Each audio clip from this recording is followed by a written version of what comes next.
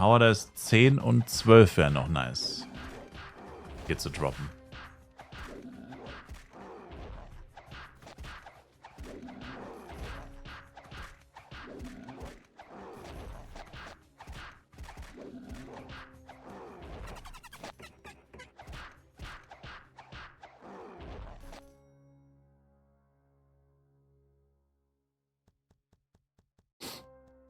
Die Giants, die haben leider kein Element. Also im defensiven Ding wäre das tatsächlich sogar positiv.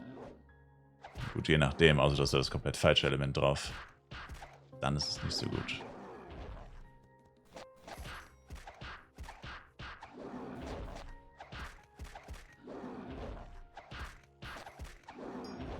So, Giant, let's go. Oh, 1 Million. Ah, der macht Doppelhits, ne? Scheiße.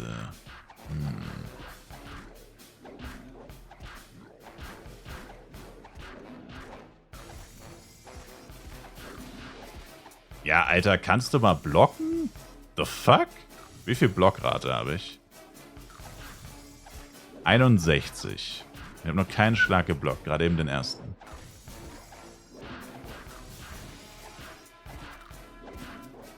Und das ist ja kein echter Giant. Das kann kein Red Drop Schild hier droppen.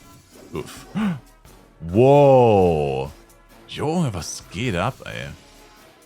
Giant Abraxas könnte ein Problem werden, wenn der mich hier schon so auseinander nimmt.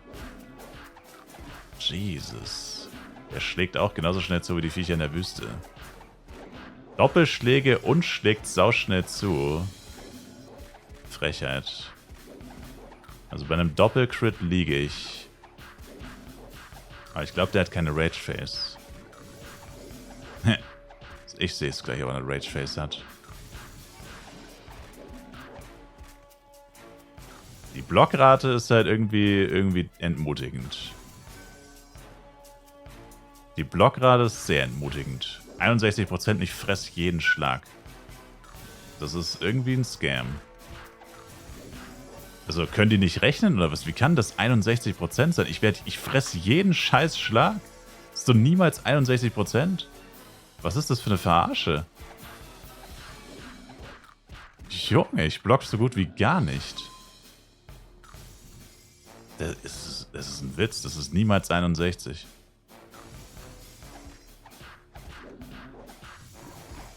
Heilige Scheiße. Keine Rage Face, by the way. Junge, Junge, Junge. Wenn das 61% sind, fresse ich einen fucking Besen, ey. Von 30 Doppelhits habe ich 26 komplett gefressen gefühlt. Das, obwohl ich ja mehr als die Hälfte, deutlich mehr als die Hälfte blocken sollte. Ich habe keinen einzigen Doppelblock gehabt, aber extrem viele Doppelhits gefressen. Ah, Junge, Junge, Junge. Und ja, dagegen ist Psy-Ellen ein Traum. Das ist das stimmt, ja. Naja, wenigstens haben die Giants keinen Rage-Face, weil es eigentlich gar keine echten Giants sind. Deswegen auch das mit der Blockrate.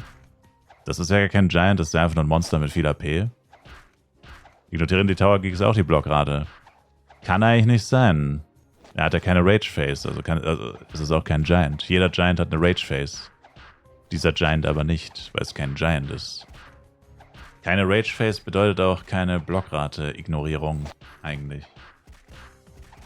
Außer sie würfeln, welche Stats die Tower Giants haben oder nicht. Gefühlt tun sie es aber. Ja, dem kann ich nicht widersprechen. Also Giant Abraxas mit einem Doppelcrit wird mich safe legen. Wenn der doppelt gecrittet hätte, hätte er so 6k gemacht und ich habe 6,4. Also wird der Giant Abraxas mit einem Doppelcrit wird er mich legen. In Chimeradon in der Wüste braucht man Feuer auf der Brust, oder? Yeah.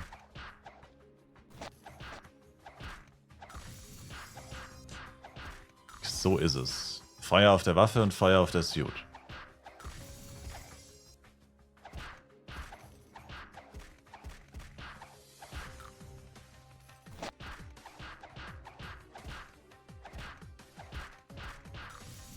So lächerlich. Jetzt habe ich extra diesen PvE-Schadensreduktionsbuff NPC geholt. Und gefühlt kriege ich jetzt viel mehr Schaden als davor. Das hatte irgendwie jetzt auch nicht den Effekt, den ich wollte.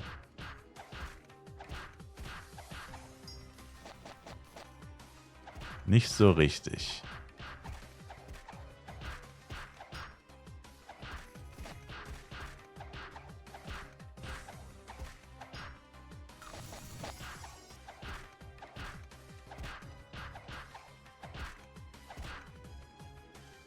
Geht er gleich mit voller Power-Ups hin?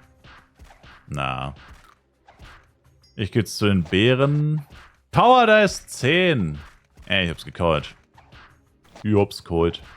Ich hab's gecallt. Ich hab's gecallt. Let's go. Na, ich gehe jetzt zu den Bären und probiere die noch aus, wie die so sind. Also, ich weiß, dass sie ätzend sind, aber ob sie genauso ätzend sind wie Chimeradon, das war, wie Buffrin, das weiß ich nicht. Vermutlich schon.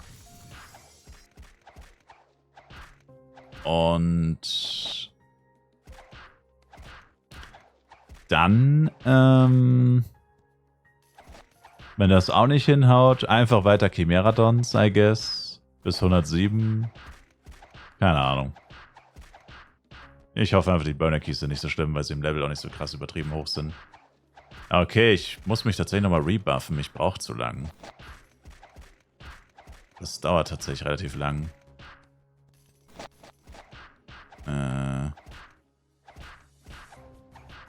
Keine Quests außer CW bisher gemacht. Also ich habe auch keine großartigen Quests gemacht. Ich habe CW gemacht, dann eine von den 60er Quests, die 1er Quest, sonst eigentlich auch gar nichts. Wie gesagt, also Questen ist eigentlich nicht so gut. Eigentlich einfach grinden. Ja. Dekans Mine ist eine gute Quest. Inventarplatz technisch. Wenn man Bock auf Inventarplatz hat, wäre Dekans Mine nicht schlecht. Und eigentlich questet man ja hauptsächlich wegen Inventarplatz. Also. Oder Historiker. Historikerin-Quest in Flaris. Oder Dekans Mine, wenn man Inventarplätze will. Das wären die beiden To-Go für Inventarplätze. So, jetzt muss ich nochmal raus. 49 Monster. Nochmal kurz rebuffen. Hab nur noch eine Minute. And how do you level so fast? I'm only level 67. It's hard to XP. It doesn't really have to do with what I do. I just played for a really long time. Like, I did nothing else the last couple of days than play all day, basically. So, you probably just played less than me. There is really not much to it than just playing. All the people who have a really high level, I mean, of course, most of them all also paid a lot of, or bought a lot of F-Coin. Premium stuff, but it all comes down to just investing a lot of time. No matter who you are, what you did, you have to invest a lot of time. Oh! Okay, ich kann... Ah ne, macht er keine Doppelhits? Oh mein Gott, Alter, was? Der macht mir 3,3k? No way. Macht er Doppelhits? No.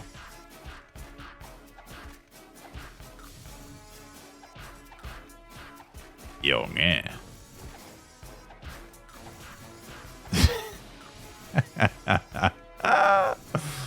Junge, das ist armselig. Das ist wirklich armselig. Ich kann den nicht tanken.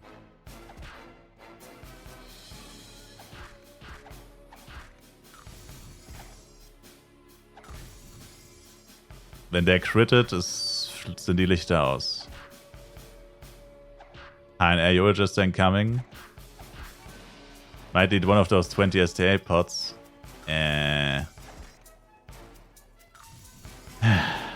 I'm sorry, Giant Abraxas. I wasn't familiar with your game, I guess.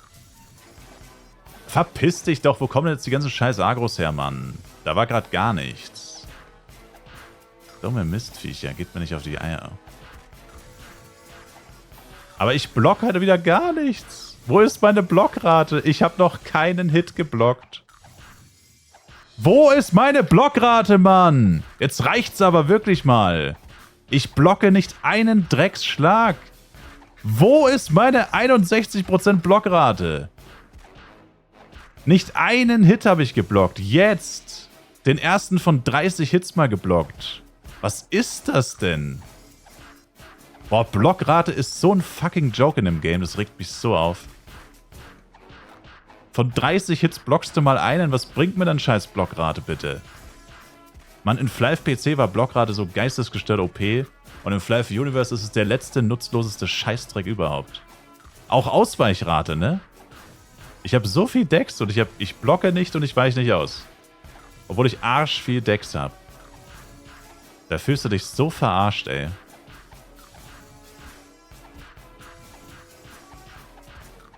Oh, oh, oh, oh, oh, oh, oh. Meine Fresse, ey. Also vielleicht ignorieren die Giants im Tower doch die Blockrate. Vielleicht ist es tatsächlich so, dass die auch die Blockrate ignorieren. Keine Ahnung. Gut, jetzt habe ich ein paar Mal geblockt wenigstens. Besser später als nie. Link Attack vergessen. Das ist crazy, Mann. Also wenn ich nicht 105 wäre, was übrigens das Maximallevel für diese Tower-Etage ist, hätte ich keine Chance gegen den. Also wenn ich jetzt 102 wäre, ohne das 105er Zeug, keine Chance. Und natürlich auch keine AG-Waffe gedroppt. Keine AG-Waffe, kein Set-Teil, aber wenigstens ein Power Dice 10. Der Boss ist aber 5 Level höher. Ja, aber das hat ja mit der Blockrate nichts zu tun. Hat mit der Blockrate nicht viel zu tun. Wie viel L plus kann ich auf Brust machen ohne Scroll? 4. Immer 4. Plus 4, 4. Jojo plus 4, 4. Suit. Na gut, mittlerweile habe ich es auf plus 6. Aber. Achso, hier ist gar kein Ausgang mehr, oder was? Ne, ich bin auf der falschen Seite, lol. Oh. RIP. Jesus, man. Also das wird nicht spaßig auf der nächsten Tower-Etage. Oh je, oh je, oh je. Was ein Krampf. Ich vermisse Elementor. Kann ich nicht einfach Scrod of Job Change zu Elementor?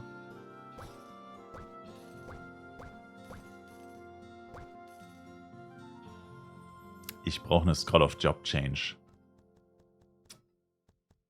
Suit 2-2 is 100%. No. It's 99.5 or something. It's almost 100%. Almost. Nächste ist meine M. 94 leider. 94. Okay, also, was wollte ich jetzt machen? Element Change wieder. Na gut, ist auch ein bisschen ärgerlich, ne? 49 Minuten kann ich nochmal in den Tower. Kann ich mir die Grütze nochmal geben. Ja gut, ist actually crazy. Eigentlich wäre es klüger, als dann tatsächlich direkt nochmal in den Tower zu gehen. Das wäre wahrscheinlich besser. Muss natürlich das Set-Teil anders heißen für männlich und weiblich? Das war immer so im Englischen. Im Englischen war das schon immer so, Jewel. Im Englischen war das schon immer so und im Deutschen war es aber nicht so. Im Deutschen hatten wir das mit M und F in Klammern. Da ist alles gleich und dann immer mit M und F. M und M. Aber im Englischen war das schon immer so tatsächlich. Habe ich auch erst rausgefunden, als ich das erste Mal 2014 auf einem englischen Server gespielt habe. Aber im englischen Flive war das tatsächlich schon immer so. Ja, egal, dann queste ich jetzt tatsächlich für 40 Minuten, weil, ja, genug Jester-Hate für den Moment. Ja, in 49 Minuten kann man dann weiter haten. Dann mache ich es dann nochmal. Ja, lohnt sich jetzt nicht mehr in die Wüste zu gehen. Also, ja, das lohnt sich jetzt nicht. Dann queste ich lieber noch ein bisschen. Genau. Historikerin-Quest, yeah. Das ist die eine, die so viele Inventarplätze gibt. Also die gibt, glaube ich, die gibt 12 Inventarplätze. Questen und dann, naja, nochmal Tower. In 47 Minuten ist Daily Reset. Dann kann ich direkt nochmal in den Tower. Weil wenn ich jetzt Level Up mache und mir fehlen nur 20%, dann könnte ich ja nur noch eine Tower Daily machen und würde auch die Giants nicht mehr schaffen. Und die Giants haben ja recht gute Chance auf AG. Also ich würde mir dann selbst die Chance auf AG-Waffen verspielen. Oder eine Necklace-Suit wäre auch nicht schlecht. Sir. Deswegen. Habe ich jetzt gerade zufällig gesehen, dass es schon so kurz vor Reset ist. Ja, heute war nicht der produktivste Tag. Gestern war ich deutlich produktiver, zugegeben. Oder eine Naiad-Suit. Brauchst du eine oder wer will die? Oder eine Frozen Cam.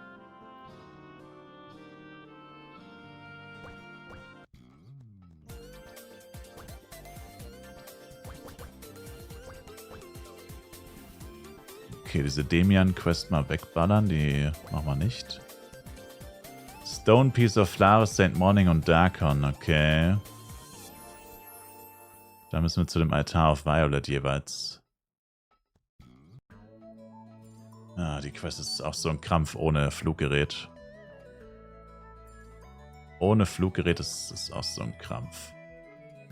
Was ist nochmal gegen Windelle, also klarfahren? Feuer. Feuer auf Suit und Waffe. Immer das Gleiche. Platz in der Party, Rick Huber. Leider nicht, Sir. Jetzt gerade leider nicht. Jetzt gerade leider nicht. Na gut, ein paar Catcher kann man auch noch mitnehmen, I guess.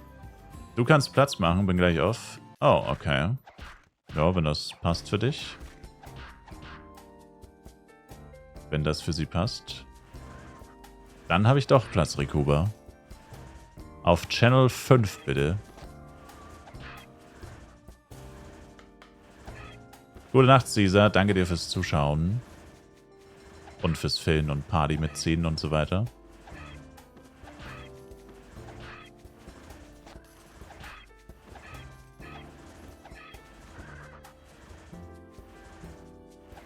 Erstmal ein paar Eibats grinden.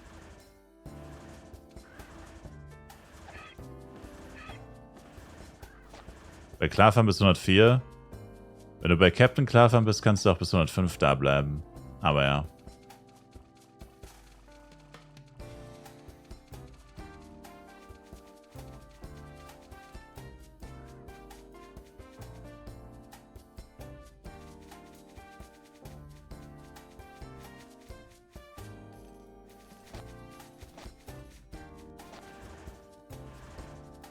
Danke auch, Sir. Ich höre das vertraute Einsauggeräusch eines Kollektors in meiner unmittelbaren Umgebung. Also willst du skippen? Ich würde auf jeden Fall Burnickeys und vor allem Muffins skippen, wenn ich du wäre. Ich hatte gerade eine sehr unerfreuliche Begegnung mit einigen Muffins in der Wüste, die ich niemandem ans Herz legen würde, diese Erfahrung.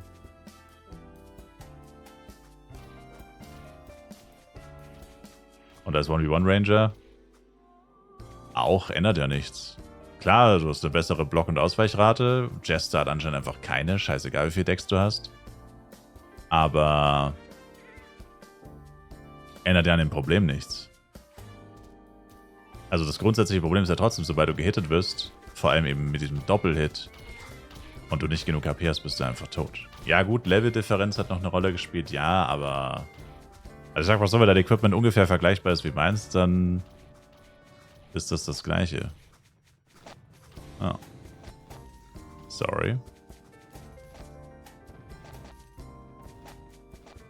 Ich muss hier mal kurz durch.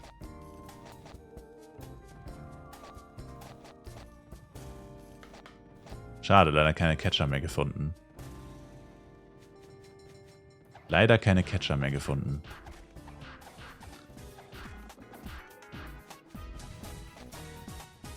Also meine Invi-Bags laufen jetzt halt noch knapp 2 Wochen.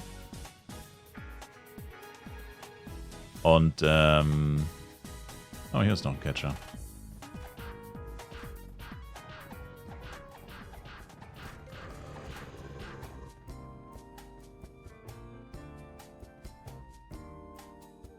Ich liebe das, wenn man auf 3 Charts immer erst im 10. Try das Ei findet. Was denn für ein Ei? Achso, das Easter Egg. So, haben wir hier unseren Low-Level-Boy ein bisschen gebufft in der Party.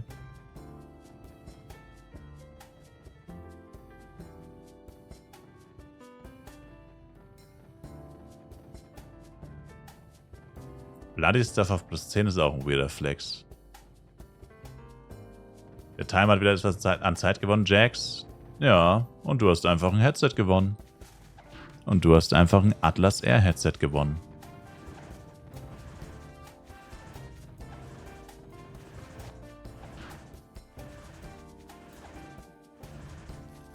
Sir. Glückwunsch.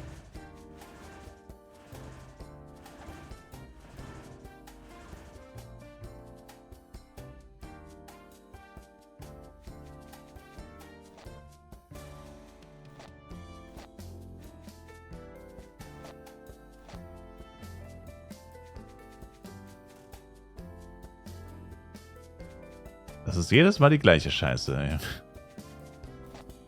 Ah ne, man braucht dieses Ancient Book. Hier liegt doch noch so ein Ancient Book. Oder bin ich blöd oder bin ich blöd? Hier müsste eigentlich noch ein Quest-Item liegen.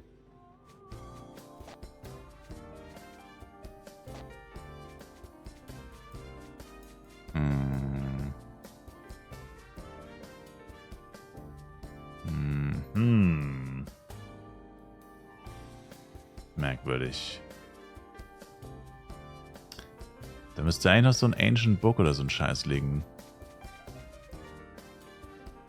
Komisch. Das ist wirklich komisch. Was bringt mein neues Set? Knack. Oh, hier ist es. Ancient Book. The fuck? 40% Crit Damage und 15% Crit Rate und 10 Attack Speed. Lol.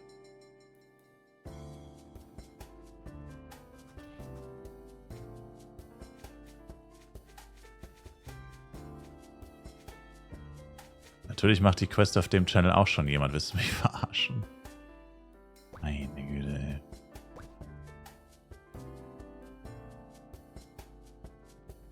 Also ich habe das eher mit einem Ticket gewonnen, aber das Death mit 5 oder so nicht. Ja, Sir. Sag mal, willst du mich verarschen? Ist auf jedem Channel hier jemand oder was? Du verarscht mich. Ach Gott, dieses Game. Sogar beim Quest. Sogar beim Quest ist so viel los, dass du nichts schaffst. Bro, das gibt's doch nicht, ey. Geh, hört's mir auf, Mensch. Geh, hört's mir auf. Das ist doch unglaublich.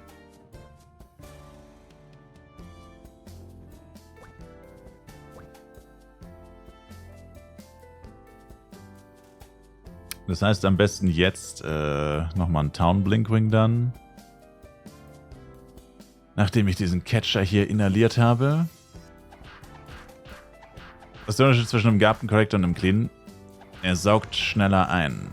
Also ich glaube, ein Collector plus 5 saugt literally doppelt so schnell ein wie einer plus 0.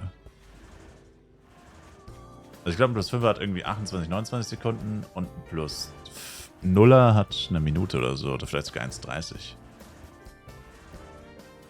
Also der Unterschied zwischen 0 und 5 ist geistesgestört. 4 und 5 ist jetzt nicht so krass. Das sind vielleicht noch so 8 oder 9 Sekunden. Was ich auf 5 zu machen? Also ich würde sagen, jetzt wirklich eher weniger. Weil du halt heftig Pech haben kannst. Das ist das Hauptproblem.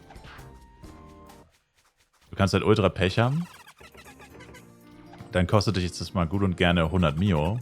Oder mehr. 100 Power Dice meine ich. Was fast 50 Mio sind, also so viel, also so wenig ist das gar nicht. Und ja. Meines ist jetzt bei plus 3, aber jetzt 10 Tries oder so. Oh.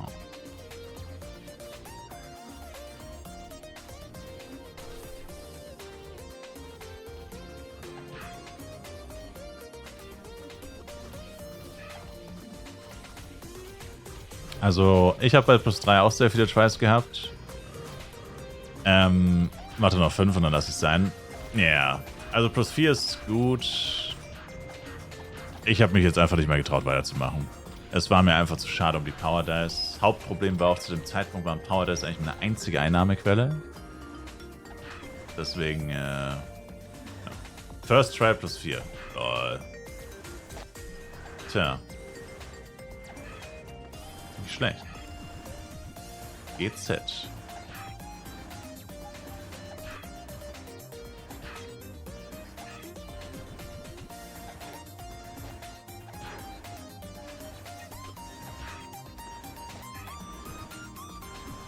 Habe ich was verpasst, oder wo ist die Arena? Da musst du mit dem Arena-NPC reden. Die Arena ist jetzt in einem extra NPC, also in einem extra Ort. Die Arena ist jetzt an einem extra dafür neu erschaffenen Ort, wie früher. Verstehe ich das richtig, dass die Sachen, die ich in meinen Shop packe, im Inventar dabei haben muss?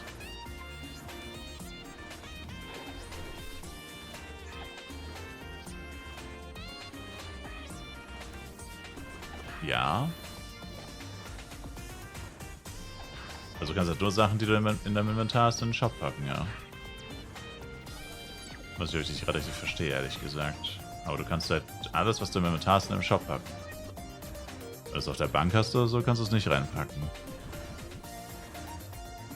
Also ich verstehe die Frage, ehrlich gesagt, glaube ich nicht wirklich. Wieso macht jeder Jester? Ich garantiere dir, das macht nicht jeder Jester. Jester ist unfassbar günstig. Wenn jeder Jester machen würde, dann wäre er nicht so unfassbar günstig. Das ist eines beziehungsweise das Hauptperk dieser Klasse ist. Das ist der größte Vorteil davon, Jester zu spielen.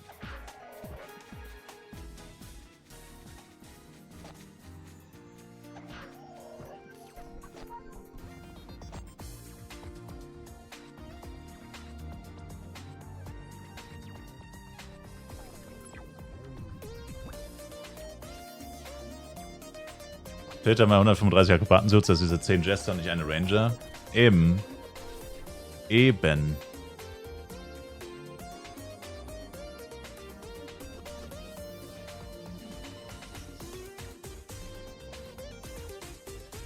Warum mich regen diese Quests so auf? Warum sind die Quest-Items denn nicht einfach da?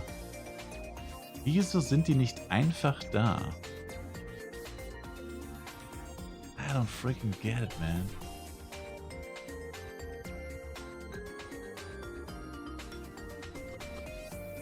Okay, weil es mir ja gerade einer weggemobst hat. Meine Fresse, ey. Ah. –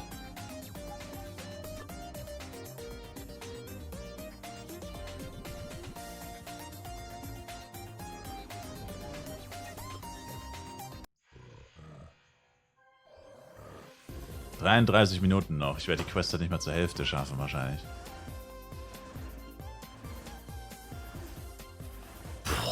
Junge, dieser Besen. Ah, es ist so langsam. Nur zwischen Flaris und Darkroad rüber zu fliegen, was so wirklich echt eine kurze Strecke ist. Ey, Karamba. Aber wie gesagt, das Ignite-Spot ist auch nicht schneller.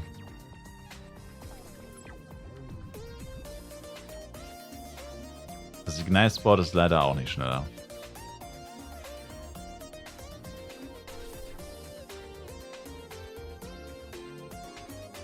Ist das Slow Motion? Irgendwie schon, ja. Irgendwie schon.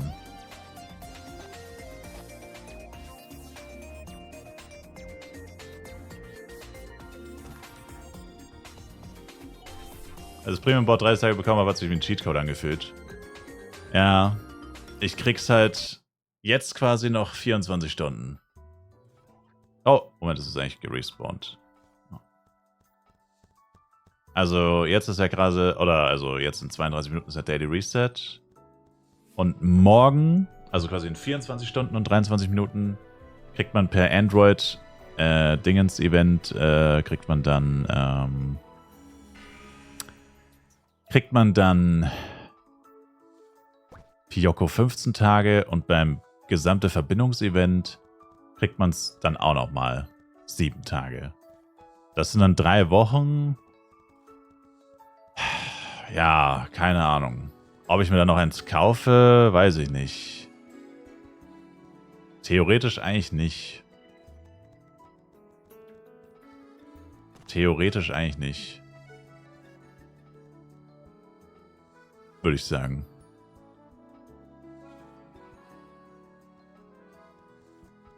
Ich denke mal, mit den Premium-Fluggeräten würde ich dann wohl die meisten Quests mal machen, schnell.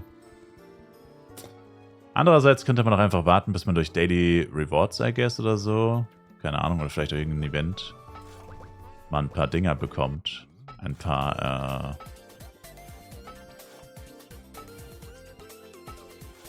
Return Town Scrolls und Blink Me auf Madrigal. Die gibt es ja auch in Events immer mal wieder. Theoretisch.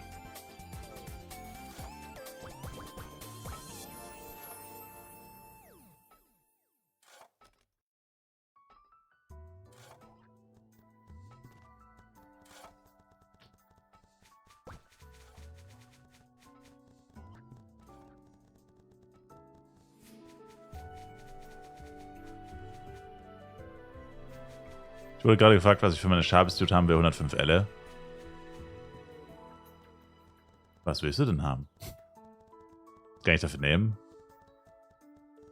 Ich würde persönlich sagen... Also was ich gern zahlen würde, maximal 10. Wahrscheinlich. Giegst du auch oder gar nicht? Nö, ich mag Giegen nicht besonders.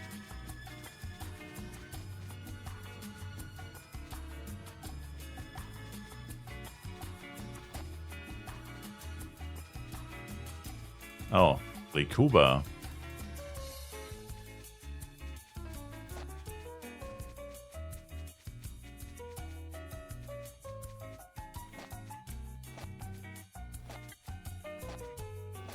Ah, scheiße.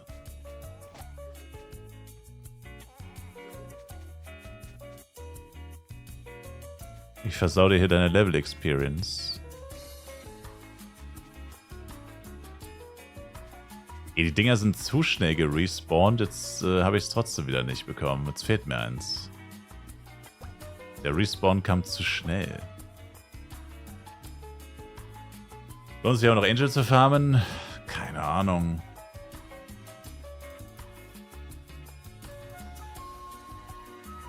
Keine Ahnung. Ich meine, das heißt schon, lohnt sich. Du kannst ja nicht kontrollieren, was du droppst. Du kannst 100 Giants töten und nichts droppen. Du kannst 100 droppen und 20 Waffen droppen. Und vor allem auch welche Waffen. Das ist alles random. Das lässt sich so nicht beantworten. Ob sich das lohnt oder nicht. Kann man aus dem Tower rausgehen zum Rebuffen? Ja. Habe ich auch gerade gemacht. Aber du musst schnell wieder reingehen. Wenn du zu lange draußen bleibst, schließt sich der Tower. Außer es ist noch jemand drinnen. Aber wenn du im Solo-Tower bist, dann schließt er sich dann wieder irgendwann. Also... Das hieß mal eine Minute. Ich glaube, es ist mehr als eine Minute. Aber tu einfach so, als wäre es eine Minute. Dann beeilst du dich. Und das ist besser, wenn du dich beeilst.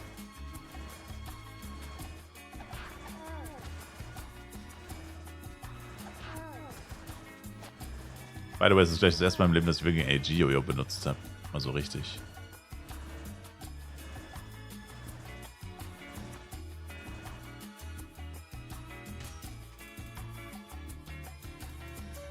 AO8 sagt, es ist eine Minute, er hat Sekunden genau abgezählt. Mathe-Mann. Er ist Mathe-Mann. Wie lange ist das Giveaway her? Eine Stunde oder so. Stunde? Sowas. Hab nicht auf die Uhr geschaut, Sir. Oh, vielleicht ist hier ein Violet. Daily Reminder, denkt an eure Dailies. Danke, Bomber. Auch wirklich rechtzeitig. Ich meine, warum solltest du es nicht rechtzeitig machen? Das wäre ja wirklich toxisch, ne? Das wäre ja toxisch. 2. Sorge ist diesmal 100%, man kriegt auch keinen Cheaper abgezogen beim zweiten. Also irgendjemand meinte, also ich weiß nicht. Ich weiß nicht. Ich will nicht schuld sein, wenn es nicht so ist. Aber ja, wenn kein G-Pro abgezogen wird, dann müsste es eigentlich 100% sein.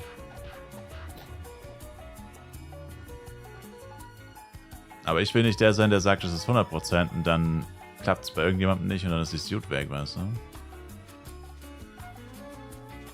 Und irgendjemand meinte, bei ihm ist die Suit kaputt gegangen. Warum sollte man sich das ausdenken? Why would you do that?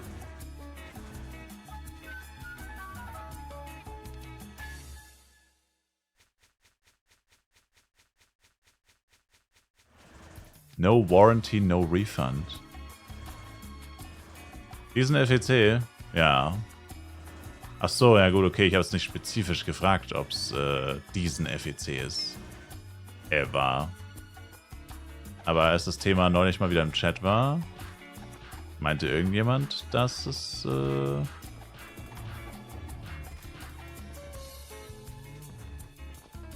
ach so, das ist der Bug. Ach, das ist der Bug. Oh. Okay, ja gut. Daher die Verwirrung. Also es ist nur dann nicht 100%, wenn du es mit dem Inventar machst. Aber wenn du es mit G-Pro machst, ist es 100% und deswegen wird das G-Pro nicht verbraucht.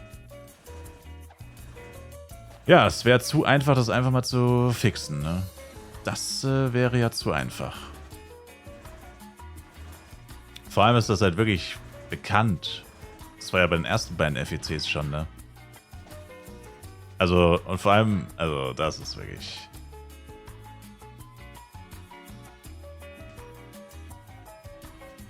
Das ist an Lächerlichkeit echt nicht zu überbieten, eigentlich.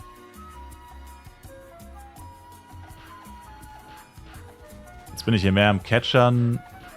Ist auch wirklich geil, wenn es nicht 100% ist, aber es 100% angezeigt wird. Ja.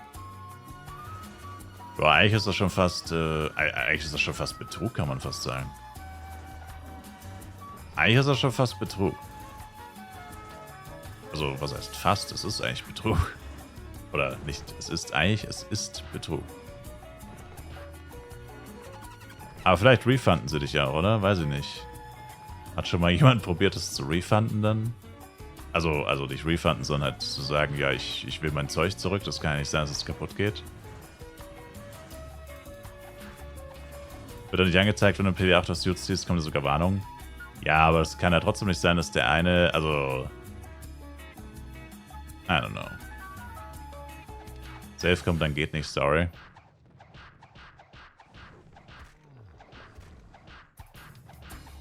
Wir können dir den PD8 zurückgeben.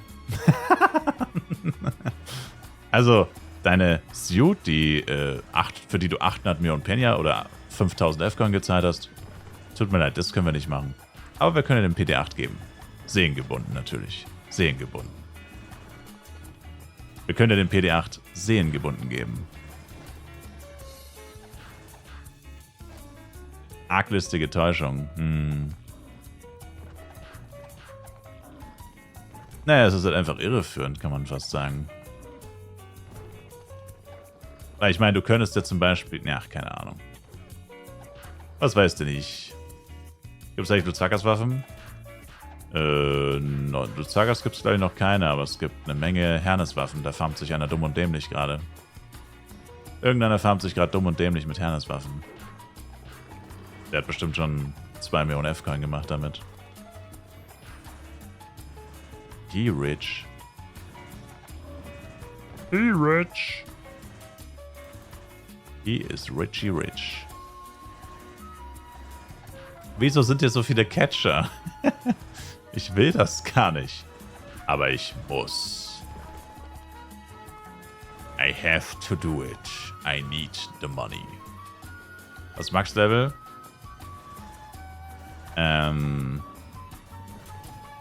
Was Max-Level ist? 165. 165.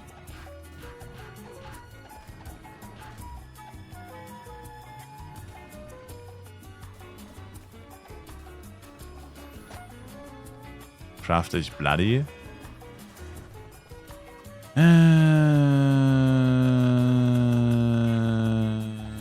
Weiß ich noch nicht. Eigentlich nicht, ne. Bloody Jojo zu craften wäre extrem dämlich.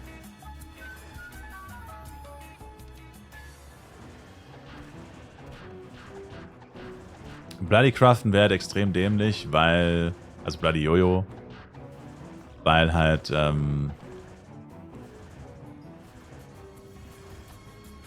Axe und Stick und Bow so viel mehr wert sind. Also ist das halt irgendwie... Ja. Und für dich als Ranger? Für dich ist es egal, weil Bow müsste mit die teuerste Waffe sein. Aber Jojo ist halt mit die günstigste. Oder einer der günstigeren auf jeden Fall. Ich weiß nicht genau die Preise, keine Ahnung. Schaut, liest mir alles Mögliche. Also was ich so gesehen habe, waren so 5.000 bis 10.000 für die guten Waffen. Am Anfang eher so 10.000 und jetzt sind es mehr so 7.000 oder 8.000, glaube ich. Also was ich so gesehen habe. Ich glaube, es waren alles eh nur Current Offer, keine Ahnung. Ist ja auch egal. Jojo wird definitiv günstiger sein. Das heißt, ich müsste eigentlich eine Bloody Axe oder Stick craften, dann verkaufen, Jojo kaufen und dann hätte ich wahrscheinlich noch ein bisschen Plus gemacht, sozusagen. Das ist halt auch so bescheuert eigentlich. Also ich finde das irgendwie dämlich. Also so eine Waffe craftst, die du eigentlich gar nicht selber willst, dann musst du die ja erst noch verkaufen. Aber so ist es halt eigentlich. Aber ich denke mal, ich craft dann einfach gar nicht, weil letztes Mal habe ich so viel Pech beim Craften gehabt, dass mich das wirklich heftig zurückgeworfen hat. Und das will ich eigentlich nicht nochmal erleben. Es ist zwar extrem unwahrscheinlich, dass ich nochmal so viel Pech habe, aber es ist nicht unmöglich. Und keine Ahnung. Und wenn das Jojo eh schon günstiger ist, letztes Mal wollte ich ja auch, dafür klappt es dieses Mal. Naja, der Unterschied war, letztes Mal wollte ich ja eh Bloody Axe craften. Das heißt, da war es das Risiko, also eigentlich wert, weil wenn es geklappt hätte, wäre es ja mit die teuerste Waffe gewesen. Aber dieses Mal halt nicht. Also diesmal will ich ja tatsächlich nicht eine Axe craften. Das heißt, wenn es schief geht, ist es eigentlich noch viel schlimmer. Selbst wenn dann die Waffe irgendwann kommt. Also deswegen ist das halt ein bisschen blöd.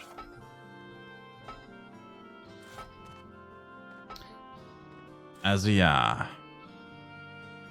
Meinst du, Leute verkaufen die Waffen oder craften? Also wenn du auf der sicheren Seite sein willst, dann lieber verkaufen. Es heißt ja nicht umsonst Bloody Gamble, sagt man ja meistens. Weil es einfach Glücksspiel ist. Es gibt ja Leute, die haben sehr viel Glück, aber wenn du halt einer von denen bist, die sehr viel Pech haben, also man kann eine Menge Geld gewinnen, man kann aber auch eine Menge Geld verlieren. Oder halt verspielen, sozusagen. Also, da muss man halt schon mit leben können, dann wenn es halt nicht klappt. Und die meisten können das halt eher nicht.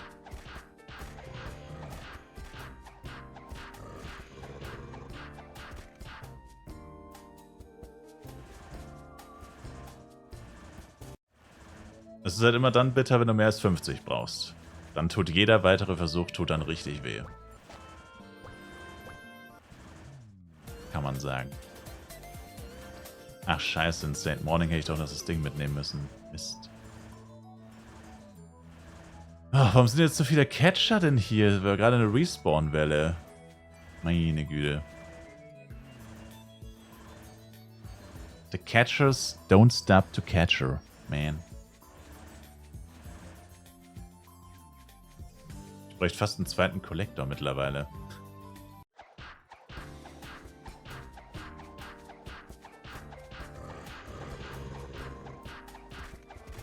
Die Hälfte meiner Zeit heute gefühlt nur mit Catcher-Einsaugen verbracht.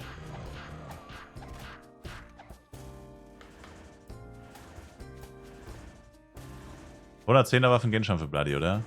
Nope. 118 müssen sie sein. 118 und 120.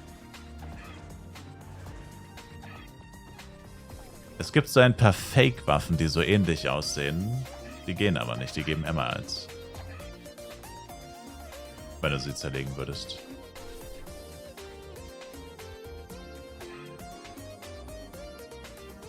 Das sind quasi Fake, Bloody NPC-Waffen. Wenn du so willst.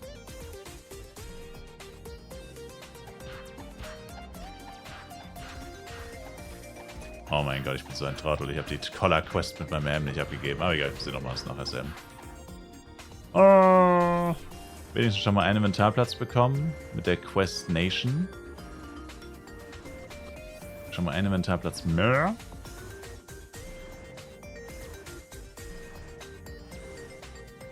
Hier ist noch ein Blinkring of St. Merling. Bro.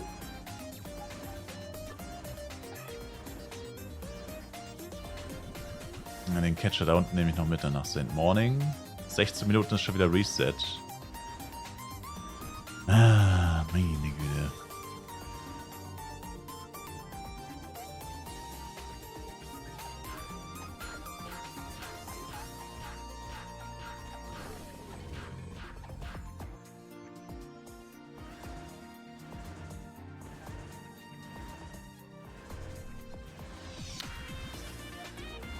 Um mal wieder ein bisschen voranzukommen, ist echt eine AG-Waffe droppen.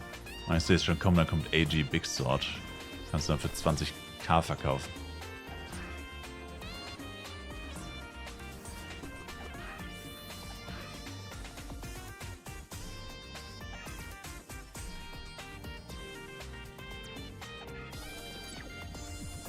F-Con? Leider nicht.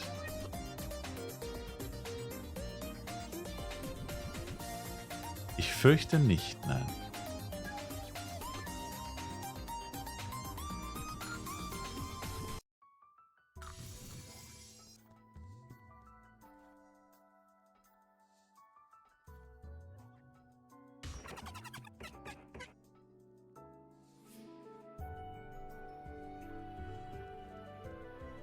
Ich glaube, ich hole mir echt noch einen zweiten Kollektor. Ja, wobei, wenn ich das Premium-Fluggerät habe, werde ich wahrscheinlich gar keine mehr töten.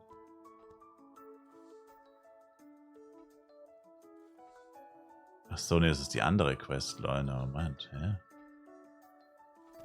Alter, bin ich lost.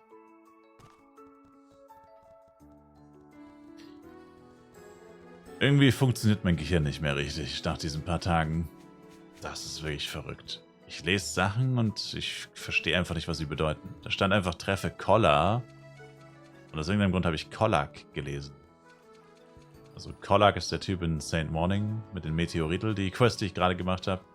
Und Collar ist der Typ, der bei den Dianas in dem Käfig hockt. Ich habe es gerade nicht gecheckt, dass das nicht die gleiche Person ist. Kannst du einen zeitgleich töten? Nein, jeder Char kann ja einen töten und jeder Char kann einen einsaugen. Also meine M kann ja auch einen töten, theoretisch.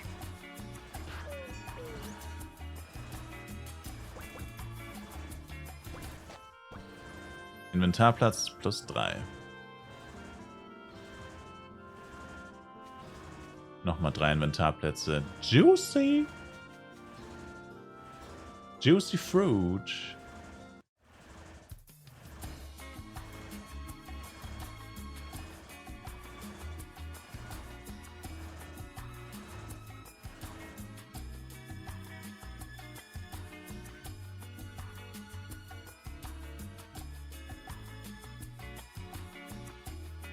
Die Quest beginnt bei der Ebene von Bubble, oder was?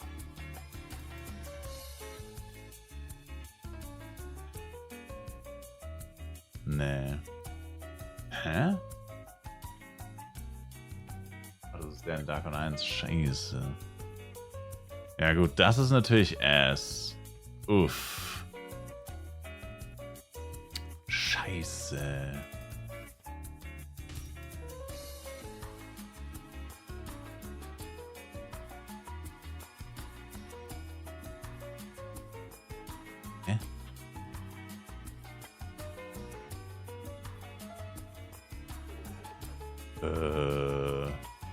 Warte mal, was? Junge, wie lost bin ich eigentlich gerade? What the fuck is happening?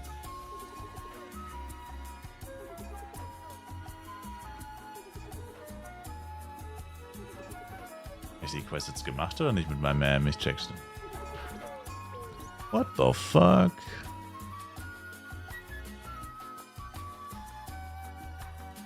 Spiel ja Live Universe. Nee.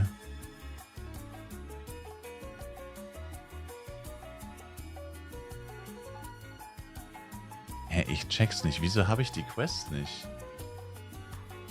Was hat denn meine M die ganze Zeit gemacht? Hä? Das ist Metin 2. Doch, ich spiele Live Universe. Was soll ich denn sonst spielen?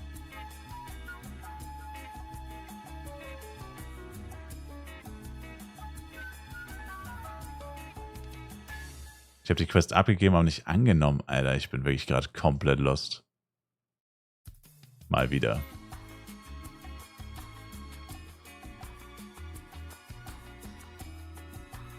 WoW mit Mods. Es gibt mittlerweile mehrere. Gibt's auch. Es gibt dreimal Flive. Flive Legacy, Flive Universe und Flive PC.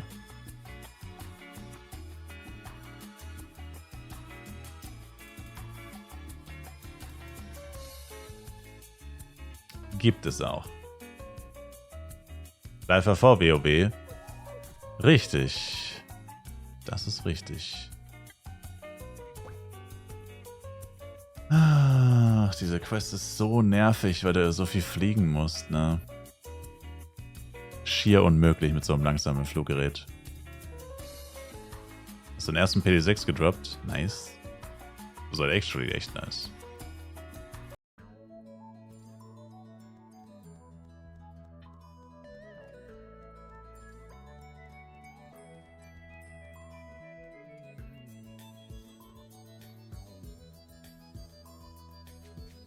Meine bescheidene Frage, habt ihr das 60er Assist-Set für AOEM und habt ihr auf 70 gesehen, dass das NPC locker 500 mehr Verteidigung hat? Meinst du, das ist besser zum Leveln? Müsstest du theoretisch ausprobieren. Das ist pauschal schwer zu beantworten.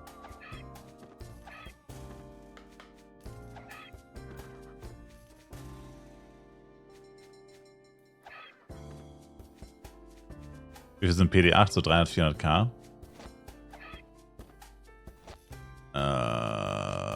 Nee, über 400k sogar. Die Suit kostet 2,5 Mio beim NPC, what the fuck? Ja, die müsstest du eher droppen. Die müsstest du eher droppen. Die vom NPC zu kaufen ist ein bisschen Scam.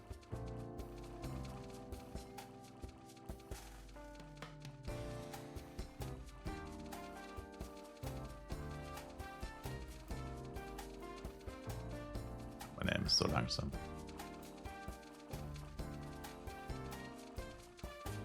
Ja, oder dann direkt Tower und Clockwalks. Dann könnte ich für einen Tower vielleicht ein Power-Up reinschmeißen. Tower into Clockwalks.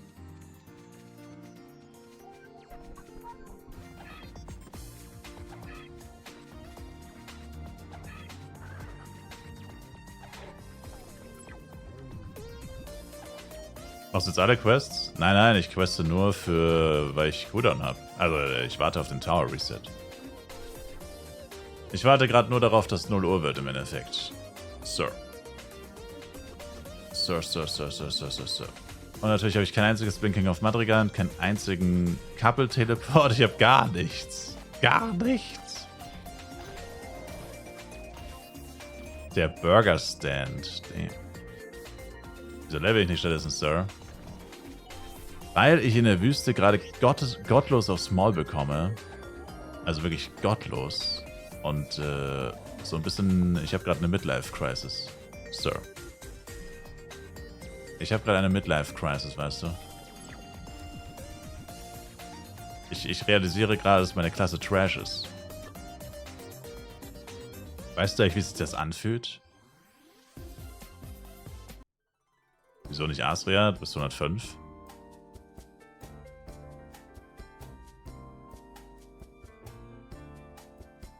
Ich meine, die Monster würden wahrscheinlich weniger Schaden machen. Eine Midlife-Krise. Damn. Wieso kriegen sie gottlos auf die Schnauze? Ich fürchte, es liegt an meiner Klasse, Sir. Nein, Spaß. Liegt's, also, ja, vielleicht ein bisschen, aber es liegt hauptsächlich an diesen Scheißviechern. Scheiß Wüstenviecher. Direkt schon an den Achievements arbeiten. Ich mache jetzt erstmal Tower und dann wahrscheinlich Clockworks.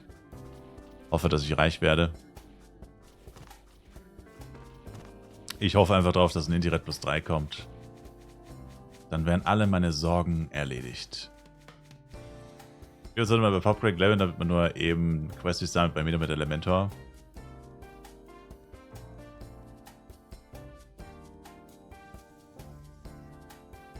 Es war jetzt irgendwie ein bisschen zu viel in zu wenigen Wörtern. Wie? Also willst du die Questies sammeln, brauchst 60 each. Char. Oder was?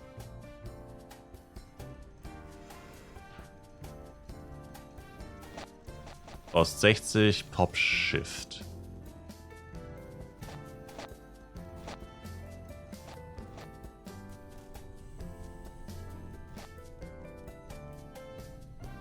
Kann man jetzt sich NSM noch in der Arena weghauen lassen für Battle Pass?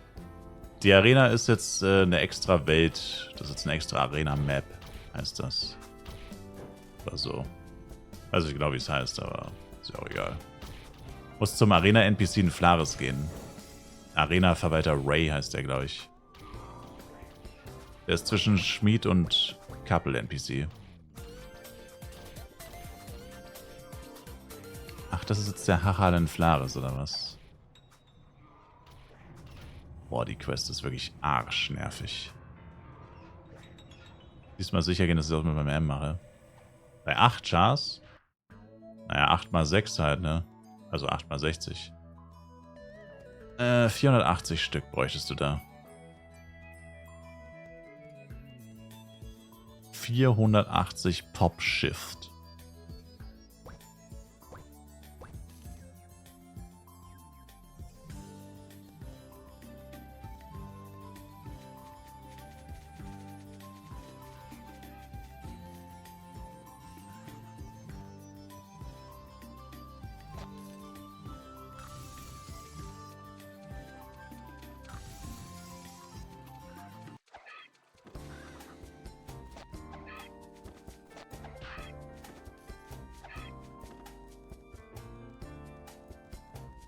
By the way, ne, so ein Twinkle-Stone-Shop wie früher am ersten Tag wäre gar nicht mal so bad, ne?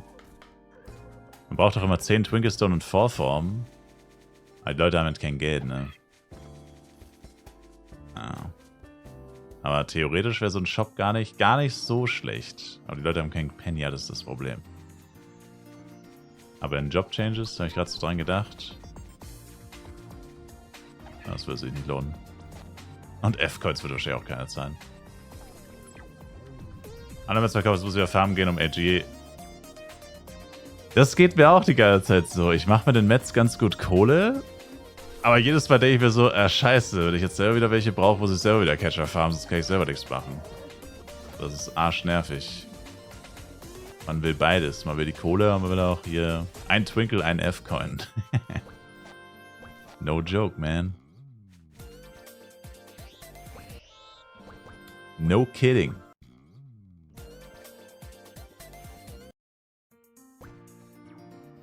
No kiddings.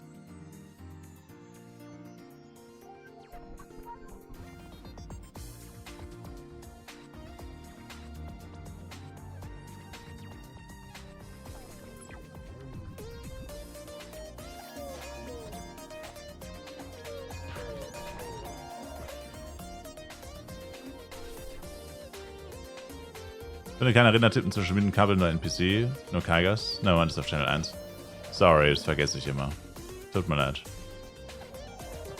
Als ob der tot ist. Are you fucking kidding me? Oh, ich habe vergessen, was für ein Pain in the Ass diese Quest ist, weil die immer 50 Leute zeitgleich machen. Bis plus 4 geht safe, ja. Yeah. Aber wieso ist es denn immer noch so, dass seit Quest-Monster und Quest-Items nicht einfach instant respawnen? Diese Monster existieren nur für diese Quests. Warum lässt man das nicht einfach... Also ich check's wirklich nicht.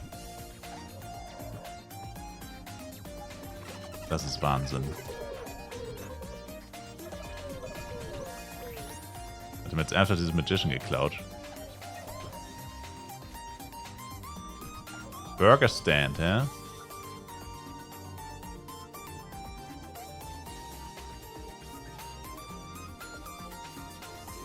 Na gut, bei Suits gibt's ja nicht so viele AO8. Suits gibt's ja nicht so viele.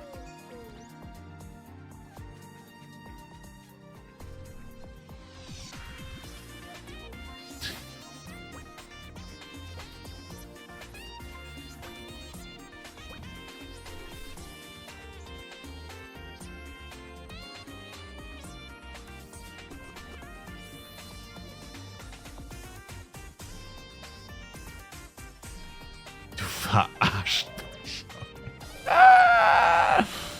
Oh mein Gott. Channel 3. Alter. Hier sind 20 Moonbeam Assistants, die alle diese Quest machen. Ich raste gleich aus, ey. Das ist ja... Ey, das ist... Ich pack's nicht, Mann.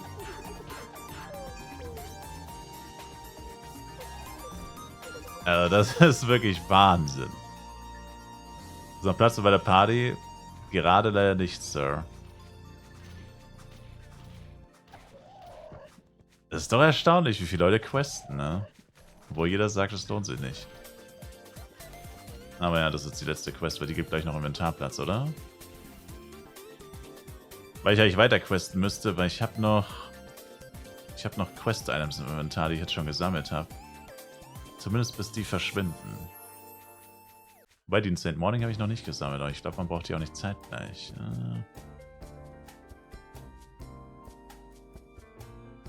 Warum droppe ich eigentlich nur Clean the Mois? Weil das Leben unfair ist, mein Freund. Da wäre ein Flugtaxi, fliegt es in die richtige Richtung, dann muss ich nur die halbe Strecke fliegen. Wenn es in die richtige Richtung fliegt, muss ich nur die halbe Strecke fliegen. Also schon ungewöhnlich, dass es so lange da steht. Warum steht denn das so lange da? Ja, komisch. Bis dahin bin ich auch selber rübergeflogen, bis das Ding sich mal in Gang setzt. Also hier gibt es nochmal 3 Inventarplätze auf jeden Fall. Das ist sehr gut. Sehr gut, sehr gut, sehr gut, sehr gut.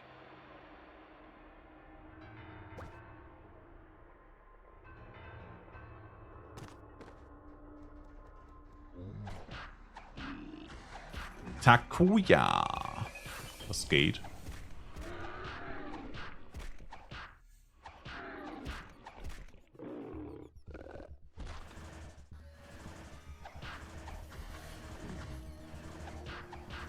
Dass wir ein CW auf Easy machen und dann gleich am nächsten Tag Medium rein, geht irgendwie nicht. Geht nicht.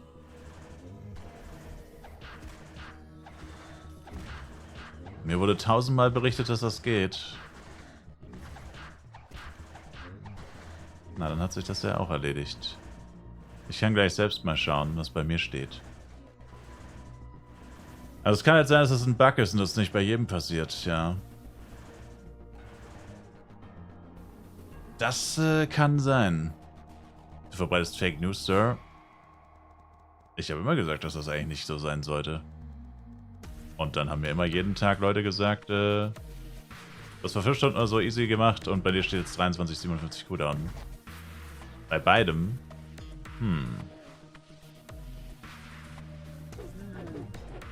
Dann geht's wohl doch nicht. Wie gesagt, ich gucke gleich mal bei mir.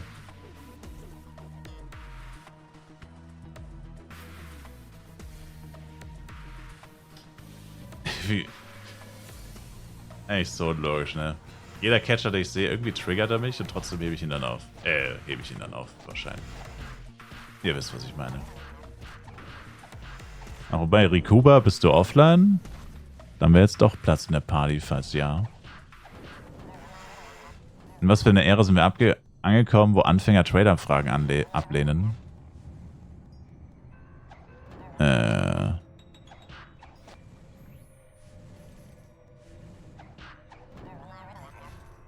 Ahnung. Dein Internet ist gecrashed. Oh, no much. Verzeihen Sie bitte, Sir. Dann kein Stress, Sir. Kommt bestimmt gleich wieder das Internet. Vergesst nicht Android Attendance. Da gibt es jetzt 2 Amplis. Ab jetzt zu holen. Mir spielt ein bisschen den Vorteil, die Sword of Bobokus an Noobs, aber die lehnen die alle Trader-Frage ab. Ja, weil die denken, du willst scammen. Die denken, du willst ihnen ihre 50.000 Penya klauen, Sir. Und quite frankly, wieso zum Teufel willst du ihnen 50.000 Penya klauen? Sie haben nur 50.000 Penya, Sir. Uncool. Du willst ihnen alles nehmen, was sie haben? Nein! Du dreckiger Scammer.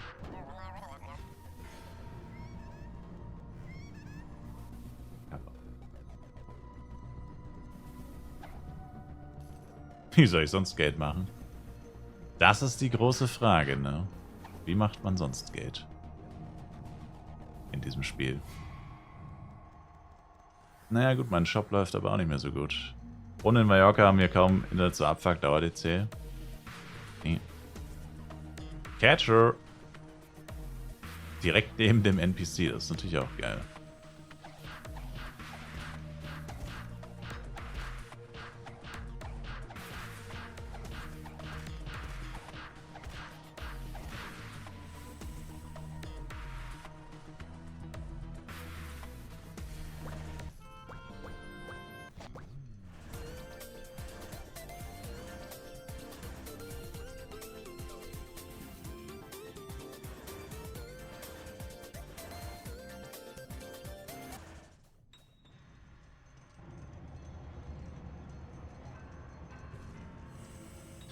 Gute Nacht, Syntax. Hau rein.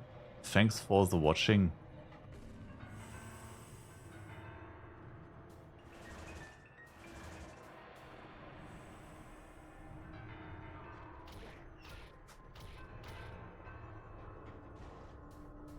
Macht jemand 70 Damage mit Level 10 pro Hit, der Brawl hart fast geht. Was machst du eigentlich gerade? Stalkst du gerade Vagranten? The fuck is you doing, man?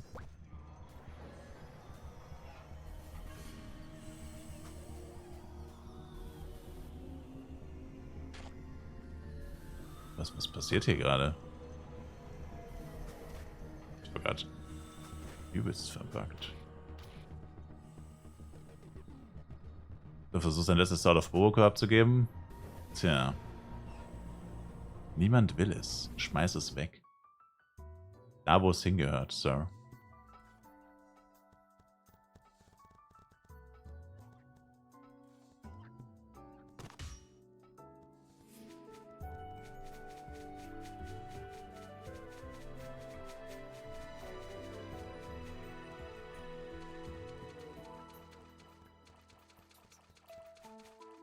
Da steht mit Migranten, lehnt nachts sie aus und bufft sich selbst mit M-Buffs. Das wäre so toxisch, Alter. Holy moly, wäre das toxisch. Lohnt sich 3% Karten zu upgraden? Noch nicht. Später mal ja, aber aktuell noch nicht.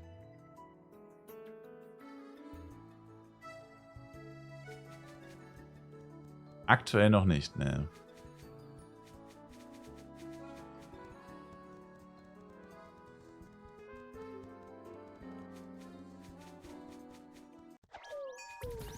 Moment. Ach fuck, das ist der andere. Oh mein Gott.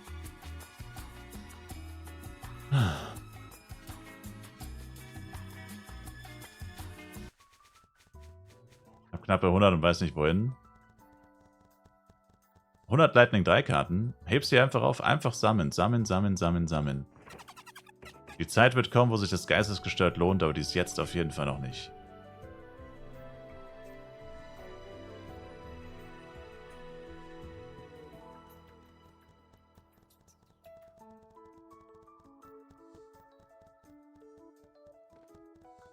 Ich schau gleich. Forever Iron 4. hier gibt es noch keine. Ich hätte nicht diese Quest anfangen sollen, die ist einfach zu lang. Na gut, ich habe schon ein paar Inventarplätze bekommen. Ja, ich habe fast eine ganze Reihe schon freigeschaltet.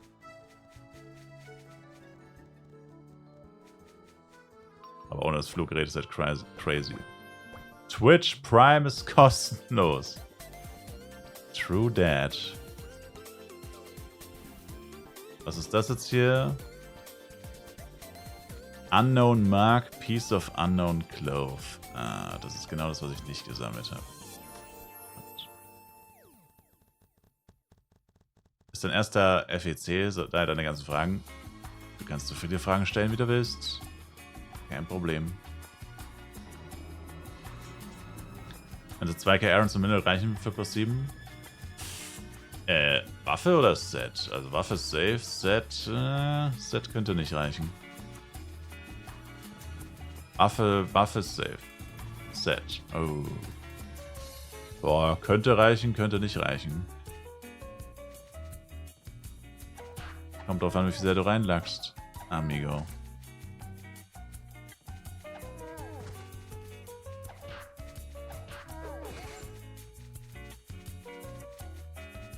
PTSD kann diese Quest nicht mehr sehen nach 2x8 Chars. Ja, Questen ist auch schon meistens ziemlich ranzig.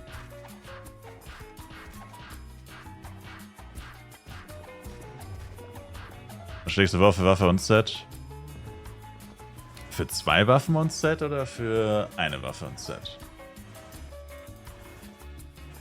Ja, 3,5 vielleicht. Ich denke mal, 3,5 sollte passen. Also ich habe vorhin komplett +6 gemacht, 4 Teile +6. Und ich hatte 600, glaube ich. Ne, 400 irgendwas. Und +6 ist ja nochmal deutlich leichter als +7, also... Und nur 4 Sachen. Hier stehen 5 Aerons nebeneinander.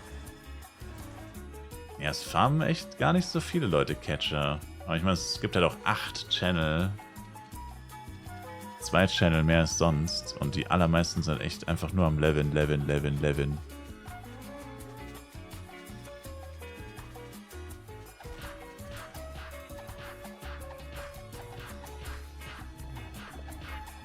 Mit AG gehen die auch deutlich schneller down. Schön für dich. Na, Mann, ich habe auch eine AG-Waffe. Moment. Schön für uns. Ich sehe manchmal auch 80er Ms bei Mammuts, meistens Pinoys. Ja, was machen die da? Catchern oder was?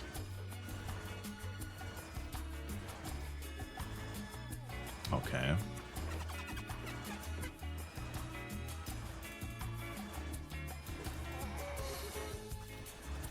Was bringen die Catcher?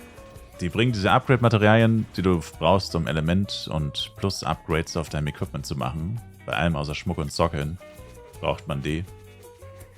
Und die geben ziemlich gut Geld. Also so ein Catcher sind basically 400.000 Penya. Das ist relativ viel tatsächlich. Ich mache auch noch gerade was anderes nebenbei, da passt es auch ganz gut mit rein. Aber ja. Bomboniarka. Ist das Bomba? Bomboniarka. So. Der Bomber, hä?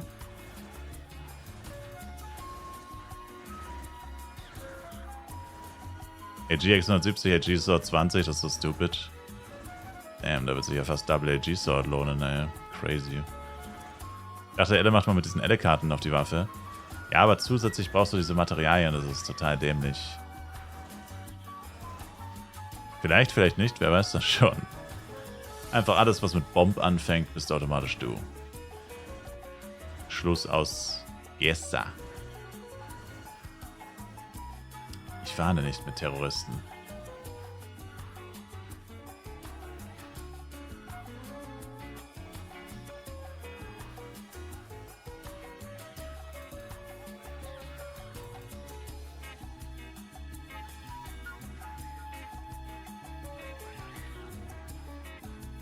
Was schätzt du, ist Power der ist 10 wert? Ich habe auch einen gedroppt. Keine Ahnung, ehrlich gesagt. Also jetzt so rein vom Prinzip her. Rein vom Prinzip her, weil Power der ist 8 ja schon 400k wert ist, müsste es eigentlich so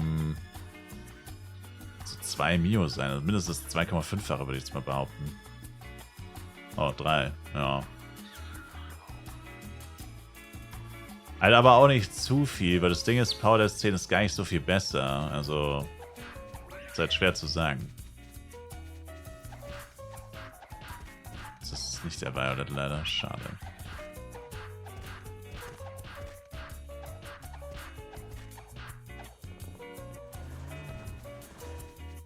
Giant kann aber auch ein Power der 10 droppen.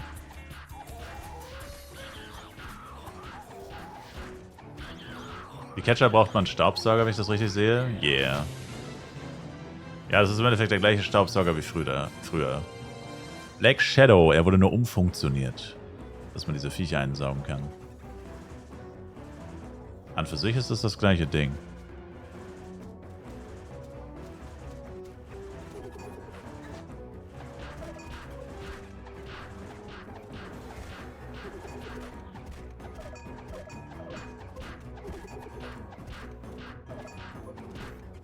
Was sagt der Kurs, um A-Prox ohne Scam zu kaufen?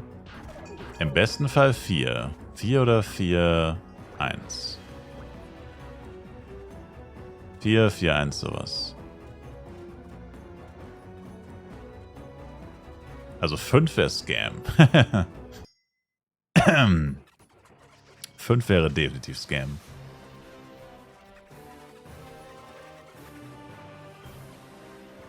Heißt, wieder hart gestiegen in der Search sieht man im Überblick ganz gut, weil alle Preise reinschreiben. Wie kann das innerhalb von 2 Stunden hart steigen? What the fuck is happening, man? Wie kann das in 2 Stunden steigen? Oh meine Güte. Zum Glück habe ich diese Party-Scroll gekauft. Selbst wenn ich sie nicht benutze, habe ich zumindest mein Geld vor der Inflation geschützt. Das ist ja geistesgestört, Mann. Du drehst dich mal kurz um. F-Coin-Preise um 10 Mio gestiegen. The fuck? Einfach nur the fuck? Also in so kurzer Zeit ist es schon ungewöhnlich. Das waren literally 2 Stunden, da waren es noch 4 Mio. In so kurzer Zeit ist schon ungewöhnlich, dass Preise steigen. Nochmal 3 Inventarplätze. Bitte sei der Hachal Flares. Bitte Hachal Flares. Nein! Warum? Warum? Verdammt nochmal. Ich verfluche dich, Dämon. Ein letztes Mal. Die 3 Inventarplätze hole ich mir noch. Ich muss nur dahin latschen. Das wäre sonst echt dämlich.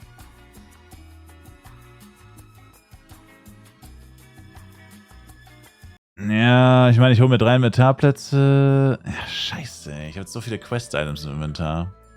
Und ich meine, die kann man nicht auf die Bank tun, leider. Correct me if I'm wrong. Aber ich bin mir ziemlich sicher, dass man die nicht auf die Bank tun kann. Let me check. Achso, ja gut, ich soll erst die Quest abgeben. Sonst tue ich noch das Falsche auf die Bank. Gibt Items, die kann man nicht auf die Bank tun. Das ist auch so ein Scheiß.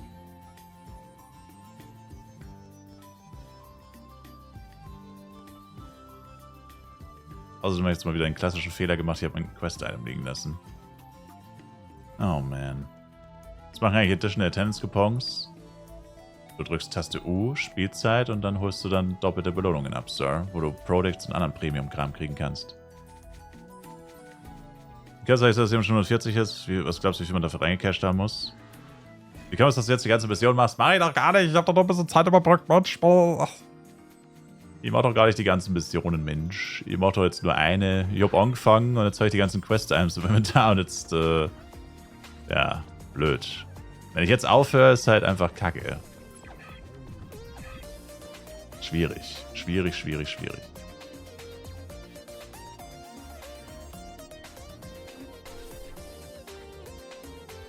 Also das Nervige ist halt, du hast halt so Quest-Items im Inventar. Und, ja. Also...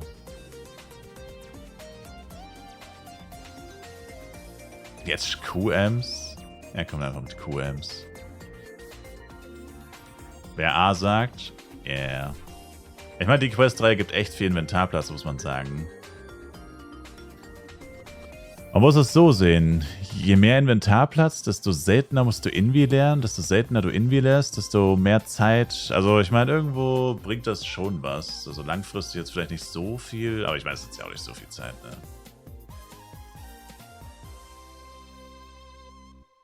Ich meine, muss mal gucken, wenn die nächste, es könnte sein, dass die nächste oder übernächste Quest, also so viel ist das eh nicht mehr, warte mal. Ich kann da mal kurz durchklicken. Ich habe es offen in Flyfipedia. Wir müssen jetzt gleich mit Kapitel 3 fertig sein und es gibt noch 4.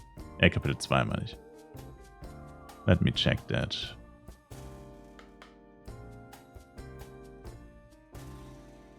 Ja genau, das ist die letzte Quest von Kapitel 2.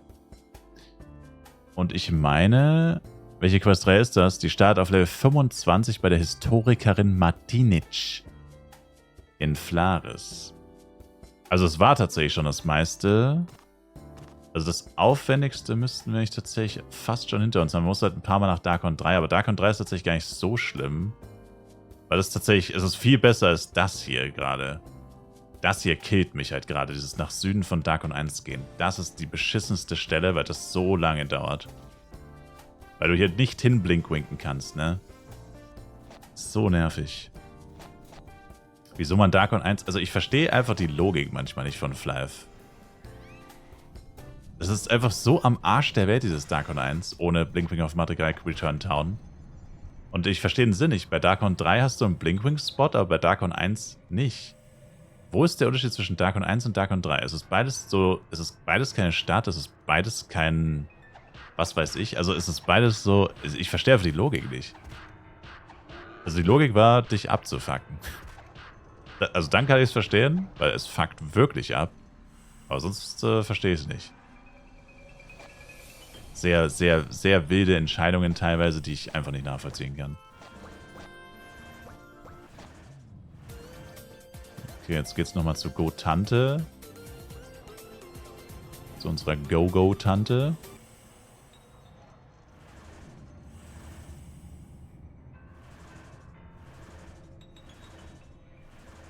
Genau, ist der lila Magier. Und danach geht's zu... Da brauchen wir das Ancient Book, das haben wir schon gesammelt. Klug wie wir sind. Das haben wir schon gesammelt. Die können wir dann quasi skippen, die Quest.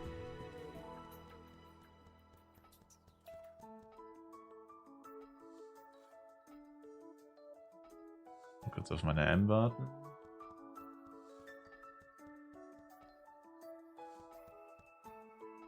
Ah, okay. Ich könnte dann gleich aufhören, weil da werden meine ganzen Quest-Items rausgezogen aus dem Inventory. Ich muss nur noch einen Quest-Item schnell sammeln. Die waren einfach nur zu faul, das ist die Logik. I don't know.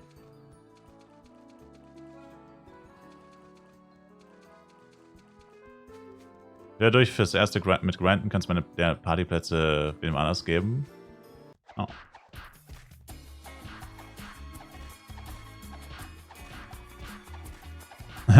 Giant Burodeng, my man. Braucht jemand Body? Nächster Demol plus 0. Ärgerlich.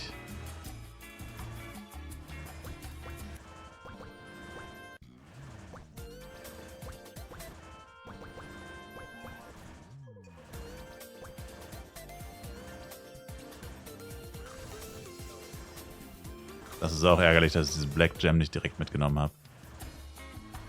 Sehr ärgerlich.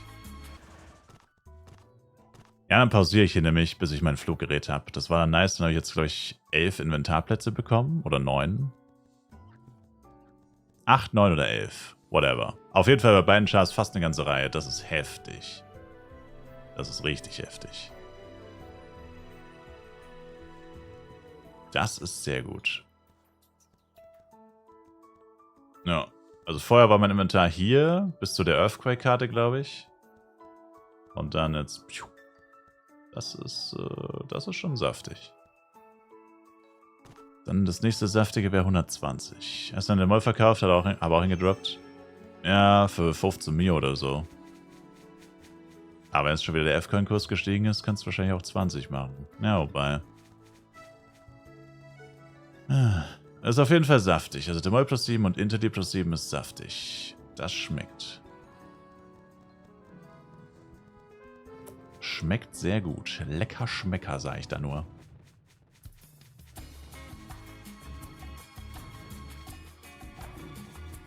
Bald beginnt die Zeit, wo man alles nur noch in A-Projects umrechnet. 8 Mio, hey, das sind 2 A-Projects. 15 Mio, hey, das sind 3 A-Projects. 3,5 A-Projects. A-Project, A-Project, A-Project, A-Project. Bruh.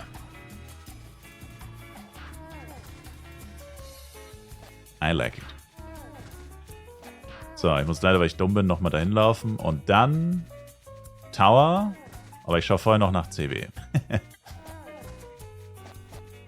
Ich habe jetzt dieses Quest-Item, gebe die Quest ab und dann gucke ich kurz nach CW.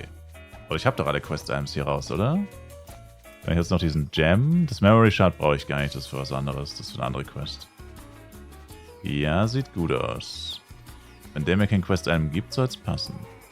Sind 15 Mio für AGO okay? Yeah. Würde ich maximal zahlen. Ich habe auch 15 gezahlt und Sensewarf hat vorhin auch 15 gezahlt. Also mittlerweile könnte man wahrscheinlich sogar verhandeln und unter 15 gehen, aber 15 passt schon. EP macht leider nicht so viel Spaß, ist der Jojo Free-to-Play freundlich. Es ist auf jeden Fall günstig, ja. Also bisher habe ich für nichts wirklich viel Geld bezahlen müssen, wohingegen alle anderen gefühlt das Doppelte oder Dreifache zahlen mussten. Alle anderen Klassen. Also bisher geht zumindest also bei BP, also ich muss echt sagen, BP ist unlucky, wie teuer der ist. Check ich auch nicht wirklich, warum der so teuer ist. Aber Jester ist genauso günstig wie erwartet, also. Und ohne Power-Ups ging. Ja.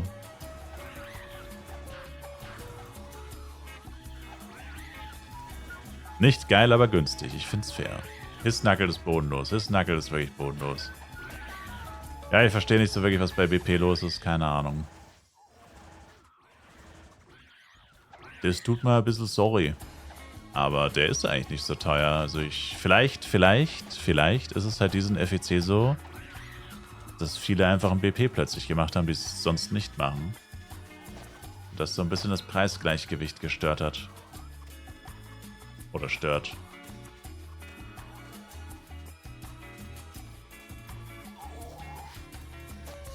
Also, nicht nur vielleicht, das ist höchstwahrscheinlich so.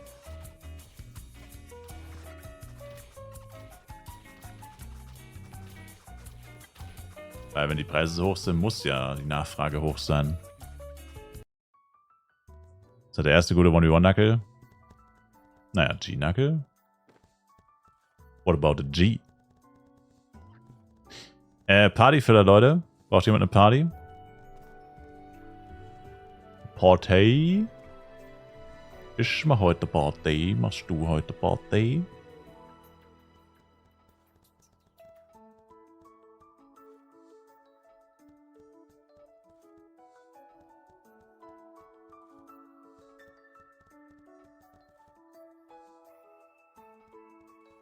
G brauchst du nicht, das ist Pflicht. Okay, Dr. Professor Bildposter, Entschuldigung. Nicht jeder hat Bildposterlogie studiert. Man Nerd.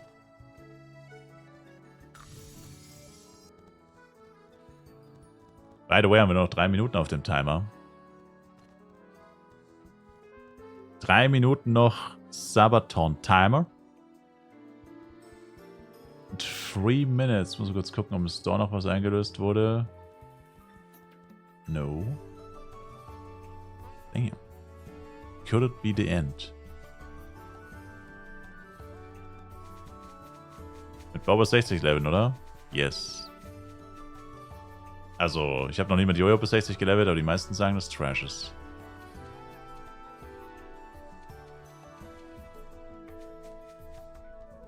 Okay. Ja, kein Stress, Rekuba. Konntest du nichts dafür. Alles gut, Sir. All good.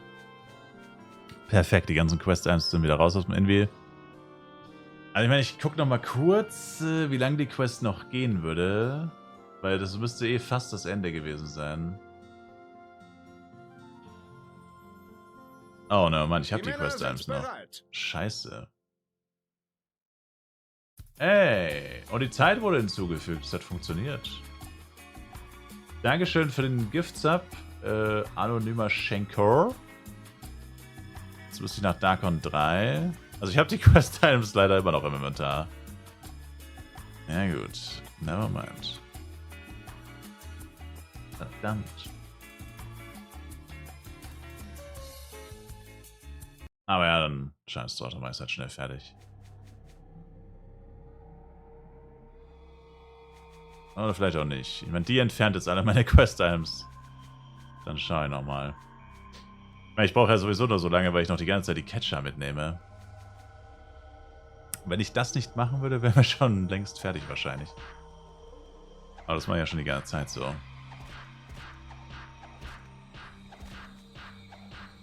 Ich meine, die Catchers haben mir schon viel Geld eingebracht. So ist es nicht. Wobei ich jetzt tatsächlich die Materialien wahrscheinlich erstmal gar nicht verkaufe. Bringen Bits auch Time? Natürlich. Yes, sir. Die Medumets in Asria machen nicht mal andersweise so viel Schaden wie die Mobs in der Wüste. Hm.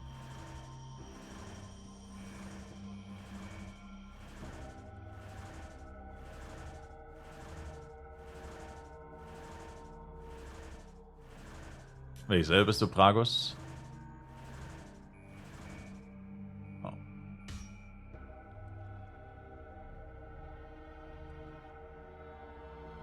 $109. Naja, gut. Ich meine, du bist nicht 105. Na gut, ich bin fast 106, immerhin. Yo, was geht jetzt ab? Oh, ich habe Counterattack benutzt, deswegen. Hoppala.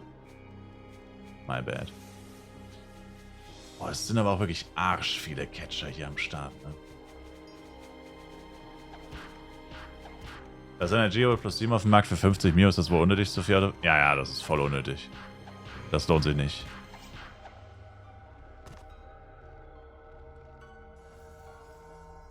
Wie sieht's aus mit Partyfillers? Sucht noch jemand eine? Gotta catch 'em all. Danach geht's wieder zu Gotante für 3 Envy-Slots. Ah ja, okay, wir sind eh fertig.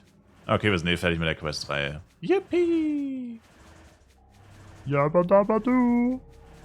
Yabadabadu!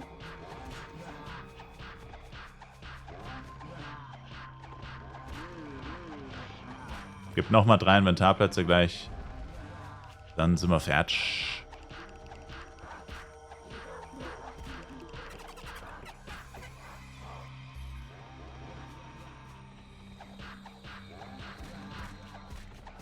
Oh, Terranord hat auch nochmal eine Stunde rausgehauen. Damn. Damn, Daniel. Wieso habe ich denn keinen Quickstep? Habe ich nicht gerade gebufft? Meine Güte. Ich brauche nur ein Saint Morning Blinkwing, weil das habe ich irgendwie auch nicht. Ich probiere mir gerade aus Tower Dailies eins zu holen. Town Blinkwing. Wow, Martin. Damn. Danke dir vielmals.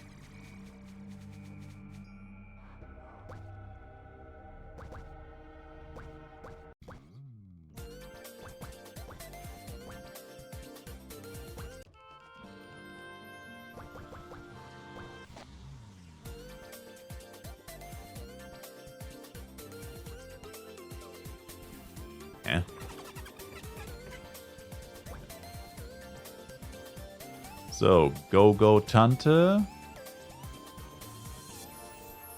Ich Weißt du, da will man einmal scheiß Blinkwings bekommen und man kriegt sie nicht. Von 1,9 Millionen Punkten auf 100.000 runter. Das ist crazy. Ja, wie gesagt, das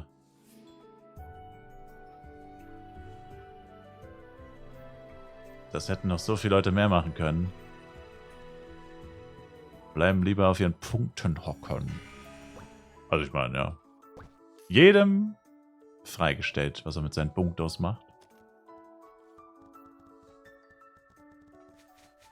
So, jetzt geht's dann wirklich wieder mit ein bisschen Action weiter.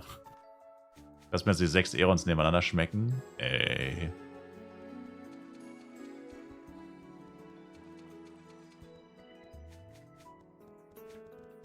Easy.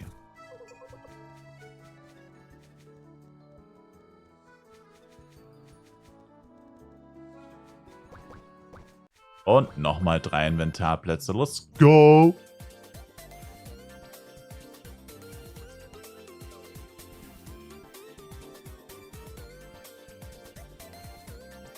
Ach Junge, ich bin so lost. Ja, jetzt kann man nochmal mit der Historikerin sprechen, aber das ist eigentlich ziemlich nutzlos.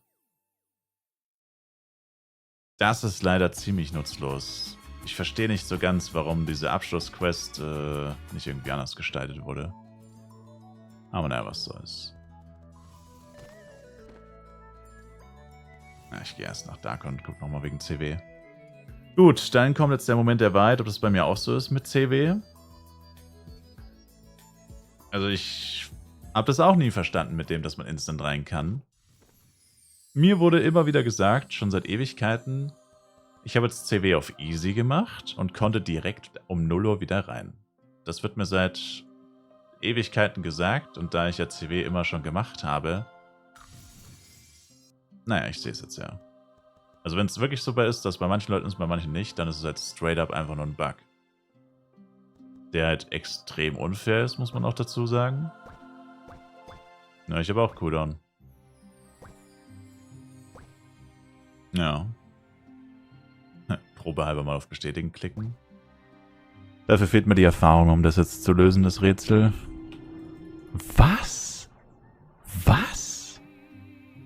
Also dann muss es ein Bug sein. Also dann ist es anscheinend so, dass es manche haben und manche nicht. Also das ist dann echt ein bisschen unfair, finde ich.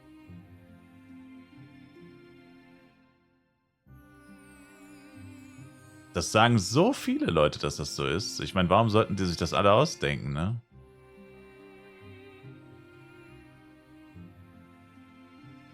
Bei mir ging es auch direkt am nächsten Tag. Vielleicht ist auch ein Bug und wurde gefixt. Naja, anscheinend nicht, wenn Friedrich sagt, bei ihm ging's. Also wenn was verbuggt ist und so, okay, aber dann soll es halt wirklich für jeden verbuggt sein. Also bei manchen Leuten geht und bei nie. Meinem Kollegen war das heute aber auch, der hat 24 Stunden gewartet, nicht direkt um 0 Uhr. Ja, aber hier steht ja 23 Stunden. Schau mal, was hier steht. Hier steht 23:23. Das ist genau um 0 Uhr morgen. Das ist nicht 24 Stunden. Wenn es 24 Stunden wären, müsste da jetzt stehen bei mir... Wann habe ich CW gemacht? Das ist 2-3 Stunden her. Nee, also dann müsste jetzt hier 21 Stunden stehen. Dann müsste irgendetwas stehen, was nicht 0 Uhr ist quasi. Wenn das 24 Stunden wären. Also das kann es auch nicht sein. Also entweder ist es so, bei manchen ist es so und bei manchen nicht, oder keine Ahnung. Weiß ich nicht. Also ich check das nicht wirklich, ehrlich gesagt. Oh, meine Güte. Also wie gesagt, also sowas finde ich halt total unfair. Also wenn es verbuggt ist, dann für jeden. Also entweder profitiert jeder davon oder keiner. Also manche Leute, manche nicht. Das geht mir total gegen die Krawatte, muss ich sagen. Da kriege ich so eine Krawatte, ey. Weil, also vor allem bei einem Serverstart, wie unfair das ist, dass jemand dann einfach in 2 Tagen zweimal Clockworks macht und alle anderen halt in Anführungszeichen 3 Tagen. Ne?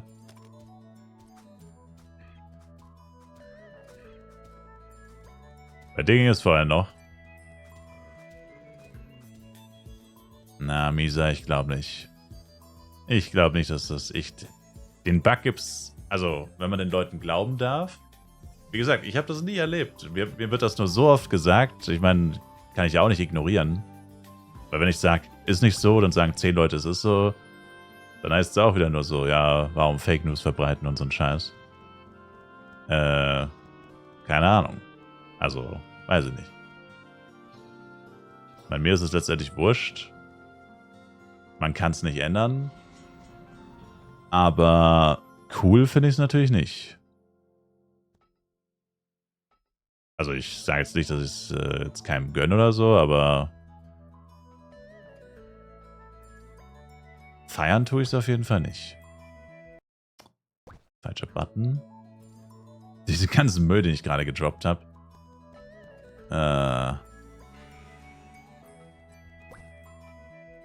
Wo sind meine Ding-Questies? Ja, habe ich keine Ring-Crews? Wo sind meine Ring-Crews? Jetzt.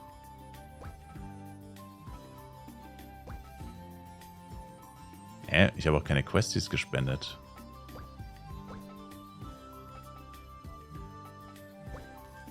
Jetzt.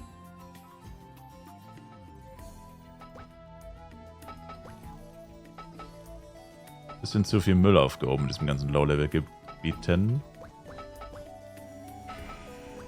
Das ist halt der Nachteil, wenn man Full und Refresher aktiviert hat, ne? So. Gut, also. Ja gut, ich meine, ja, hat jetzt eine Stunde gedauert ungefähr. Gut, ich habe auch sehr viele Catcher noch mitgenommen, muss man dazu sagen. Also ohne die Catcher wären es safe nochmal deutlich mehr gewesen. Was für eine Verschwendung meines Talents. Martin, damn. Jetzt geht's ja nochmal richtig ab hier, Sir. Okay, dann muss ich, glaube ich, nochmal... Dann geht's morgen wahrscheinlich nochmal weiter hier mit der Geschichte. Ich weiß noch nicht, wann ich pennen gehe heute, aber das wird dann fast schon wieder ein bisschen zu spät. Ich weiß jetzt nur nicht, hat der Timer gerade was gemacht oder hat der Timer nichts gemacht? Das ist jetzt die Frage hier.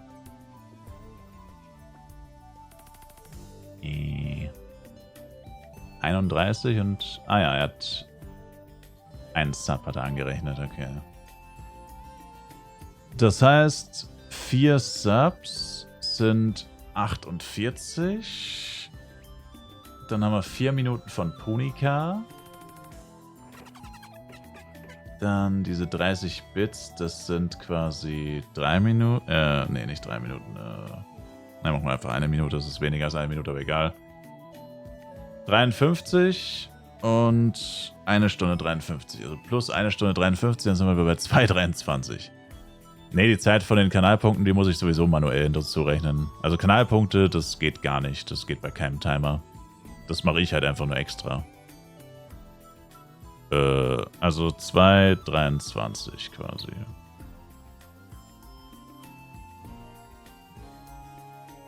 $300 Bits? Nee, deine wurden angerechnet, Martin. 330 Bits noch von Nightwolf. Die 300 von dir müssten funktioniert haben. So. Die Bits macht er komischerweise. Die Bits funktionieren aus irgendeinem Grund immer. Subs manchmal. Gift-Subs meistens nur einer oder so ein Teil. Ich habe keine Ahnung. Ich weiß es nicht, was das für ein Müll ist.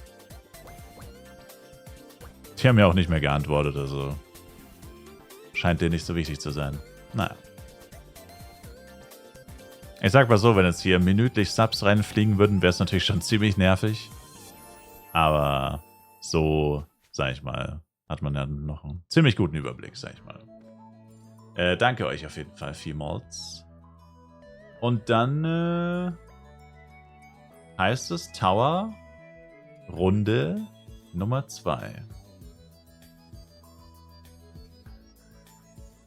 Ja, ich mach's nochmal genauso wie vorhin. Quasi risky.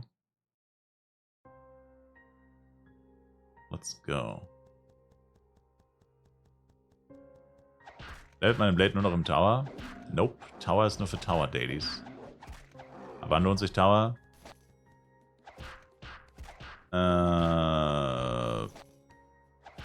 Technisch gesehen immer, hauptsächlich wegen den Giants. Also wenn du ihn schaffst, lohnt er sich. Er ist aber recht schwierig, wie ich selbst am eigenen Leib heute erfahren durfte. Also es kommt auf deine Klasse an. Also es gibt ein paar Klassen, die haben übelst den Vorteil im Tower. Aber wisst ihr was? Ich glaube, ich benutze einfach Crossline. Der hat eine 100% Wahrscheinlichkeit gegen Giants und stunt sie für 2 Sekunden. Oh, Cooldown ist 18 Sekunden. Ach du Scheiße.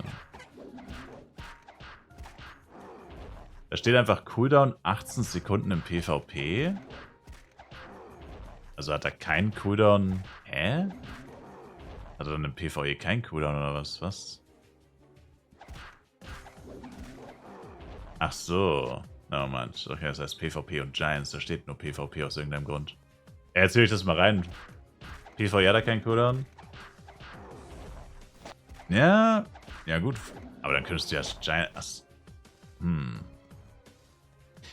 Ja, würde... Nee. Hä? Ach Gott, das ist so dämlich. Weil die Tower Giants ja keine richtigen Giants sind, hat er dann aber auch nicht 100% Wahrscheinlichkeit. Weil wenn das jetzt wirklich so wäre, dass er keinen Cooldown im PvE hat, könnte ich den Giant Permastunnen. Aber weil es wahrscheinlich nicht als Giant zählt, der Giant Gulla, stun ich ihn überhaupt nicht. Also zu 40%. Neues Abo läuft. 54 Monate. Das hat auch 45 in funktioniert. Folge. Ein Anagramm. Was ein Zufall. Schaut, der Sub hat auch geschlappt von 220 auf 232. Der Timer manchmal macht das nicht. Man weiß es nicht. Danke für den Resub, Terranord. Ja, ist cool mit 45 und 54. Nice, nice. Was gab? Freehand, wie geht's, wie steht's?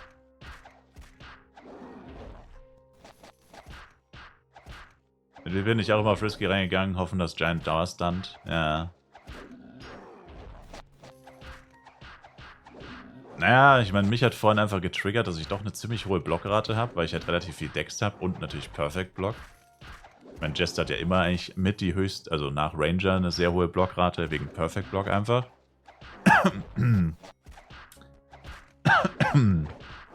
Ah.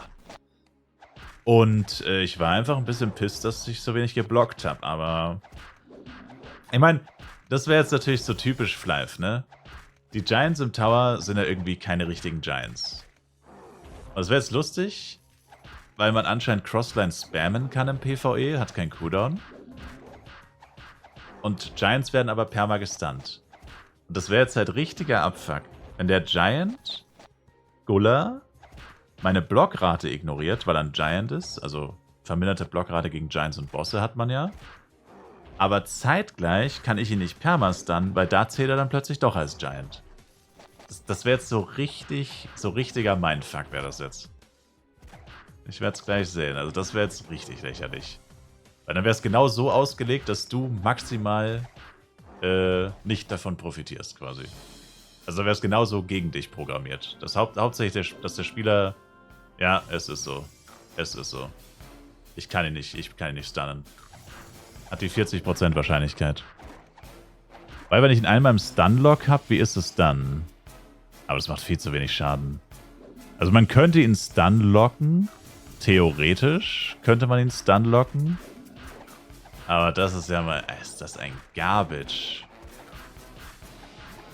Aber gut, ich habe gerade einen Doppelblock gehabt. Vorhin hatte ich keinen einzigen Doppelblock.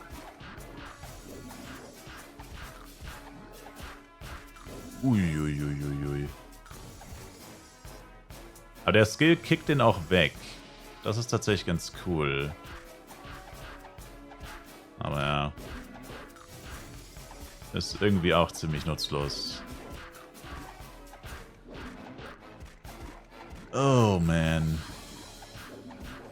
Also die meisten Klassen haben im Tower halt mindestens 1 oder 2 Skills, die schon ziemlich nützlich sind, aber beim Jester sehe ich das jetzt nicht so wirklich krass. BPs sind so broken im Tower. Ja, weil das eben keine Giants sind. Mit einem richtigen Giant wäre BP überhaupt nicht broken. Mit Stonehand. Aber weil das hier keine echten Giants sind, sondern einfach nur Monster mit 4 AP, die Giant heißen, ist das eben so weird. Das sind solche Fake... Das sind Poser. Das sind Poser. Die nutzen ihren Familiennamen, Giant, aber sind überhaupt keine Giants. Das sind fucking Poser, man. Oh, zweimal ausgewichen. Ey, ich bin vorhin noch keinmal ausgewichen. Ist gerade zweimal ausgewichen. Ja, also das läuft jetzt tatsächlich gerade viel besser als vorhin. Der Run vorhin war maximal Pech. Viel besser. Und AG-Waffe? No. Trotzdem keine AG-Waffe. Einen Versuch haben wir noch.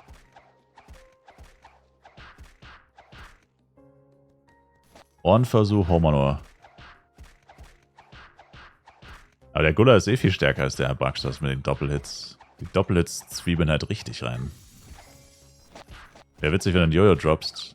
Scheiß drauf, 15 Mio wieder zurückbekommen. Nehme ich. Nehme ich. Nehme ich, nehme ich, nehme ich, nehme ich, nehme ich. Hatte man einen AG-Stick hier gedroppt? Ich habe eigentlich auch immer einen AG-Stick gedroppt. Früher oder später habe ich immer einen AG-Stick gedroppt. Aber bei jedem FEC. Immer im Tower. Immer Free AG-Stick. Dreimal. Zweimal. Entschuldigung, zweimal. Wir sind jetzt wäre es das dritte Mal. Entschuldigung. Allerdings muss man auch sagen, ich habe immer doppelt Tower Dailies gemacht. Ich habe es quasi einmal mit Elemental mal gemacht und dann nochmal mit meinen 7 Leechern. Plus natürlich viel öfter, weil ich nicht so schnell hochgekommen bin mit 8 Chars. Da habe ich halt auch die doppelte Menge an Tower Giants gemacht. Das heißt, es war auch relativ einfach, sag ich mal, da AG-Waffen zu farmen. Bei 2 bis 4 Giants am Tag. Und das über ein paar Wochen. Das war dann auch nicht besonders schwierig. Das sind jetzt ja gerade mal Giant Nummer 3 und 4, die ich jetzt mache, weil ich gestern gar keinen Tower gemacht habe.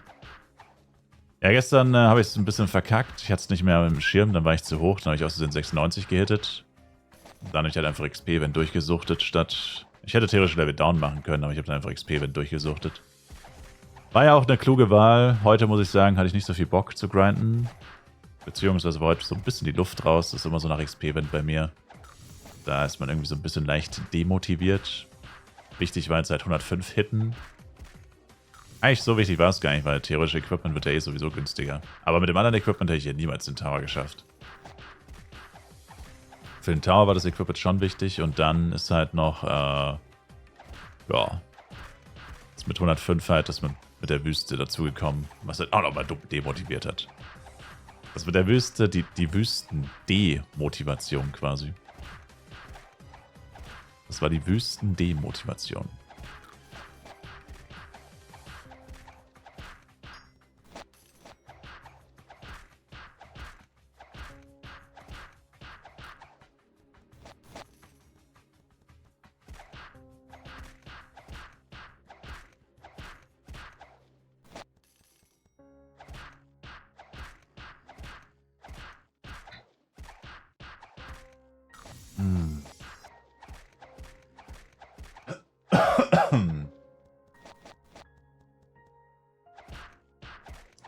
Braucht noch jemand Partyfiller?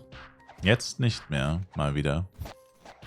Mal wieder genau falsches Timing gehabt, Bomber. Vor 5 oder 10 Minuten hätte ich welche gebraucht. Achso, und AGX momentan, Rockstar, by the way, 160, glaube ich, war es, oder? Leo geht raus. Nevermind. Ich hab Platz. Channel 6. Die Sexy Action News auf Channel 6, Bomber. Schalt mal die Sexy Action News ein.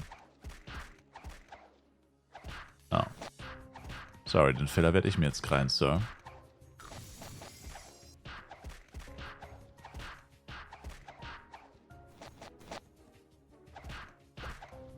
Alter, das gibt's nicht. Ich meine, die Goldpin haben wir wirklich 30%. Ich habe jetzt 3-mal Goldpin aus dieser scheiß Android-Box bekommen. Never lucky, man.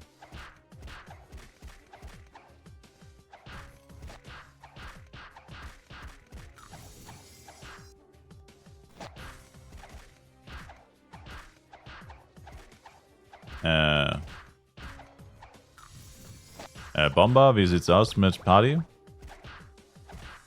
Party, ich mache heute Party, du machst heute Party. Noch 2 Mobs, da muss ich rebuffen. Das ist so ätzend, die Buffs irgendwie. Ich bin so gewöhnt, dass Buffs 20 Minuten halten. 10 Minuten, alle 10 Minuten rebuffen ist eigentlich gar nicht so schlimm. Also von der Zeit her. Aber ich finde das trotzdem so kurz, das nervt so. Wo musst du joinen? AA1 Duo Only. Oh, jetzt ist schon jemand reingegangen. Verdammt nochmal. Du kannst mir doch einfach die Charnamen sagen, Sir. Oh, yeah. Sir, sorry.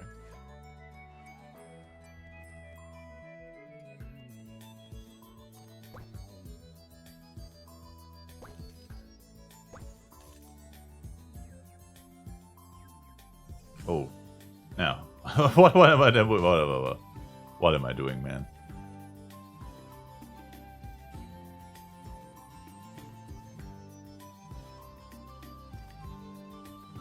So. Und wieder rein. Gut. Zack. Zack, so.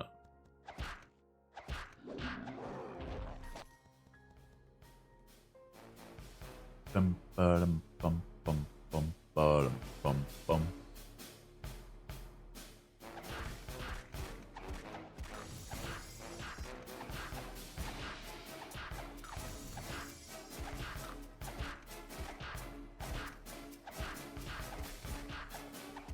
Geblockt und gemisst, I can't believe it.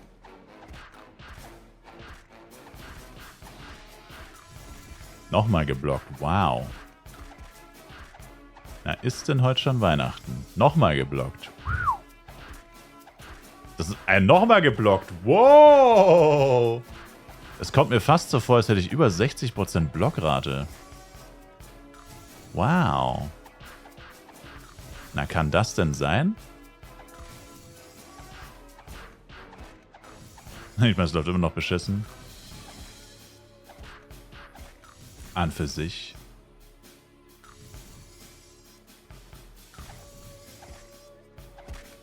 Irgendwie ist das Skill komisch. Crossline.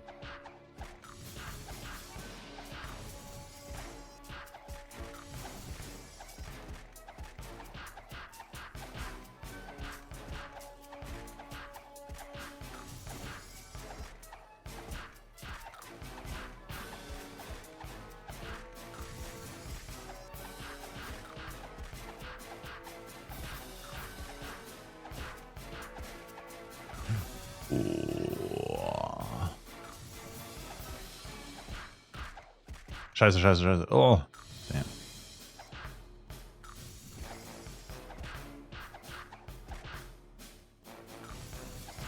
Der macht genauso viel Schaden. Ich fude genau so, dass er mich mit einem Crit dann töten würde. Leider. Gut, dass ich das jetzt mal gesehen habe. Das wäre sonst nämlich eine sehr bittere Erfahrung.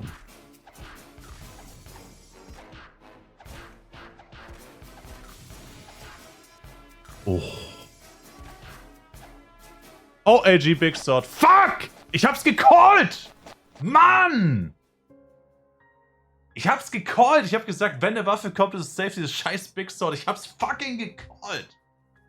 Dieses Drecks Big Sword. Ich hab's gecallt, Mann. Ich hab's noch gesagt. Wenn eine Waffe kommt, ist es safe das Big Sword. Das ist das scheiß Big Sword, Mann. Scheißdreck, ey. Das ist die wertloseste Waffe. Wahrscheinlich. Oh mein Gott, das ist die schlechteste Waffe mit Abstand. Oh, warum kann ich nicht mein scheiß Maul halten, ey? Ich hab's literally gesagt. Oh Mann, ey. Pisse. Ausrede die falsche. Ja gut, die Big Axe zugegebenermaßen, die wäre wahrscheinlich auch wenig wert, oder? Ich glaube, Big Axe ist wertloser. Weiß ich nicht. Ehrlich gesagt sind die beide Trash. Also, die sind beide so Trash, ich glaube, das nimmt sie nicht viel. Der Vorteil vom Big Sword ist, es sieht hammergeil aus. Vielleicht skinst ja jemand, aber die Frage ist, worauf willst du das skinnen? Die Frage ist, worauf skinnst du? Niemand benutzt Big Swords. Aber es sieht mächtig aus auf jeden Fall. Das ist das einzig Positive. Big Sword sieht schon geil aus. Na, das war's dann aber doch schon. Lusaka Heavy Crystal Sword. Bis es die gibt, ist AG Big Sword NPC-Preis. Ist es jetzt schon wahrscheinlich. Naja gut, mein Shop schließt in 5 Minuten, dann kann ich den direkt neu öffnen. Das mit Clockbox hat sich ja dann erledigt. Das mit Clockbox hat sich ja dann schon... Wie viel für die Eggs? Welche Eggs? Achso, Teitra oder was? Ey, vorhin wollte jemand 12 für eine Teitra zahlen. Ich habe sie für 12 im Shop. Wurde anscheinend nicht gekauft, ja. Bro!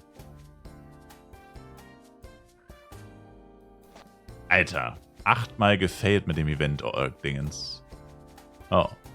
Oh, Mensch.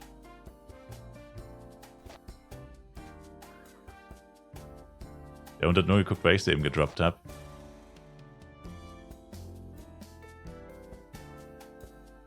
Hey, habe ich jetzt die Easter Egg bekommen oder nicht? What the fuck? Ich habe gerade zum ersten Mal die 10 gebraucht, glaube ich. Ich habe die erste Belohnung von dem Easter-Event. Alles wegschmeißen, bis auf das hier. Green? Nice. Kein Mal Green bekommen.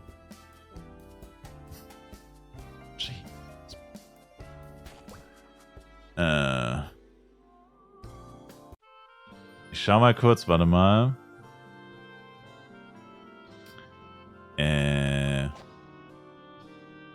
Safe Search Shop. Legendary. Oh, muss man vielleicht ein bisschen mehr eingeben. Okay, es gibt 18 AG Big Swords.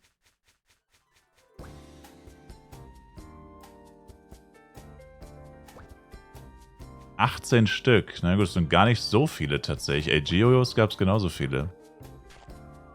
Mal. Legendary Golden Jojo. Oh. Ah. Trash. Lol, es gibt mehr Jojos als Big Swords. Es gibt 8 mehr Jojos als Big Swords. Aber vielleicht ist dann doch gar nicht so schlecht. Ich meine, Angebot und Nachfrage, ne? Theoretisch. Angebot und Nachfrage. Es gibt mehr Jojos als Swords. Und wie viele Äxte gibt's? Äxte gibt's 28. Okay, vielleicht war es doch nicht das Schlechteste. Naja, ihr müsst halt mal ein paar angucken, I guess.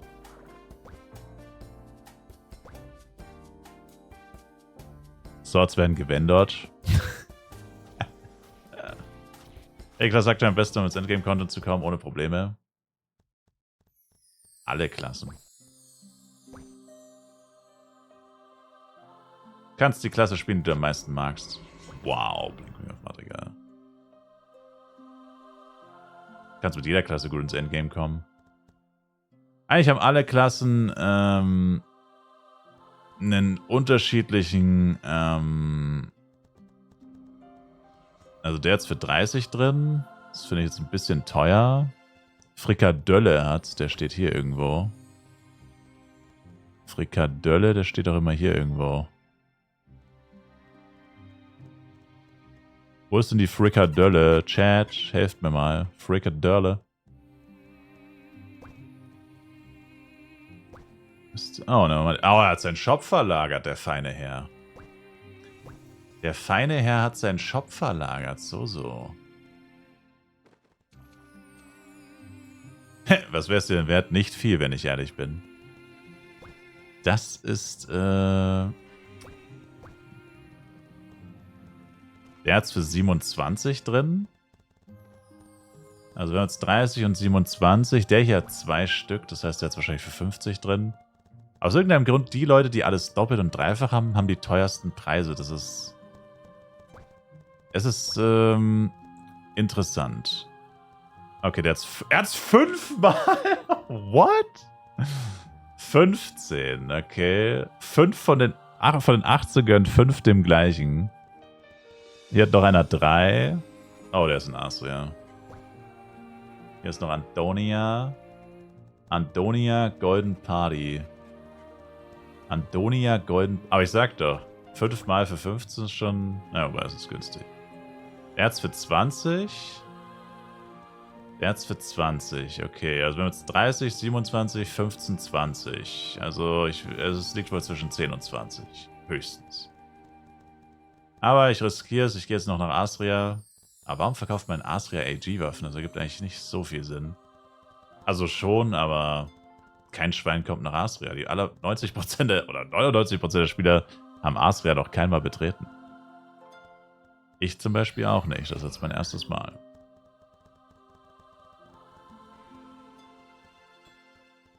Also 2 für 30, das eine für 30 ist, was über ist. Oh.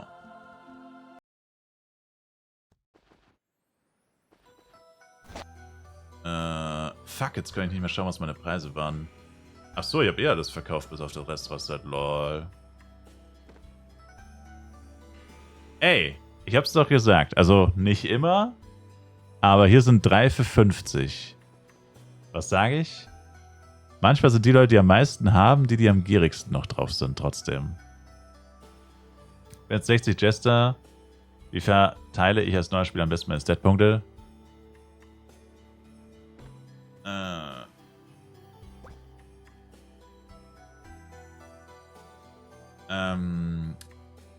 Also ich habe 50 Decks Rest STR gemacht und fand das eigentlich ziemlich gut.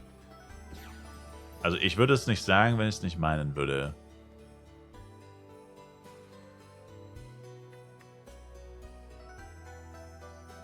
So.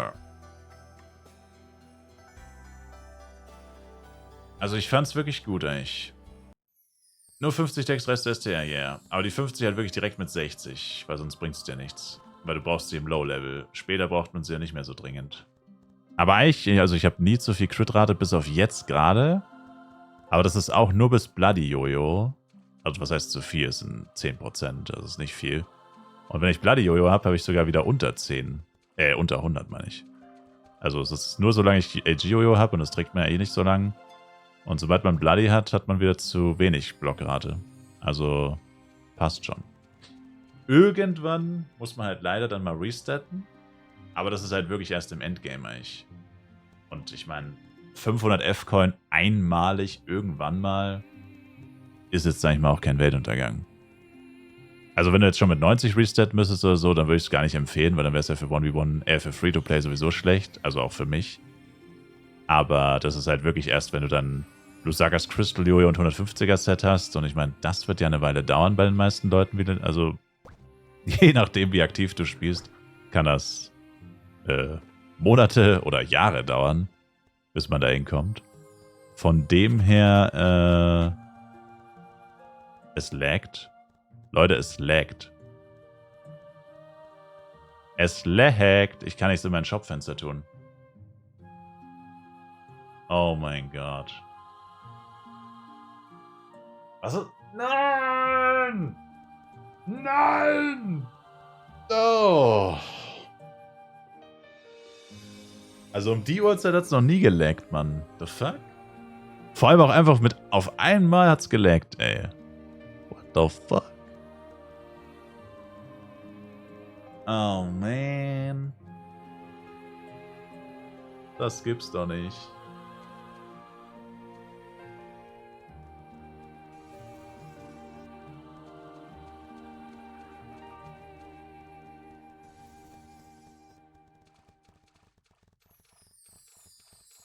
Ist das peinlich dieses Jahr?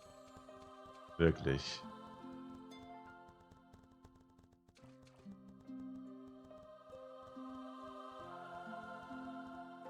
Ach man.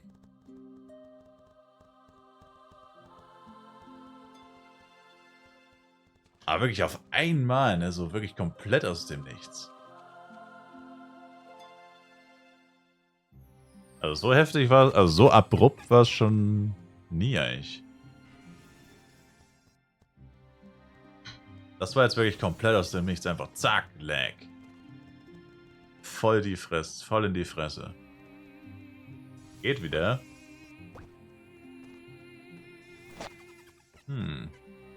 DDoS? PTSD in einer Woche. Bei jedem Portbug irgendwann. Bitte nicht, bitte nicht. Jedes Mal, wenn du nur einen kleinen Portbug hast, sofort Panik, dass...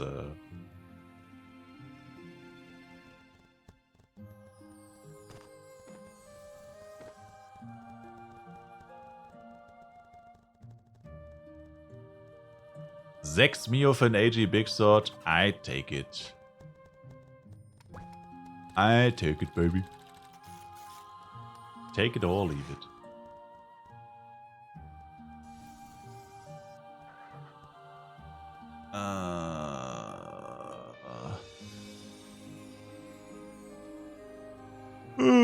Oh, sorry. Mal mit meinem Bildposter. Was für ein Bildposter? Mit meinem M mal gucken, ob der eine Quest annehmen kann.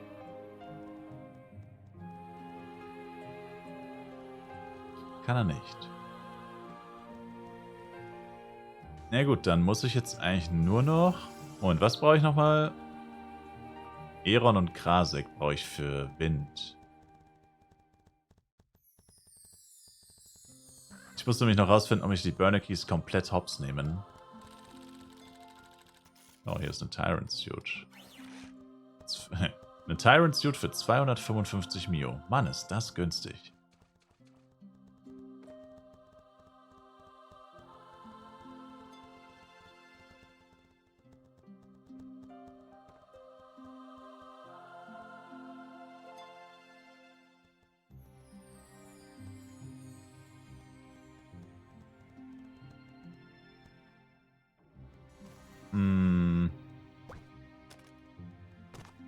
Ich werde das jetzt so heftig bereuen, ne?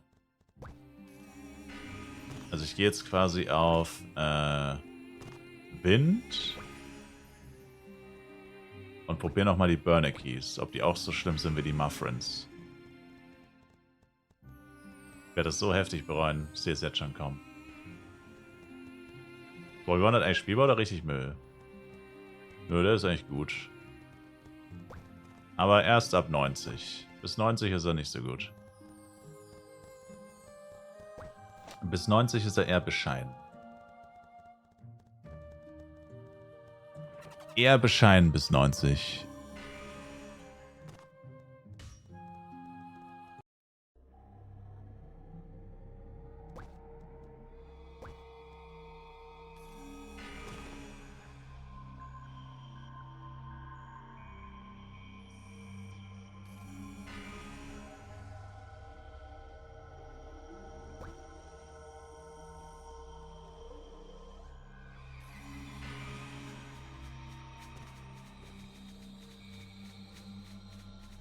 Mal überlegen, ob Blade oder Knight, aber Blade ist jetzt mega teuer. Ja, aber auch gut. Hat immer es sind immer zwei Seiten der Medaille. Teuer, aber gut. Der Beste, könnte man sogar sagen. Manch einer würde sagen, der Beste. Eigentlich sogar jeder. Zumindest der Beste im Damage machen.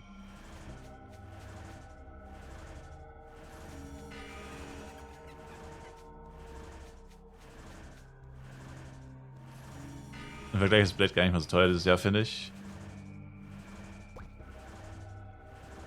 Ja, Ranger ist halt eigentlich unverhältnismäßig teuer, weil er echt der schlechteste ist, so ungefähr. Ich bin Level 90 mit Crit-In und Sparkling unterwegs und ich drücke trotzdem guten Schaden. My man.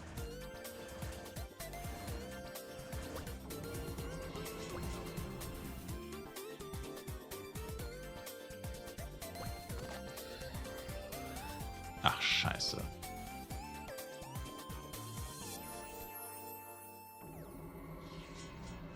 Gut. Ich glaube, ich habe 2 Inventarplätze, 2 Hardy-Plätze frei. Da ist eine Krabbe eben geschlüpft. Was kostet eine Krabbe? Scheiße, das habe ich auch vergessen nachzuschauen. Was kostet ein Krab? Mr. Krabs. Krabby Patty. 1, 2 paar Stunden, 15 Mio. 12. Es gibt gerade keine. Oder heißt sie nicht Königskrabbe? Wieso wird da nichts angezeigt? Krabbe.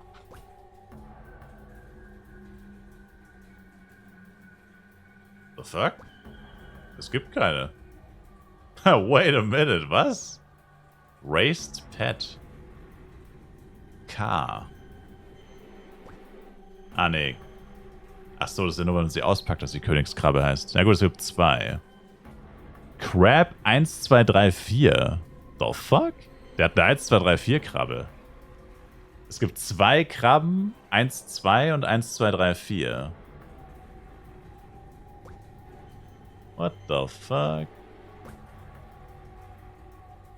Das ist interessant. Es gibt einen Shop. 2. Du meinst Shop Search? Ja, es gibt Shop Search. Menü und dann über privater Shop steht Search Shop.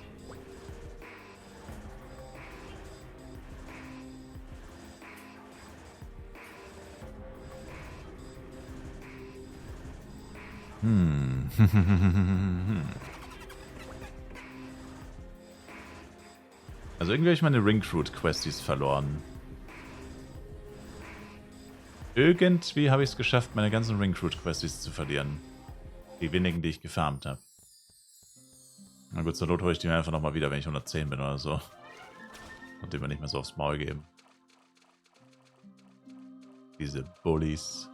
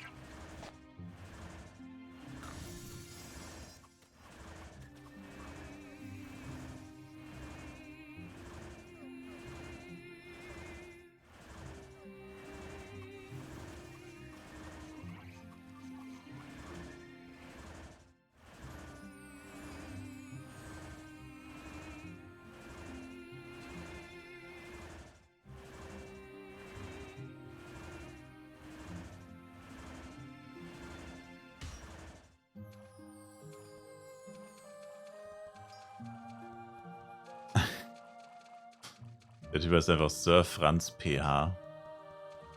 Sir Franz Philippinen, I guess.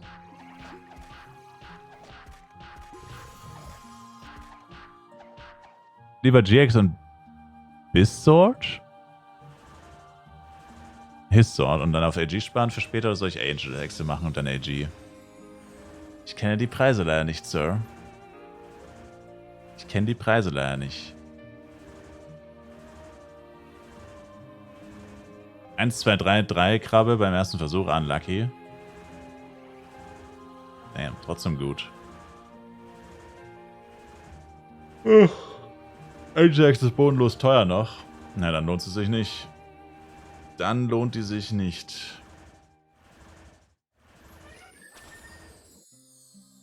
Auf keinsten. Die Männer sind bereit. Martin. Die Männer sind bereit. Danke dir, Martin. Vielen Dank, Sir. Nochmal 5 Sabolinskis.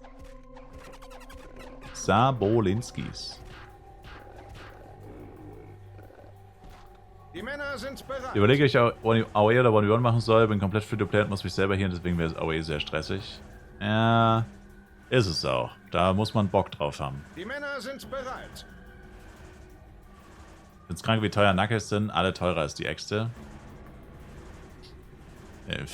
Nach wie vor, ich verstehe es Was nicht. für eine Verschwendung meines Talents. Coole Sache, Martin. Jetzt muss nur kurz gucken beim Timer, was ist da wieder passiert. Ich weiß es nicht. Wenn ich das richtig sehe, wurden 24 Minuten gemacht, ja. Also 2 von 5. Also quasi Speedcore. Danke für den Follow. Also nochmal plus 36.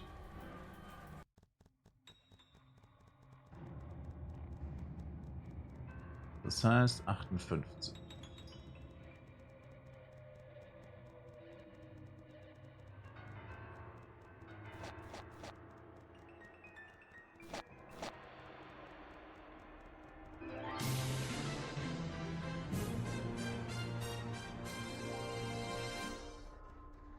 Wobei, das kann nicht sein. Warte mal. Swayze, danke für den Follow.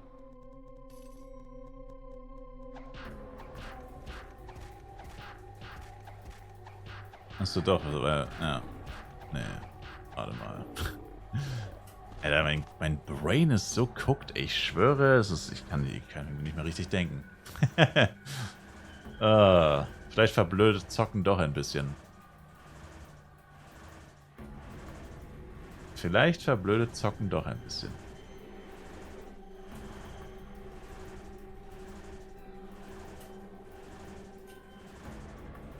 Wie komme ich auf 58, wenn's...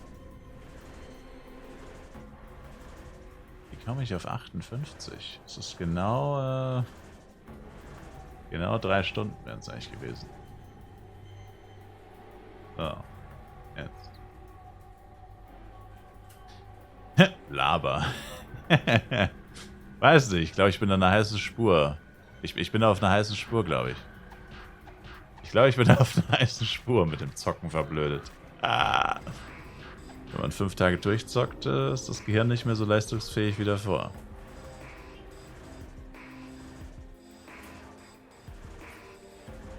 Jede Klasse hat im anderen Level ihr Power Creep, so.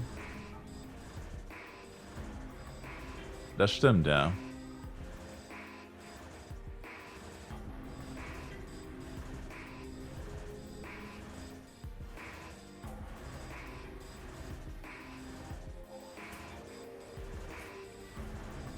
Sagen Sie damit indirekt, dass mein Night Guide nicht gut ist, Takuya? Dirty ass Hater.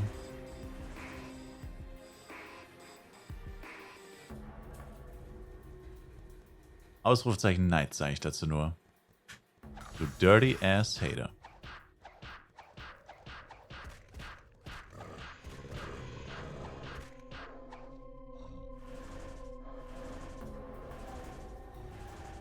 Ich bin mit dem Pet-System noch nicht so vertraut. Wenn ich jetzt bei 3 schon dieses Scroll verwende, kann ich dann auch irgendwie bei Level 4 mein Pet verändern? Ja, aber nur mit Pets. Sobald du die Scroll bei einem Level benutzt hast, kannst du bei allen anderen Leveln die Scroll nicht mehr benutzen. Deswegen benutzt man die eigentlich nur rückwirkend, wofür sie eigentlich auch eingeführt wurde. Dass man auch rückwirkend noch Änderungen machen kann. Sobald du die Scroll für ein Level verwendet hast, geht's nicht mehr. Für kein anderes mehr. Aber Rerollen an sich kannst du schon noch. Aber nicht mehr rückwirkend und nicht mehr mit der Scroll.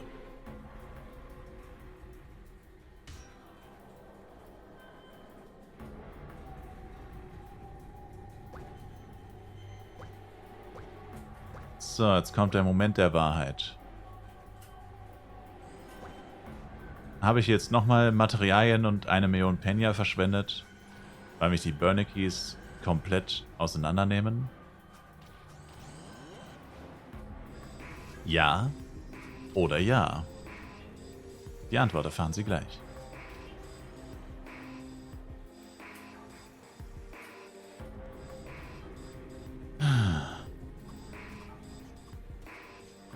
Aber die sind ja eigentlich nicht so hoch. Also eigentlich... Eigentlich weiß ich nicht. Eigentlich soll es nicht so schlimm sein. Was geht ab, Dunja? Und wie funktioniert das mit den anderen Pets? Weil ich habe gesehen, man kann Level 5 Pets aus Envy droppen, aber was macht man damit dann?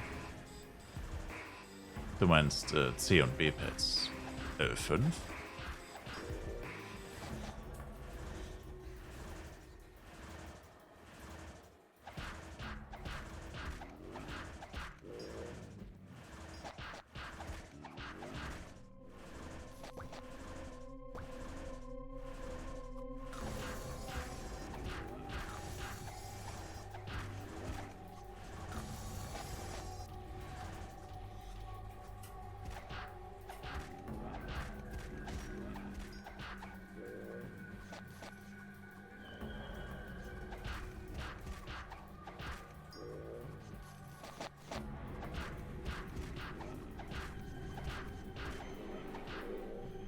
Die müssen wir jetzt Skill machen, sonst kann ich es gar nicht vergleichen.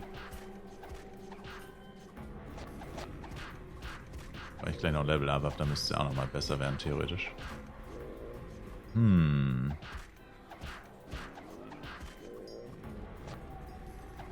war ich hatte 5-mal Level 1.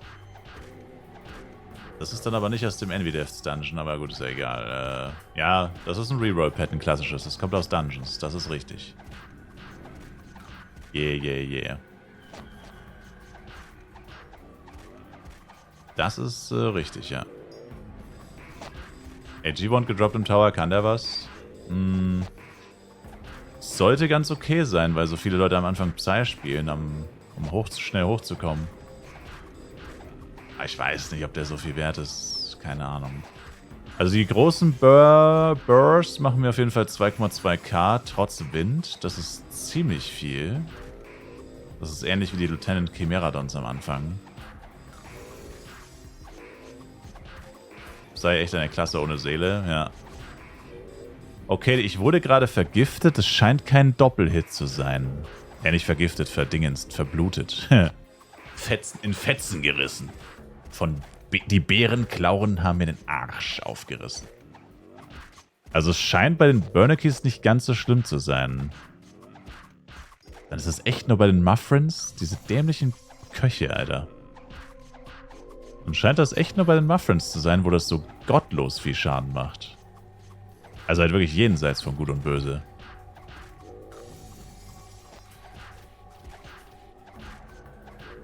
Also wie gesagt, so 1v1 Experience ist ja für mich echt nichts Alltägliches. Das ist irgendwie faszinierend, dass die dich so auseinandernehmen. Das erklärt, warum die meisten Leute die Muffrins so sehr hassen. Das habe ich nie verstanden, warum die Leute Muffrins so sehr hassen. Now I get it. Now I get it. I get it, chat. I get it. Nichts gegen Köche. Spezifiziere Köche in Flive. Oh. Aber das ist trotzdem schlecht, wenn das passiert. Mein Leecher darf nicht angegriffen werden. Den bitte in Ruhe lassen. Der hält nichts aus.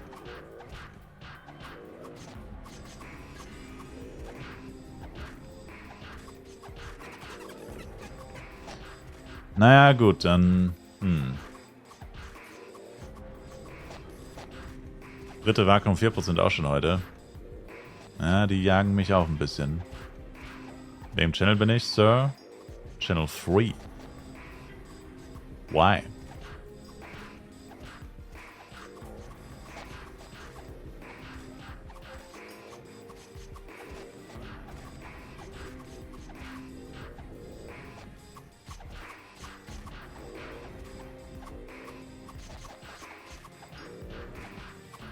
Wüste ist ekelhaft. Nee, Muffrins sind ekelhaft.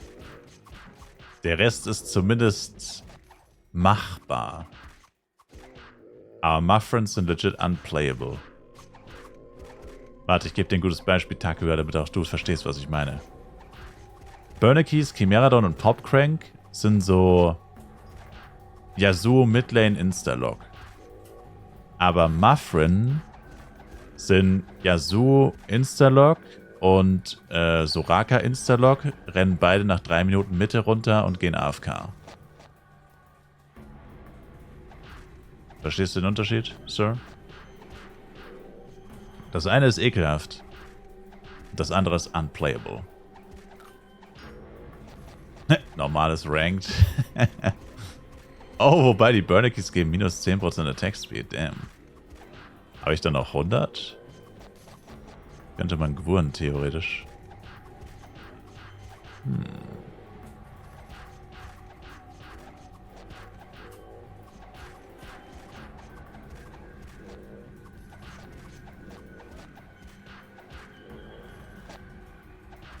Gibt es einen maximalen Levelunterschied für seinen FS oder ist es egal, wie hoch der Unterschied ist?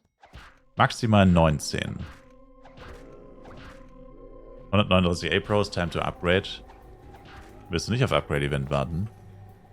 Also, ich könnte mir vorstellen, dieses Wochenende Instant Schmuck-Upgrade-Event. Ich denke, das kommt als erstes. Sir. Ich werde meine vollen 22 A-Products schön aufbewahren für diesen Fall. Welches? Das in 6 Monaten? Da kennen Sie Gala aber schlecht, mein lieber Herr. Gesangsverein. Die machen das schon sehr oft. Mindestens 3-mal während der FEC. Also länger als 1,5 Monate wirst du hier nie auf dem XP-Event, Upgrade-Event warten. Vielleicht sind sie so greedy, dass sie einfach Triple Upgrade-Event machen. Na, das machen sie wahrscheinlich nicht. Oh, fuck. Wenn ich den Debuff bekomme, habe ich nur 98,5 Attack Speed. Oh, boy. Aber den machen die zum Glück nicht so oft. Aber gut, theoretisch könnte man es gewuren. Aber ich habe keinen Gewur. Ich habe Gewur nicht mal ansatzweise. Scheiße.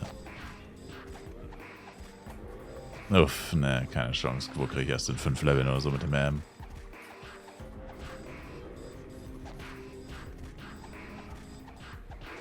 Machen den Debuff denn alle Burner Keys? So, ich bin mir ziemlich sicher, die machen den alle, ja. Burner Keys gibt es gleich auch die meisten. Ja, das ist egal.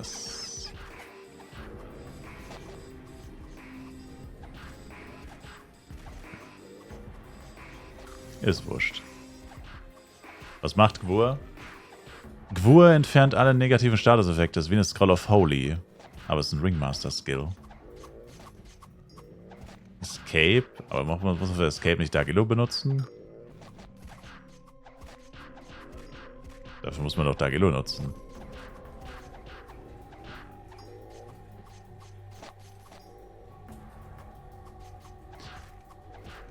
Warum sind eigentlich sämtliche Beschreibungen in dem Spiel falsch? Da steht einfach, Dark Illusion muss zuerst ausgeführt werden. Das stimmt halt einfach überhaupt nicht. What the fuck? Dieses Game, Mann. Es macht mich fertig.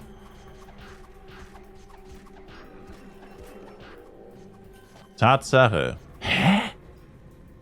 Warum steht es dann da? The fuck? Das ist wie bei, was war das andere? Psychic Bomb. Wo sie entfernt haben, dass es von EP abhängig ist. Aber in der Beschreibung von dem Skill steht immer noch, abhängig von deiner MP. Abhängig, oder Schaden abhängig von verbleibender MP. Sie haben es literally rausgepatcht, aber nicht die Beschreibung geändert. Also, ich check's nicht. Also, literally, im Game steht's falsch. Und dann wirst du von denen auch noch angekackt, wenn du es falsch sagst. Guckst im Game nach, denkst dir so, hä, aber es steht doch da. Und dann sagt dir irgendjemand, ja, probier es einfach aus, sie haben es geändert. Und dann, oh, also so, what the fuck, Alter, ey. Ach, das ist crazy. Also das ist wirklich richtig amateurhaft. Also das ist nicht das, also das sind safe nicht die einzigen beiden Skills, die nicht stimmen. Da gibt es bestimmt noch 2, 3 andere, wo es bestimmt auch noch falsch ist. So ein richtig schönes Repertoire an Skills, oder Beschreibungen von irgendwelchen Sachen, die einfach komplett nicht stimmen. Crazy. Also ich weiß nicht, was das mit Dark Illusion überhaupt bedeutet. Vielleicht war das mal so, oder vielleicht ist damit was anderes gemeint. Aber so wie das da steht, stimmt es auf jeden Fall nicht. Wahnsinn. Absoluter Wahnsinn.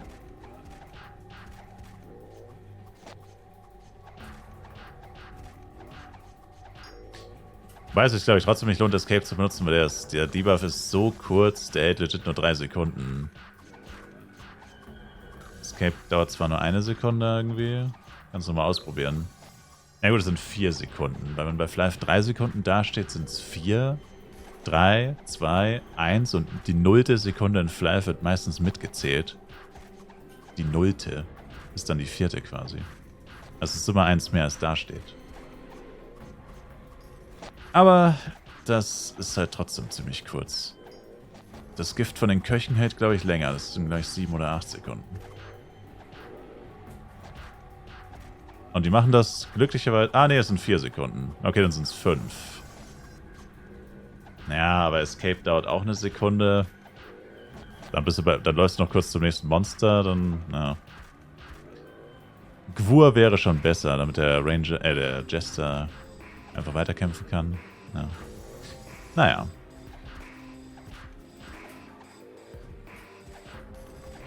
Ich habe ja nicht vor, ewig hier zu bleiben.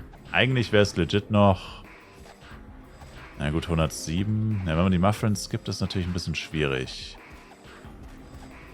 Muffins skippen ist ein bisschen schwierig. 115 sind die auf der rechten Seite bei Popcrank.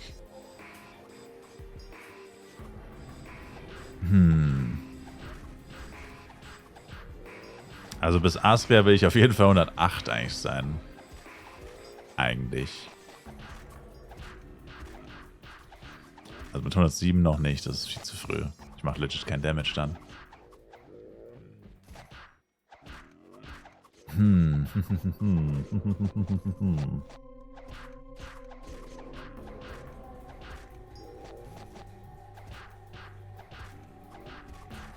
AG Jojo noch hinterher gelootet im Tower? Ja, moin. Er droppt einfach jede AG-Waffe 3-mal im Tower. Ja, moin.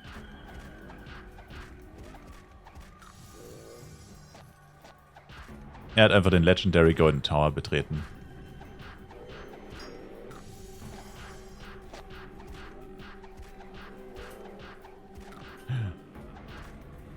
Oh shit, oh shit, oh shit, oh shit, oh shit, oh shit, oh shit. Wow! Alter, war das knapp. Meine M ist sehr fragil. Der hält wirklich gar nichts aus. Scheiß die Wand an.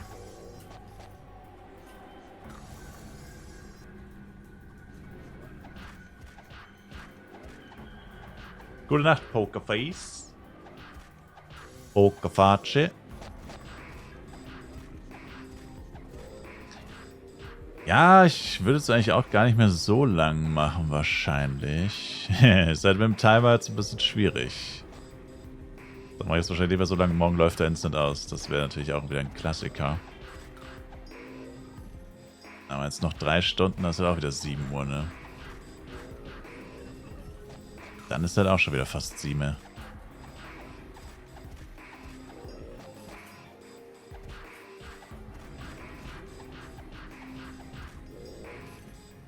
Also dieser kurze Leg-Spike vorhin, das hat mich so ein bisschen beunruhigt. Oder jetzt noch 1 Stunde Vollgas geben, 107 machen. Aber ich glaube, ich würde es nicht schaffen, ehrlich gesagt.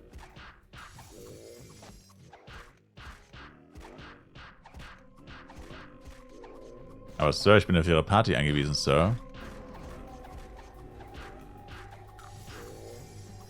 Ich glaube, es gibt noch 1, 2 andere Partys auf diesem Server, Sir. 2. Höchstens. Ach, Angriffstempo gibt es natürlich nicht, ne? Sonst gibt es bei jeder scheiß Angriffstempo, das gibt natürlich kein Angriffstempo, dieses dämliche Kleeblatt. Dreckige Leecher hier. Any Gifters in Chat? Takuya? Es gab einige Gifters heute im Chat, Sir. Ruddy Helmet. Ruddy! Du gehst auch Pen Roach. Roach, nice. Gute Nacht, Sir. Ich habe meinen Blinkring auf Madrigal, aber ich habe keine Couple-Teleports, ne? Verdammt. Aber gut, ich habe jetzt ja viel mehr Inventarplatz, also theoretisch... I don't know.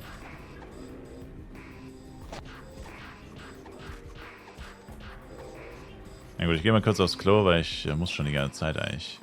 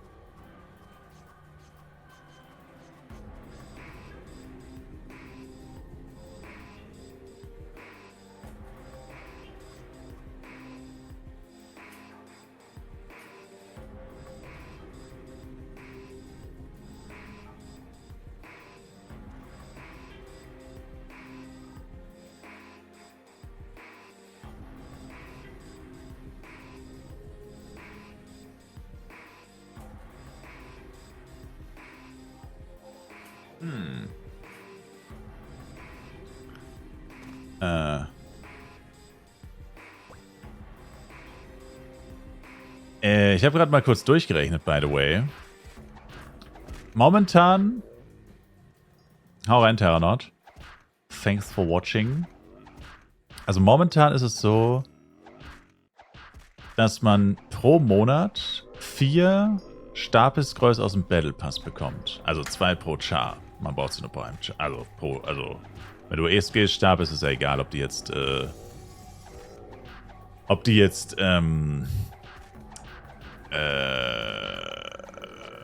auf dem einen Char oder auf dem anderen sind, ist ja egal. Kannst du einfach Skills Party auf 40 ziehen und dann Skills stacken, eigentlich bis die Punkte leer sind. So mehr oder weniger. Ja. Und das heißt, also ein Char kriegt nur 2, aber mit 2 Chars sind es dann 4 im Monat. Ich habe gerade mal durchgerechnet, das sind 6 Monate, also Oktober ohne Oktober. April, Mai, Juni, Juli, August, September. 6 mal 4, 24. Das heißt, ich könnte theoretisch die Red Scroll, die ich gekauft habe, ganz am Ende benutzen. Zusammen mit den 24 Ein-Tage-Stabis-Scrolls.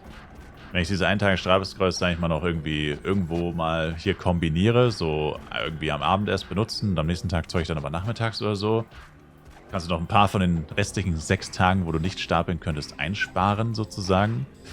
Und damit dann mehr oder weniger dir wirklich diese 2500 F-Coin halt ersparen. Also das heißt, entweder ich verkaufe die Red Scroll wieder für Profit. Also ich meine, jetzt ist es echt gut, dass ich sie gekauft habe, weil ich habe die 5500 nicht gehabt. Habe nicht mehr gefarmt. Und wenn ich jetzt immer noch die 300 Mio von vorhin hätte, sind die anscheinend deutlich weniger wert. Das heißt, ich wäre von den 5500 wieder sauber entfernt und müsste jetzt nochmal 3 Stunden durchziehen. Müsste jetzt wahrscheinlich nochmal 3 Stunden leveln. Oder so, oder mindestens 3 Stunden, um jetzt irgendwie noch ums Verrecken diese 5500 zusammenzubekommen. Was ich dann vielleicht auch nicht geschafft hätte. Das heißt, erstmal ist es einfach angelegtes Geld, weil die Red Scroll geht safe weg. Die geht safe weg. 1000%ig. Party-Scrolls gehen immer weg. Party-Scrolls sind neben FEC Flask und Products eigentlich das, was immer weggeht. Vor allem auch immer überm Cash-Preis, wenn du geduldig genug bist oder den richtigen findest, der es einfach dringend haben will und little bit overpaid, weil er es eilig hat oder einfach keinen Bock hat zu suchen. Dann, also der Klassiker einfach, dann würde es eigentlich passen. Das heißt, ich lasse sie jetzt einfach erstmal auf der Bank und kann sie ja dann in gegebenenfalls Verhandlungssituationen oder so einbringen oder falls ich mir jemanden sehe, der eine sucht oder whatever. Boah. Genau. Dann wäre es jetzt dann, ja, doch klüger, sich vielleicht auch noch eine zu holen. Mal schauen. Ja, CW muss halt nochmal so gut laufen wie jetzt heute, ne? Der nächste Clockworks, wenn er nochmal gut läuft, wäre natürlich nice.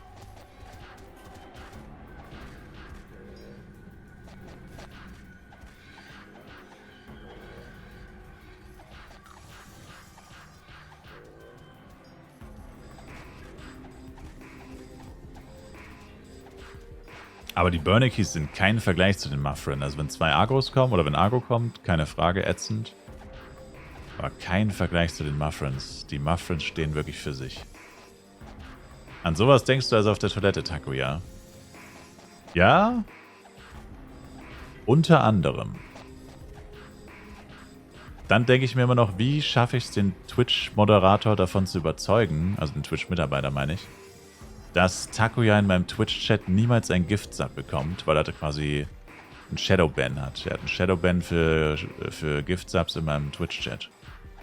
Und wie schaffe ich es quasi einen weiteren Monat, den Mitarbeiter zu überzeugen, dass er das macht, weil das irgendwie so ein bisschen illegal ist, ohne dass wir erwischt werden und auffliegen und in den Knast kommen. Weißt du, wie ich meine? So. Was? Auch daran habe ich gedacht, Sir. Ja, ich weiß.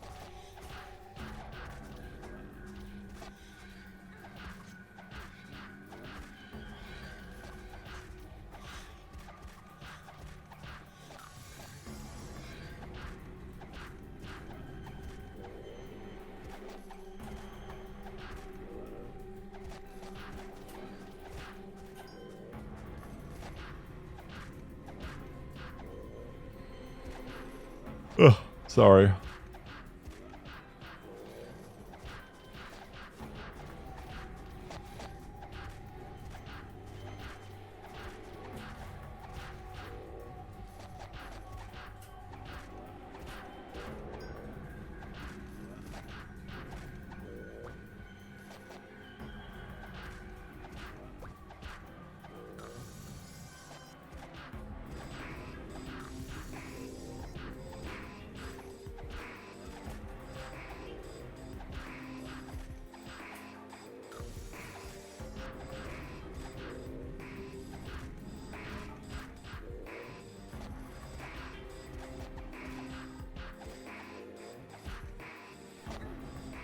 Seit Session Start 9k Mammuts und 9k Ghosts reicht auch gleich bei mir. Ah, ist doch gar nicht so viel eigentlich.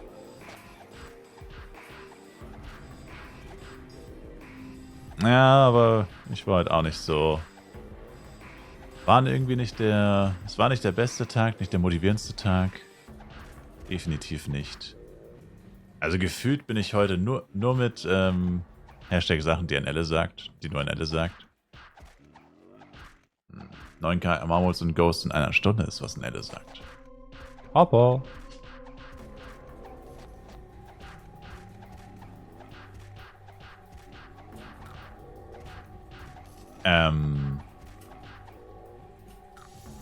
Fuck, was wollte ich sagen?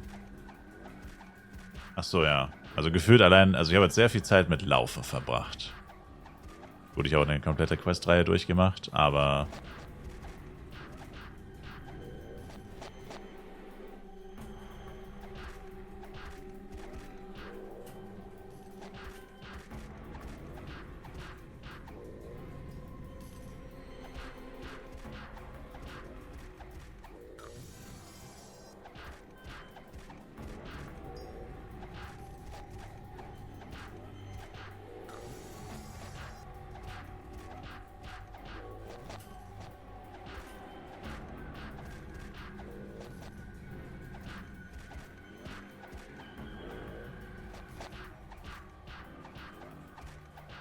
Das ist morgen auch ein bisschen. Also ich glaube morgen, weil dann würde ich meine letzte meine letzte Eintages Pink Scroll aktivieren. Ich glaube morgen müsste ich wirklich nochmal Only leveln. Also quasi genau das Gegenteil von heute, wo ich mich gefühlt ums Leveln so ein bisschen gedrückt habe. Aber gut, heute habe ich zweimal Towers gemacht. Dann Clockworks, das hat ja auch Zeit gekostet. Und so weiter. Ein bisschen geupgradet und so weiter. Equipment zusammengesucht. Das habe ich jetzt ja alles. Das heißt, eigentlich steht mir jetzt nichts im Wege, wirklich so richtig rein zu grinden. Also 30 Tage Pink Scroll und 30 Tage FEC Flask wären wohl immer noch das Ziel.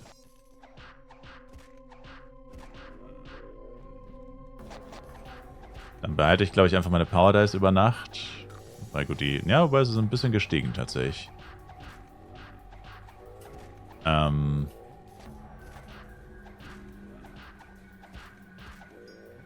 dann heißt es morgen wirklich Ziel 300 Power Dice. Endlich die Bloody NPC-Waffen. Naja, nicht bis zum Wochenende. Nur über Nacht. Also falls es ein Upgrade-Event wird, werden die safe steigen, aber da kann man ja auch noch neu grinden. Ich habe ja Urlaub. Ein Upgrade-Event kommt einfach 10 Stunden leveln. Nur leveln, Power Dice farmen, verkaufen. Easy. Also, ich meine, ich kriege jetzt echt schon viele Power Dice zusammen. Also allein heute habe ich auch schon wieder über 100 gedroppt, obwohl ich gar nicht so viel gelevelt habe. Extrusion und Gauns, wer was sieht, bitte Bescheid sagen. Vielleicht droppe ich es dir. Aha. Höchstwahrscheinlich nicht.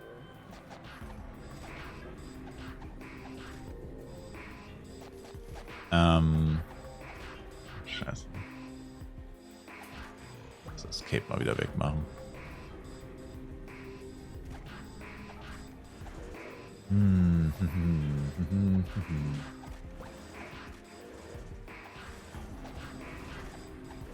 Das Problem ist, eigentlich müsste man direkt 5 Party Scrolls und 5 FEC Flask 30 Tage kaufen, hat man wirklich für den gesamten restlichen FEC seine Ruhe.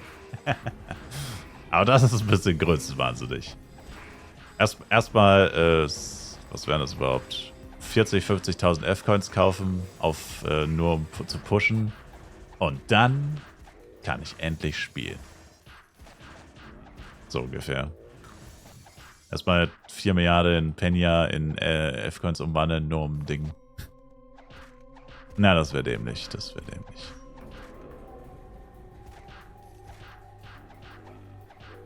Aber ich habe vorhin geguckt, ne? Ich dachte, die 15-Tage-Scroll kombinierte. Also war es dann eigentlich doch wieder richtig. Ich dachte, die 15-Tage-Scroll würde tatsächlich 3.000 kosten. Da dachte ich mir dann so, okay, ich habe vielleicht doch einen Fehler gemacht mit der Red Scroll. Da dachte ich mir, okay, 15 Tage für 3.000 Ding ist vielleicht doch besser, weil dann auch nur 500 teurer ist die richtige für 5,5. Aber die kostet tatsächlich 3,5. Die Party-Scrolls, ach, das ist einfach so ein Abfuck. Die sind so gottlos, diese Scrolls. Richtig nervig. Mit denen haben sie den Vogel wirklich abgeschossen. Kann man nicht oft genug betonen.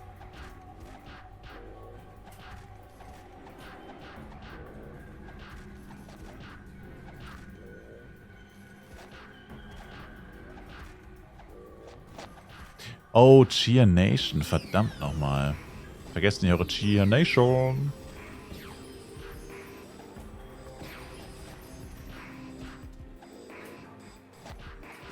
Oh oh. Okay, das sollte jetzt auch nicht unbedingt passieren.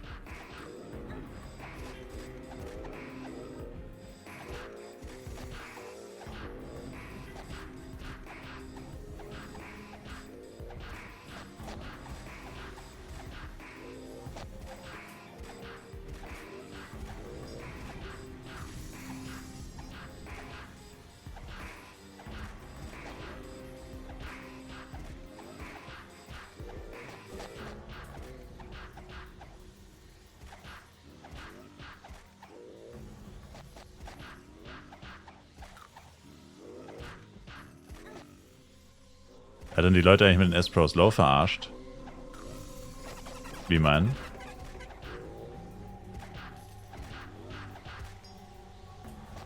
Ich sehe hier welche für 100k. Bitte sag das nicht. Bitte sag das nicht. Die Preise sind gottlos. Oh. Ja, das sind sie.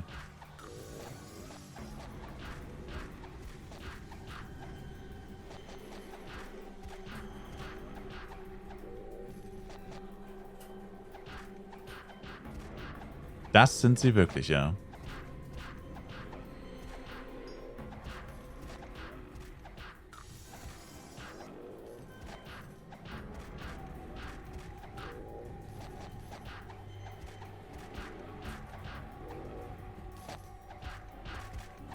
Und einen Vega 7 abzugeben.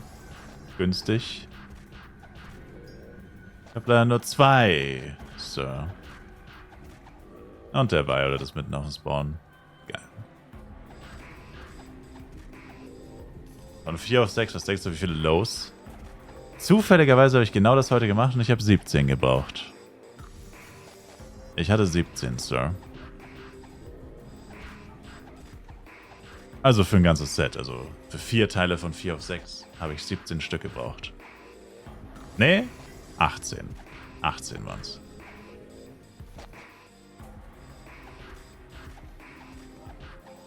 Dann werde ich auch 17 brauchen. 18. Viel Glück, Sir. Viel Glück.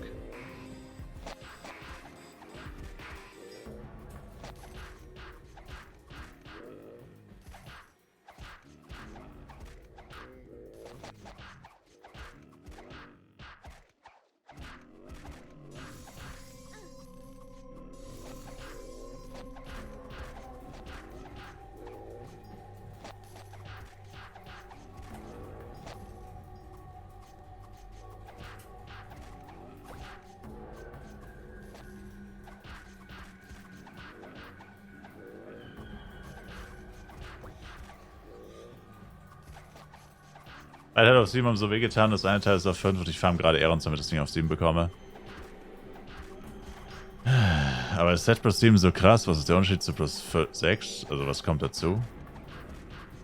Ist das nicht nur 1% ATK oder so?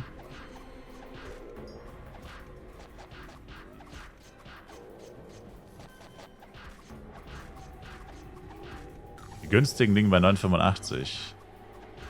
Nee, also ja, Schmachti, aber eigentlich nicht. Also es soll wohl immer wieder Leute geben, die sie ziemlich günstig verkaufen.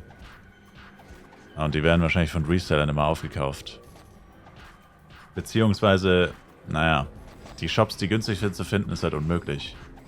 Das sind halt Glückstreffer. Die meisten packen sie halt für sau viel rein. Aber wenn du Glück hast, findest du sie halt günstig. Der Laden ist dann immer leer. Ja, das auch. Ja, nee, ich meine halt so Channel 5 oder so, klickst auf irgendeinen random Shop, S-Pro-Loan hat er einfach 8 Stück für 500k oder so. So soll es wohl sein. Also es soll wohl solche Shops schon gegeben haben. Aber klar, sobald das jemand sieht, kauft er sie instant raus, weil er weiß, er kann sie auch für mehr verkaufen. So. Sowas hält natürlich nicht lange. Da musst du halt das Glück haben, dass du auf so jemanden triffst, bevor schon jemand, also bevor irgendjemand anderem. Also ist mir auch noch nicht passiert, aber habe jetzt schon ein paar Mal gelesen, dass Leute auch schon Glück hatten. Bei Power Dice stimmt. Bei Power Dice war ich auch schon ein paar Mal kurz davor.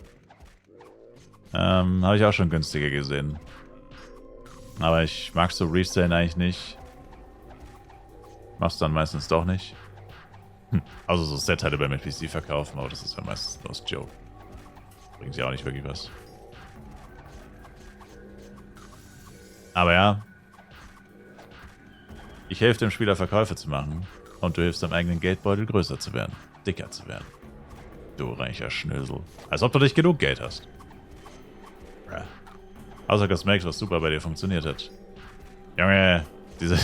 Ey, jedes Mal, wenn jemand sagt, hey, ich überlege, ob ich in Skins investieren soll, denke ich mir nur so, Junge, tust du nicht. Warum? Schlechteste Idee deines Lebens. Aber man muss mal wirklich sagen, Gala ist echt dran schuld, ey. Die sind so unberechenbar. Du kaufst irgendeinen Skin, portest ihn und dann, wenn du so denkst, jetzt habe ich den Skin so 6 Monate, das wäre der perfekte Zeitpunkt, ihn auf den Markt zu bringen. Gala, and that's where you're wrong, kiddo. Und packt ihn einfach nochmal in den Cash-Up. 20% günstiger. Und er ist komplett wertlos. Mein Luxury Tuxedo, oh, das hat so wehgetan. CW-Skins einem Jahr. Ja, Gala, da hat Gala den Braten leider gerochen. Da haben sie gecheckt, oh, CW-Skins sind ultra fucking beliebt und werden für so viel gehandelt, dann können wir doch bestimmt nochmal im Cash-Up verkaufen. Boom.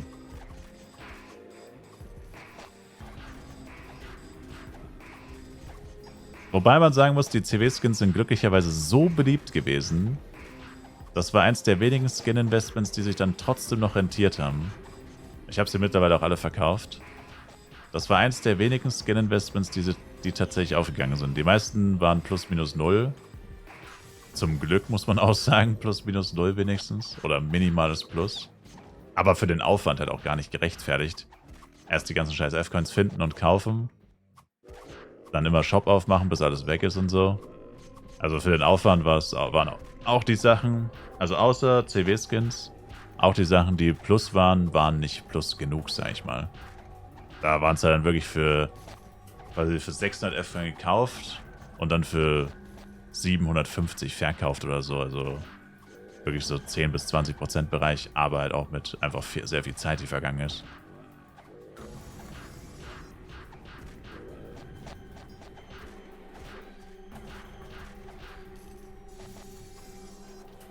Ja, Clockwork-Skins hätten sie teurer verkaufen können. Ich verstehe auch nicht, warum sie das CS-Set nie wiedergebracht haben. Das Clockwork Servant-Set.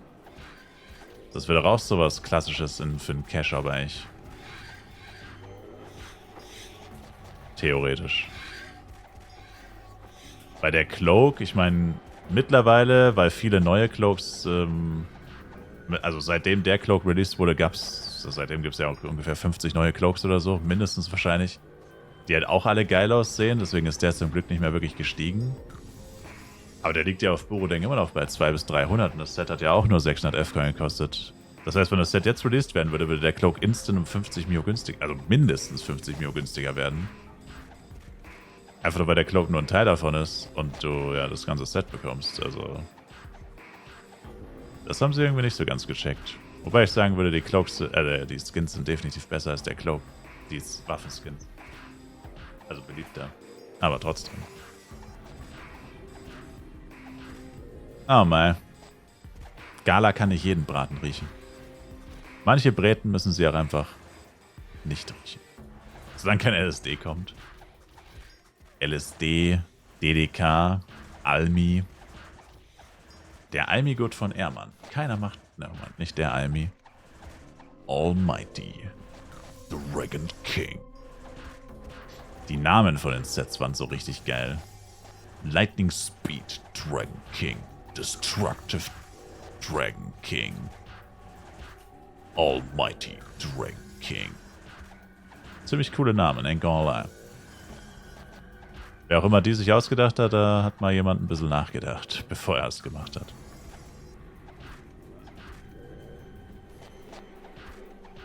Aber die waren ja geistesgestört, ne? In Flive PC, also eigentlich, da muss man sagen, Flive PC, als diese Dragon Sets kamen, also ich weiß nicht, ob sie immer so viel gekostet haben, aber ich glaube schon. Die 6 von 6 Dragon Sets im Cacher bei Flive PC, also lasst mich nicht lügen, aber ich glaube, die haben 6000... Also entweder war es 6300 oder 3600. Ich bin gerade nicht hundertprozentig sicher. Aber ich bin mir eigentlich relativ sicher, dass das irgendwie 3,6 war 4 von 4. Oder 4,2 oder irgendwie so. Und ich glaube, du musstest echt 6,3 zahlen für Cloak, Maske und das Set. Also es war ein 6-teiliges CS-Set mit Effekten. Was es davor noch nie gegeben hat, als die eingeführt wurden. Ich glaube, es war 2010 oder 2011 kamen die. Und du musstest einfach 60 € dafür zahlen. Für ein Item. Das auch noch ultra OP war. Und eigentlich komplett Pay-to-Win. Einfach komplettes Pay-to-Win CS-Set im Cash-Up und boom, 60 € oder so. Also das war schon, da muss man schon sagen, das war schon ein bisschen unverschämt. Also ich glaube, das war wahrscheinlich so die erste finanzielle Krise von denen. Und die haben sich wahrscheinlich gedacht, wie können wir jetzt am besten sau viel Knete verdienen? Und dann hatte irgendjemand wahrscheinlich so die Idee, verkaufen wir doch einfach übelst das krasse Set im Cash-Up. Muss gut aussehen und muss gut wirken. Und das war tatsächlich das beste CS-Set im Game bis 2016 oder so. Es war auch ewig lang das beste Set im Game. Also es hat sich wenigstens damals gelohnt. Wenn du es damals gekauft hast, hast du es 5 Jahre lang nicht bereut. Und naja, man kann ja nicht erwarten, dass niemals was Besseres kommt. Von dem her... Ja. Aber ja, stimmt schon. Die Effekte waren fett. Optisch war es fett. War schon geil damals. Das muss ich zugeben. Aber die Preise waren auch ein bisschen unverschämt. Bei Klarfans gelevelt mit einer M, das ist arschnervig, ja. Buffst du deine M immer? Ich buff meine M immer. RM immer Mantis sein, Doppel-Mantis sein, Quickstep, Haste und Heap Up. Mach ich. Früher oder später wahrscheinlich auch einfach meinen kompletten Action-Slot. Aber das Nervige ist für mich, dass meine Buffs noch so kurz halten und meine M so langsam castet, dass ich keinen Bock habe, jedes Mal komplett beide durchzubuffen. Aber jetzt, wo die Viecher so viel Schaden machen, und sobald ein Argo kommt, ist er fast garantiert tot gefühlt. Wäre es wahrscheinlich besser. Dass er noch ein bisschen Blockrate und Death hat. Cats Reflex ist auch big. Ja, wenn er droht, gewone-shottet zu werden, auf jeden Fall.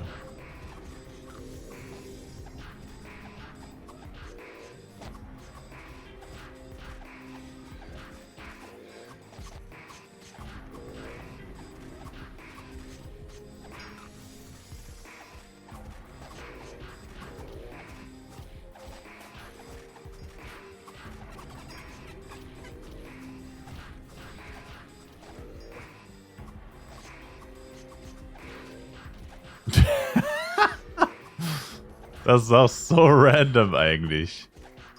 Guckt mal. Einfach verkaufe Kaisern-Gowns, 135 Ringmaster und Silos-Set.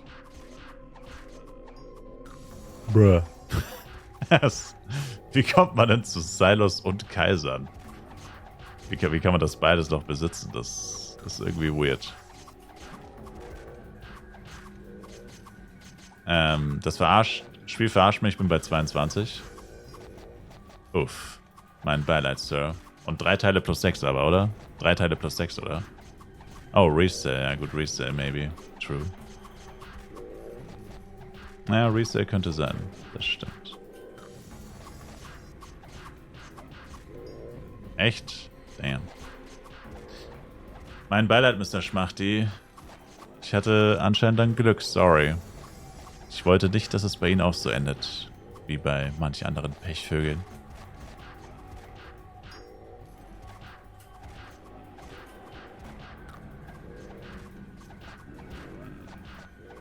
Nicht schlimm, ich hab's gleich. Es wäre ja auch nicht so schlimm, wenn diese scheiß Low-Products nicht so teuer wären. Weißt du, da freut man sich, dass die Upgrade-Rates mal ein bisschen besser sind und plus 6 gefühlt, nur von den Rates her, mal einfach ist oder geschenkt fast schon. Und dann kosten Low-Products fucking eine Mio each. Was ist das für eine Scheiße, ey?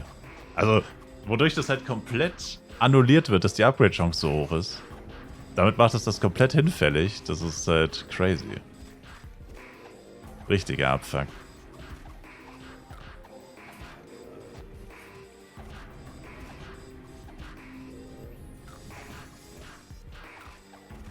Wait.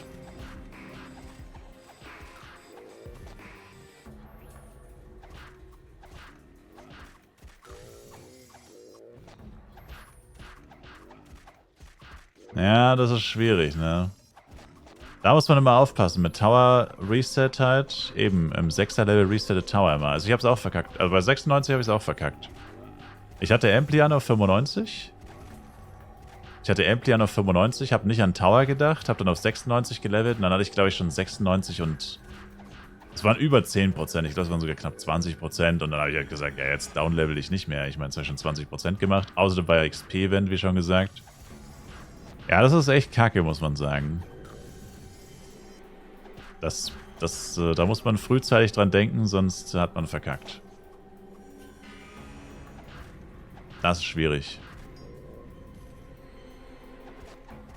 Wo musst du mit 120er Waffen hin für die Diamonds? Zu Peach. Das geht auch nicht mehr. Echt nicht?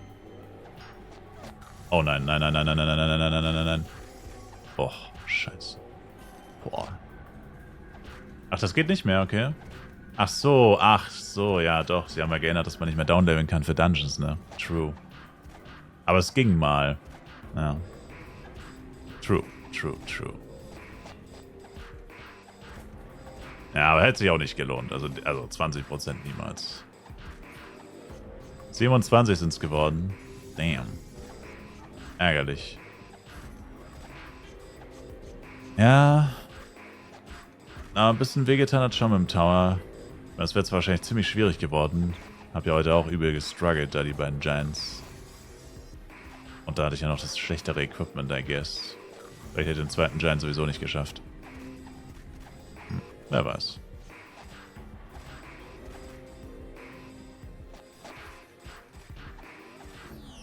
Aber normalerweise levelt man halt gar nicht so schnell. Also so auf Burodeng oder so kann dir das eigentlich gar nicht so richtig passieren, weil du dann niemals so schnell leveln würdest. Das ist hier halt die Besonderheit, dass man da so schnell ist, dass man auch mal einfach mal 4, 5 Level oder so macht in 2, 3 Stunden und dann... Oh, Moment mal. Fuck.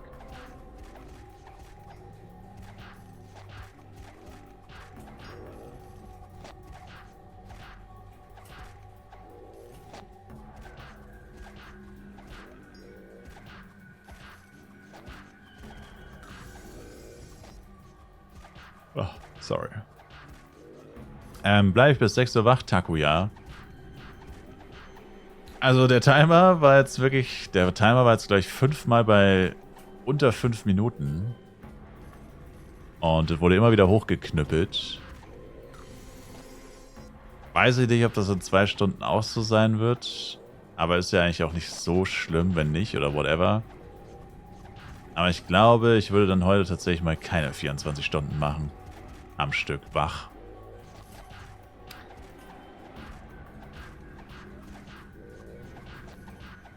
Wait, what, Martin?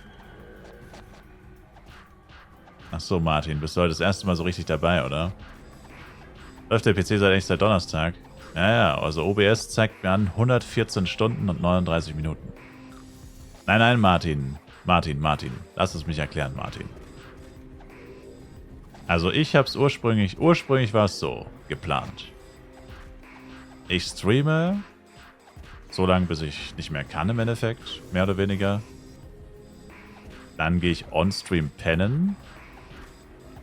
Und mache also das Mindeste an Schlaf, um nicht drauf zu gehen, so ungefähr. Aber halt on-stream. Und dann, was halt Arsch bequem ist, by the way. Und dann instant aufstehen und eigentlich direkt weiter, so mehr oder weniger. Das war so der ursprüngliche Gedanke. Aber Timer läuft weiter beim Schlafen.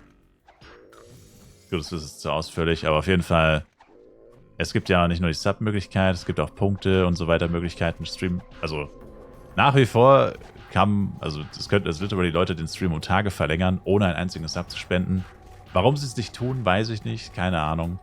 Aber da es keiner gemacht hat, kam dann der Vorschlag, wenn ich pennen gehe, pausiert der Timer einfach. Und dann geht es dann einfach weiter, wenn ich wieder aufstehe, sozusagen. Das heißt, Martin, der Timer würde pausieren, später. Dann würde ich pennen gehen. Und dann eigentlich auch pennen, Zähne putzen und direkt wieder herkommen. Also gestern war es so, um dir einen Überblick zu verschaffen. Ich bin so gegen 3 irgendwann aus dem Stream mehr oder weniger, also halt raus sozusagen. Und dann bin ich um 1 wieder hier gewesen. Also habe nicht 10 Stunden geschlafen, sondern halt so knapp 8 Stunden, etwas über 8 Stunden. Also aus dem Stream raus, Zähne putzen, ins Bett gehen, aufwachen, auch Zähne putzen und so weiter. Und dann war ich wieder hier. Und seit 13 Uhr, oder ich glaube es war 12:50 Uhr oder so, oder irgendwie so, keine Ahnung, ist ja egal. Auf jeden Fall seit 13 Uhr circa bin ich hier mit minimalen Pausen, kurz eine Pizza in den Ofen schieben, Toilette etc. Aber basically bin ich jetzt auch schon wieder seit 15 Stunden am Stück mehr oder weniger hier.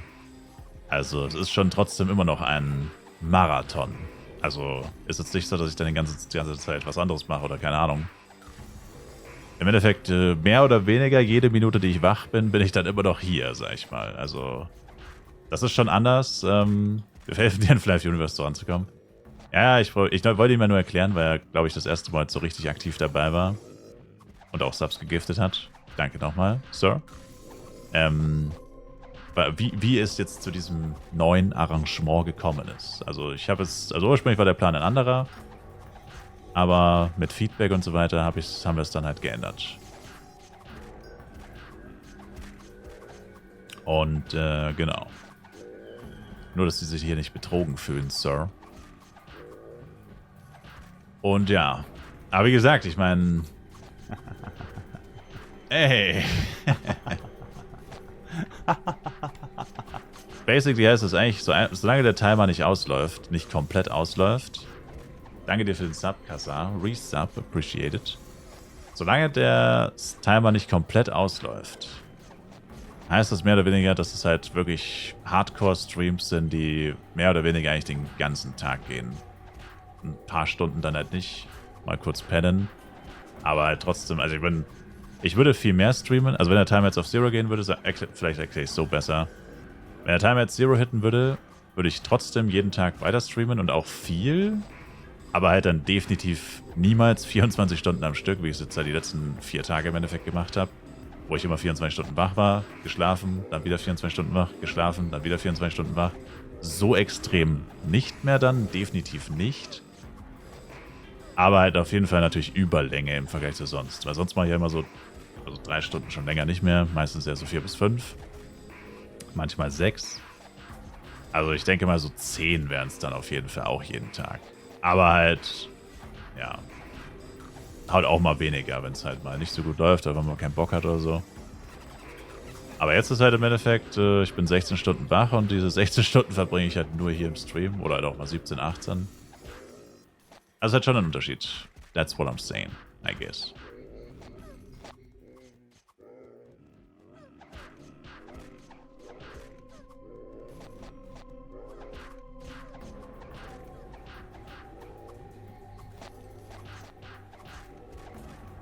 Heute war es ja glücklicherweise so, dass wir nicht lange mit den Lecks kämpfen mussten. Wurde ja relativ schnell behoben, zum Glück. Ich hoffe, das bleibt dann so. Nicht, dass man es bereut, dass man nachts wieder schlafen geht.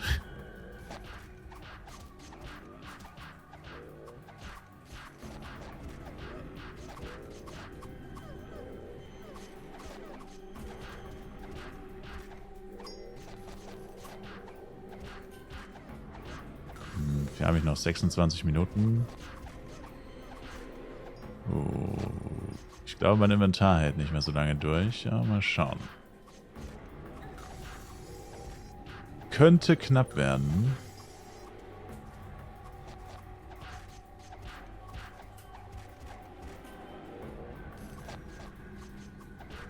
Ach Mann.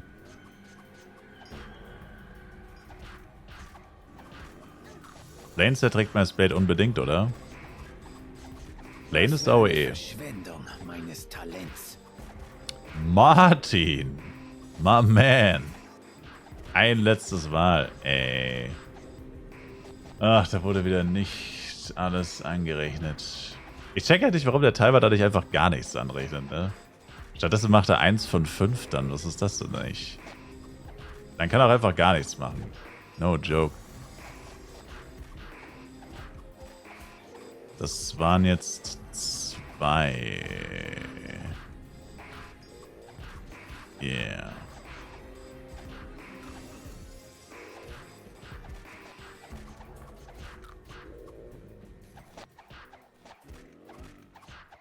Oh nein, nein, nein, nein, nein, nein, nein, nein, lauf, lauf, lauf, lauf, lauf, lauf, lauf.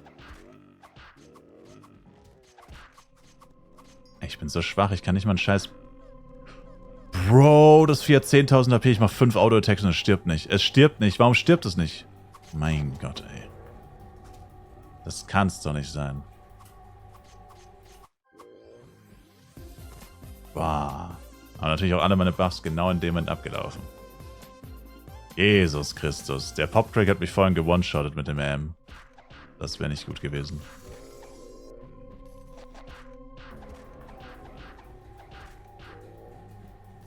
Also, das heißt, es fehlen 3 Subs letztendlich. Aber danke dir auf jeden Fall, Martin. Vielen Dank, Sir. I appreciate it. Aber das bestärkt mich nochmal in dem Vorgehen, wie gesagt, pennen zu gehen. Weil sonst wird das wieder ein 24er. Was jetzt nicht so schlimm wäre... Oh, Lightning 4, nice. Ach so, ich habe noch keine zweite Lightning 4 in meiner Suit. Dann ändern wir das doch mal. Ja. Schon wieder 4 Uhr. I know. Ich bin süchtig. Ja, das bist du. So. Ich sag mal so, also sollte der Timer morgen auch wieder nicht auslaufen, probiere ich morgen wieder einen 24er zu pullen. Wie klingt das? Wie klingt das?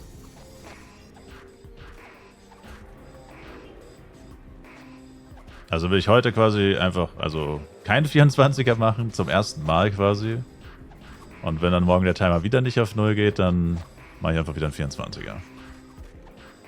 Was dann der 5. 24er in 6 Tagen wäre, was wirklich geistesgestört ist. Das ist schon viel. Ich hoffe, mein PC macht so lange mit. Ich habe immer noch irgendwie so ein bisschen Bedenken, dass der irgendwann einfach mal abraucht. Ich hoffe nicht, dass das passiert. Ich hätte vielleicht morgen noch kurz... mein Bruder hat so einen PC-Shop gefunden, bei der alte, bei dem ich meinen alten PC habe machen lassen, den gibt es leider nicht mehr. Mein Bruder hat so einen neuen, oder was heißt, einen anderen gefunden bei uns in der Stadt, der halt vor Ort ist, wo man mit den Leuten auch tatsächlich reden kann. Das ist besser als so eine Online-Plattform, würde ich sagen. Weil es halt auch direkt vor Ort ist und so, muss nicht per Post verschickt werden, so ein Scheiß. Und da würde ich vielleicht, also die haben irgendwie noch montags und dienstags offen, was ein bisschen seltsam ist. Klingt fast wie so ein bisschen Geldwäsche oder sowas.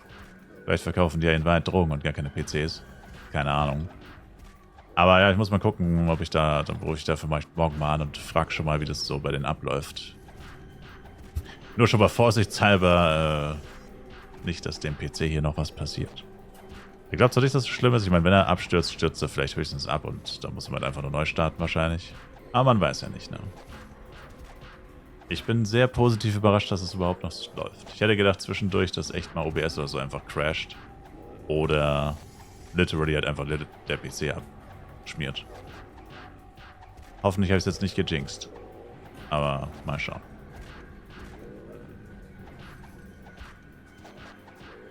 Aber ja, dann ist das quasi unser Deal. Was hat der PC denn? Die CPU, also er schwächelt generell schon länger, schon seit ein paar Jahren tatsächlich. Kamera schafft er nicht mehr synchron. Ist eigentlich permanent auf Maximalauslastung. Vor allem die CPU röchelt sehr stark. Und ja, ist einfach alt. Für das, was ich von ihm verlange, I guess wohl einfach zu alt. Einfach in die Jahre gekommen. Ich meine, er funktioniert noch, wie du siehst. Also ich meine, eigentlich passt es. Also es ist wahrscheinlich nur die CPU, die wirklich ausgetauscht gehört. Der Rest passt wahrscheinlich noch.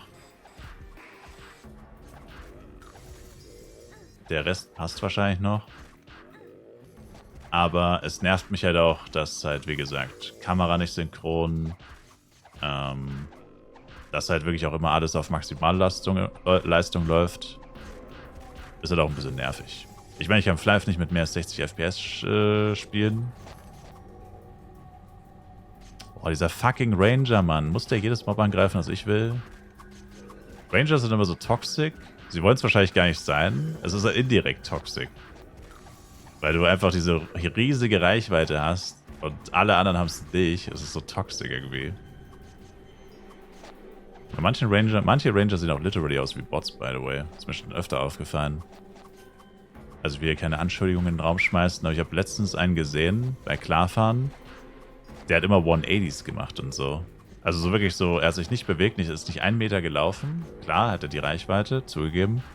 Aber hat sich nicht 1 Meter bewegt bei Klarfahren. Und es sah aus wie so fast schon Tower Defense mäßig.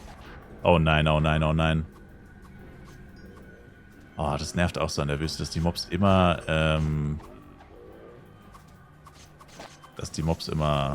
so überlappen. Aber wie so Tower Defense mäßig, wie so ein Auto-Shot-Tower, keine Ahnung. Sobald er ein Ziel sieht, visiert das an und schießt direkt drauf los. Sah ein bisschen unhuman-like aus, sagen wir es mal so. Also wir haben jetzt nicht so lange beobachtet, deswegen kann ich es jetzt auch nicht so safe sagen. Ich sage nur so, der erste Eindruck war irgendwie so ein bisschen weird. Aber es war da, wo der Klarfahren so extrem voll war, wo auf jedem Channel 4 Leute waren. Da habe ich das nicht weiter beobachtet. Ich wollte dann nur so schnell wie möglich weg.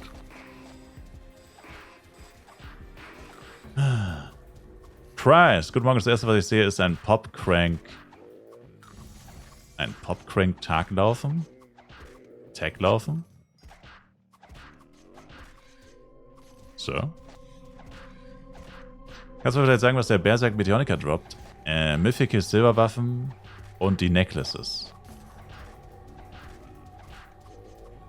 Ach so, Tag gelaufen. Oh. Ach so, wegen Popcrank-Psychose. Stimmt, das hast du gesagt. Also wie gesagt, Mythical Silberwaffen, das sind diese AOE-Waffen für Level 105. Reine AOE-Waffen sind im Endeffekt wie die Angels-Waffen, nur besser. Was Tankiness angeht. Das sind wirklich reine Tankwaffen, alle mit STA, Blockrate, HP-Rate und so.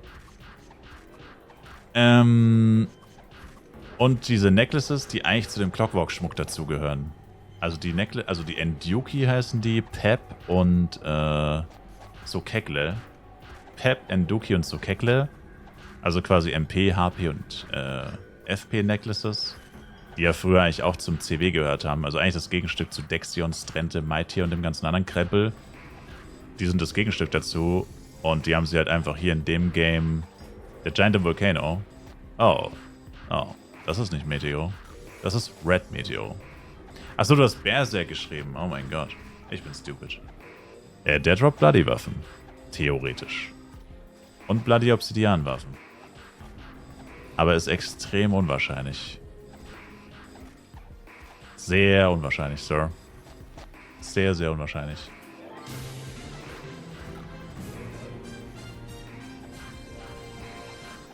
Sehr, sehr unwahrscheinlich. Also wir haben es damals geschafft, dass es released wurde. Ich weiß nicht, wie viele wir da getötet haben. Ich habe es nicht gezählt. Danke für den Follow, Bensulai. Als Red Meteo, also als der Volcano Dungeon released wurde, und da waren wir zu schwach für Red Meteo, beziehungsweise da haben wir Red Meteo immer zu dritt oder zu viert gefarmt. Das war eigentlich auch crazy. Red Meteo immer mit 3 oder 4 Rangern. Das war auch ganz lustig. Ein BP war manchmal dabei und dann immer so 3 oder 4 Ranger. Das war echt crazy. Und, genau. Und da haben wir dann auch zusätzlich, weil die Bloody-Waffen halt so arschteuer waren, die wurden dafür mehrere tausend F-Coin, ich glaube für so bis zu 7000 F-Coin oder so wurden die, glaube ich, gehandelt. Nee, sogar 10.000. 700 Millionen, damals Cashkurs 60, 70, glaube ich. Über 10.000 F-Coins sind ja die teuersten Bloody-Waffen. Also geisteskrank. Und dann hat man halt in Anführungszeichen herausgefunden, dass da halt auch diese Giants die Waffen droppen. Mit einer wesentlich schlechteren Wahrscheinlichkeit, wusste man auch. Aber Giants sind halt viel schwächer, dachte man sich. Und dann farmt man die halt. Und alle haben gesagt, es bringt nichts, die Chance ist viel zu niedrig. Und meistens hat man einfach gar nichts gedroppt. Aber nach ein paar hundert oder so hatten wir eine Bloody Obsidian Axe. Also ich würde sagen, es waren so 500, 600 oder so vielleicht, höchstens. Auf jedem Channel sind, glaube ich, 5 Berserk Meteonica, 5 Cyclops und 5 Gruntheiser. Es gibt ja 5, also es gibt ja 3 verschiedene Giants. Von diesen Hunden gibt es keinen. Von diesen Marklov oder wie auch immer die heißen. Oder Markov. Also so spricht man es safe nicht aus, aber diese Höllenhunde da. Genau. Also theoretisch gibt es 15 Giants pro Channel im Volcano. Immer 5 müssten es, glaube ich, sein. Und ja, mit einer dreifachen Drop-Rate, also irgendein Moderator meinte, glaube ich, am Anfang mal, dass er 2000 gebraucht hat auf dem Testserver, bis er eine Waffe hatte. Aber ich glaube, der war dann tatsächlich schon ein bisschen unlucky, weil ich glaube, Average wäre dann eher so 1000. Also bei uns war es deutlich unter 1000. Auf Burodeng ohne XP, ohne Drop-Bonus. Also wenn du jetzt mit dreifacher Drop-Rate plus vielleicht Doppel-Housing-NPC reingehen würdest und die abfarmen würdest, könnte ich mir vorstellen, dass so Average vielleicht maximal 500 sind für eine Waffe. Aber erstens ist 500 nicht wenig. Und zweitens, ja. Ist halt die Frage, was zum Beispiel, wenn es ein Bloody Big Sword ist. Oder so. Also halt eine der schlechteren Waffen. Hat sich der Aufwand dann rentiert, wenn du dafür, keine Ahnung, 5 Stunden gefarmt hast oder so? Das weiß ich nicht. Scheiße, mein Invi ist voll.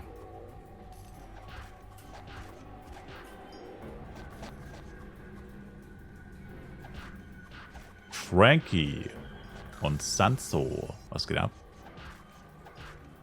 Ich habe jetzt noch 13 Minuten Amplis und natürlich ist mein Inventar voll. Ich könnte theoretisch nur mit dem RM-Inventar lernen. Mich einmal nochmal rebuffen und dann einfach nur mit dem Jester hier bleiben, wenn der RM zurückfliegt.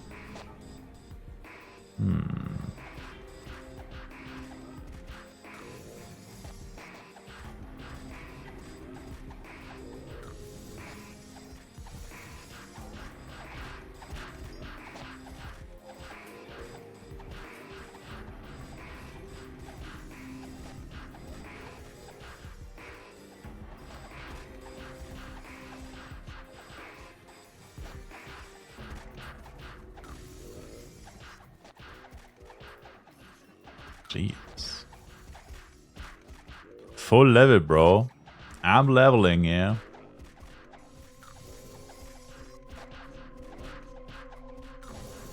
Ja, oder ich lerne einfach mit beiden Invi. Mach mit dem hier Blinkwing of Madrigal und der andere nicht. Uff, und da droppen direkt 2 Items, die ich nicht aufhebe. Ja, komm, dann Blinkwing of Madrigal. Boah, das ist echt ätzend, ey.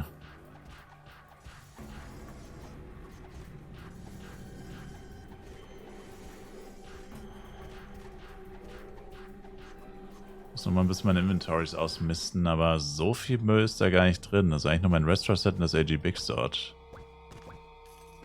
Es ist jetzt nicht so, dass ich das komplett zugemüllt hätte eigentlich.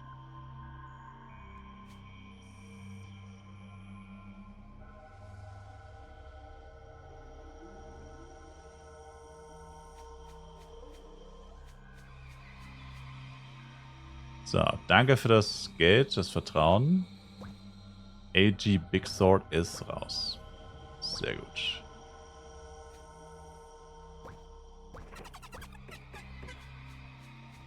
Ich sag's euch, Scroll of Return Town ist echt crazy. Also wenn man davon so ein paar gebunkert hat,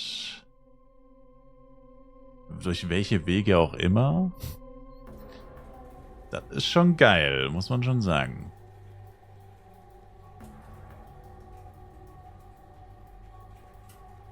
Aber kaufen für F-Coins weiß ich jetzt auch nicht.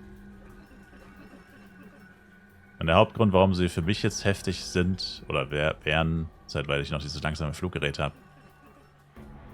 Wenn ich mal Premium-Fluggerät habe, zumindest für diese 3 Wochen, dann... Und ich habe jetzt auch wirklich die ganze Zeit diese Max-Distanz. Darkon 3 Wüste, Darkon 3 Klarfahren. Die ganze Zeit diese Max-Range von der Town. Also weiter weg geht's halt nicht. Längste possible Strecke. Das ist halt auch Abfuck.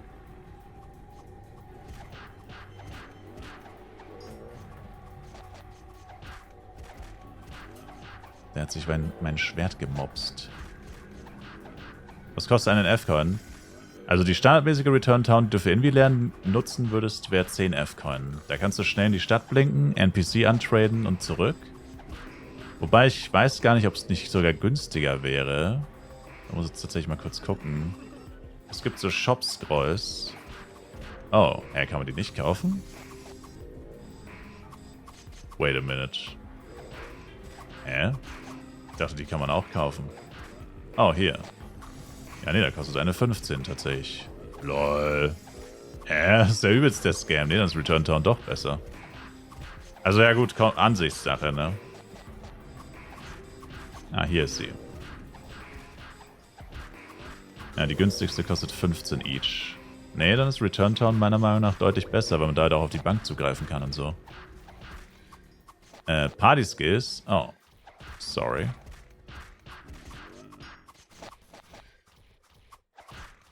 Nee, eine Return Town würde 10 kosten. Und du kannst dann in die Stadt zurückblinken.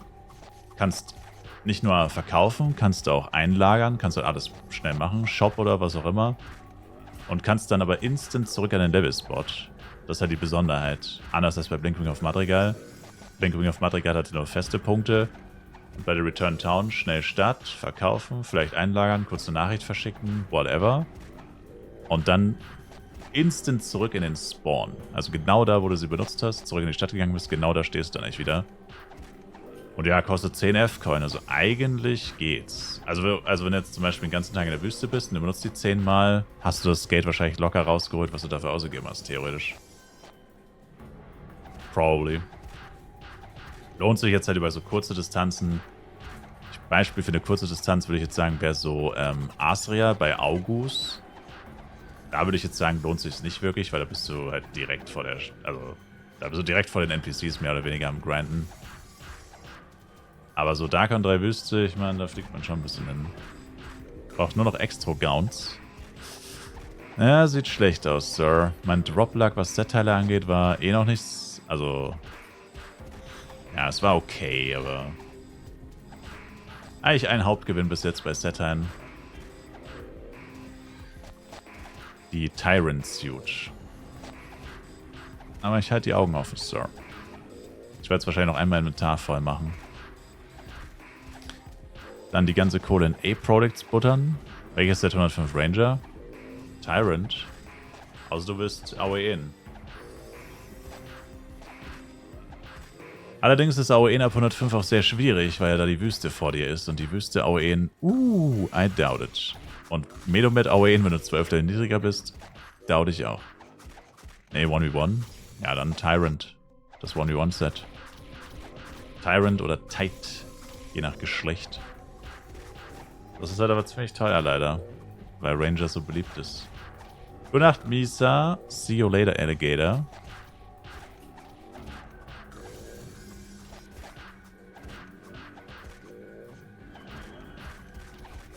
Was kostet das Set? Also ich habe die Suit für 70 verkauft, aber das schwankt halt.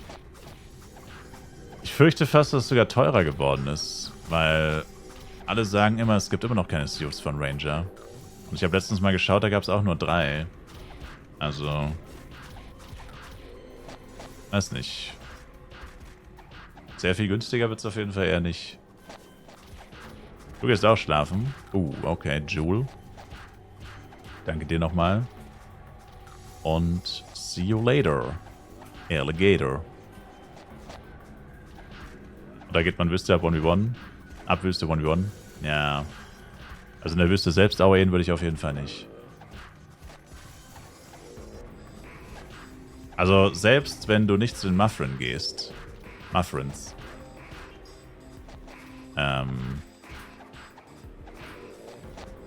Weil die Monster in der Wüste haben alle eine Rage-Face. Das heißt, die sind wirklich sehr stark, egal wo du hingehst. Also alle Mobs sind hier viel stärker. Das sagt jeder.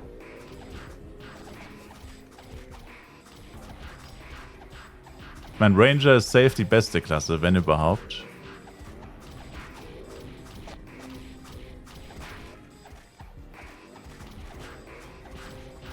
Wegen der hohen Block- und Ausweichrate. Mit Prems.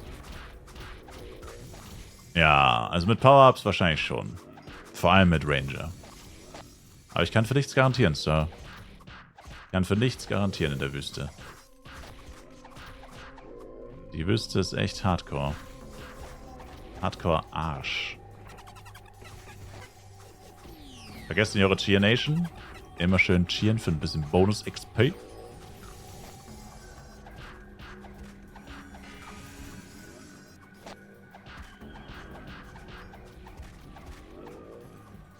Also Ranger hat hier den...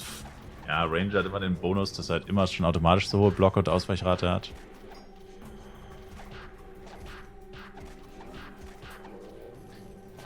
Und ja, Brian, HNR ist natürlich schwierig. Warum nicht HNR einfach? Weil es laggt Bomber. Meistens. Also HNR ist halt risky, ne? Oh, da macht einer, glaube ich, HNR. Was ist denn jetzt plötzlich los, ey? Da ist ein neuer Typ und jetzt AOE't da noch einer, oder was? Das war es hier gerade so chillig mal. Ich glaube, ich muss Channel wechseln.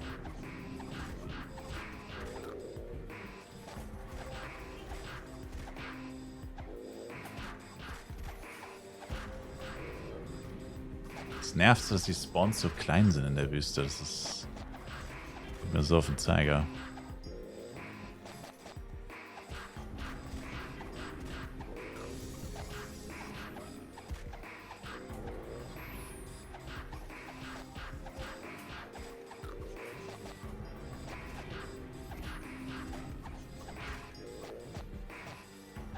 Oh, sorry.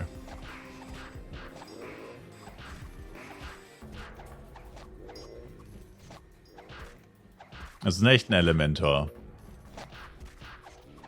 Es ist echt ein Hit-and-Run-Elementor. Das ist gleich der erste, den ich gesehen habe. In meinem Levelbereich. Crazy. Sieht man sehr selten. Naja, gut, bei Klarfans war auch einer. Sieht man auch nicht oft.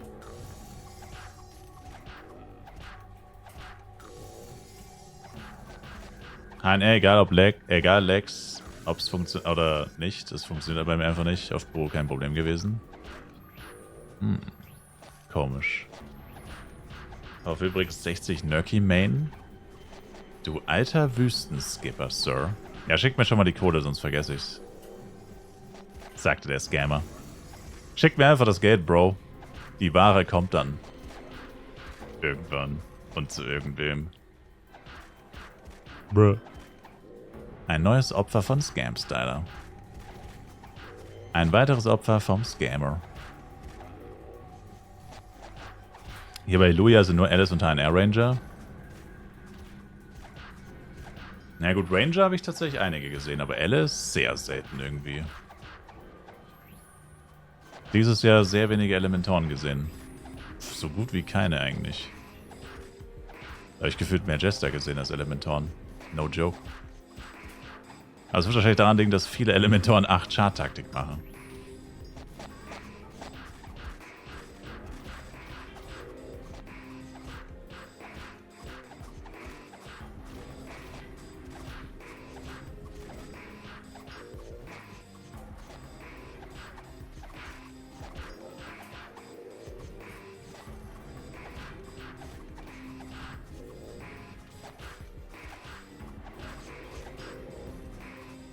Wie ist das eigentlich mit Gildenhäusern? Kann man auf die schon bieten? Weiß das irgendjemand?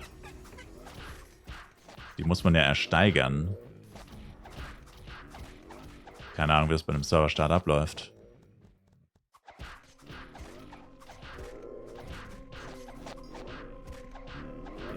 Aber wenn wirklich ein Upgrade-Event kommen würde, wäre natürlich der Upgrade-Gilden-NPC auch nicht schlecht. Aber dafür braucht man erstmal dieses Haus.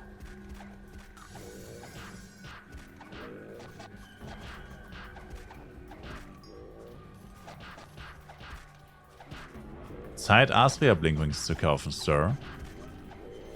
Astria Blinkwings? Ich dachte, jeder benutzt nur Town Blinkwings. Aha! Überführt, Sir.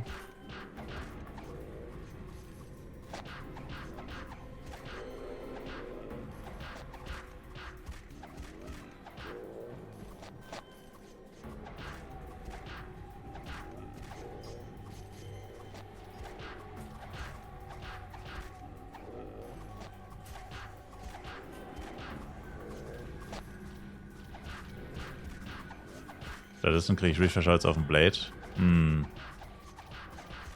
Also auf FEC habe ich mit den Dailies Spielzeitbelohnungen auch geistesgestörtes Pech. Letztes Jahr war es auch so. Ich check's nicht. Die sind gefühlt auf dem FEC genervt oder so. Extra Set zusammen. Erstmal Penner Farm zum Appen. Classic. Aber nice, Sir. 105er Set ist huge. 105er Sets sind erste Sahne.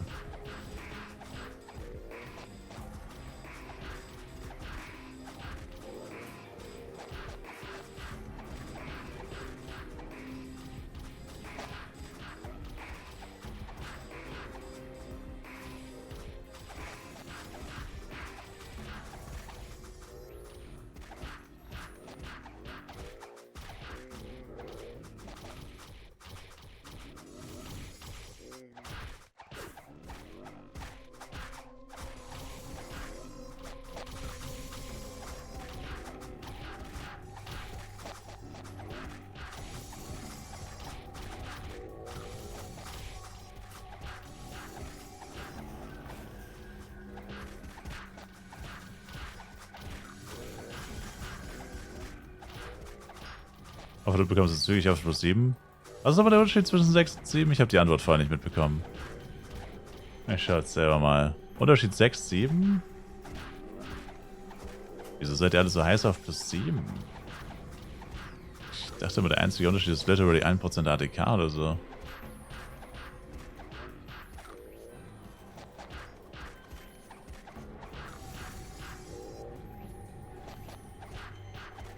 Erstmal was zu essen kochen.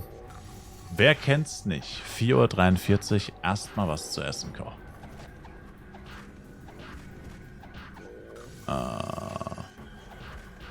Oh, ich bräuchte 2 Filler, by the way. Nochmal. Für eine halbe Stunde oder so.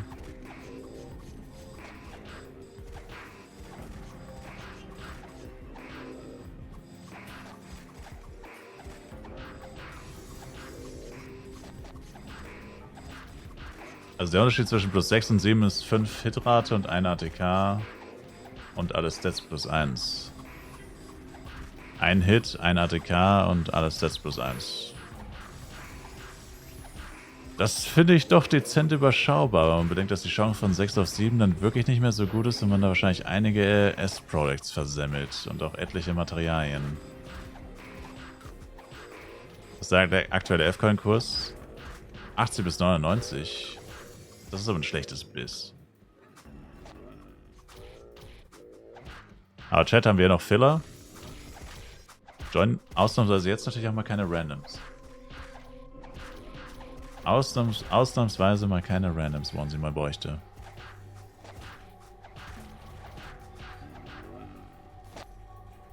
...80 bis 90 eher. Yeah. Also heute war es eigentlich durchgängig so um die 80 rum. Aber natürlich wird das nicht immer so bleiben. Vorhin hieß es ja schon, dass irgendwie so ein kleiner Spike war und jetzt ein bisschen teurer sind.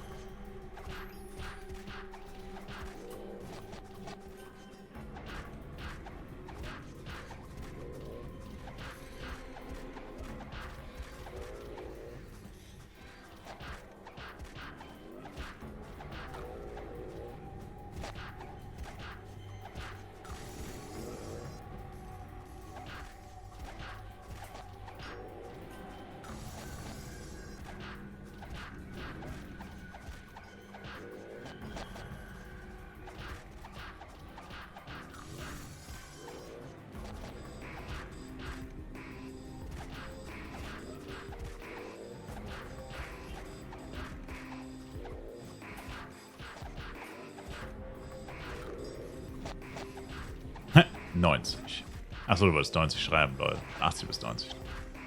Achso, ja, dann passt ja. Das kleine noch 107, wie schon gesagt, also vor Astria will ich auf jeden Fall 108 sein. Also vor 108 probiere ich Astria gar nicht erst. Und dann würde ich wahrscheinlich ohne Edit Change mal hingucken und mal auf Tauchfühlung gehen. Aber eigentlich muss ich sagen, sind die Bären jetzt echt okay.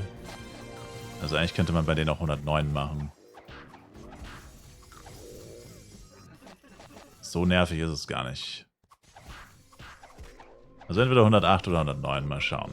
Aber 110, also 110 würde ich eigentlich sagen, aber gut, die Wüste fuckt schon echt ultra ab. Aber 107 ist halt echt zu früh. Also 107 ist schon sehr früh für 1v1 vor allem. Und kein sehr gutes Equipment und nicht permanent alle Power-Ups. Adi Master, danke für den Follow. Appreciate it. Also ich denke 107 ist schon zu früh mit meinem Equipment und so.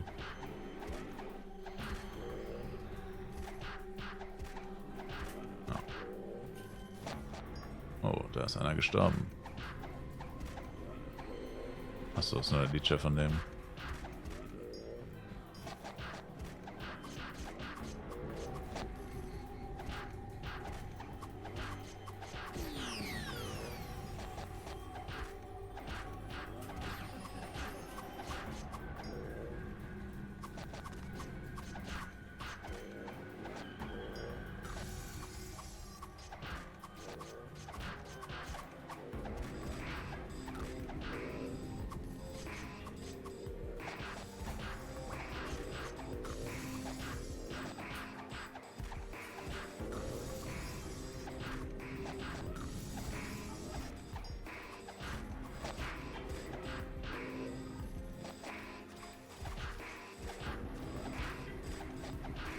Uff.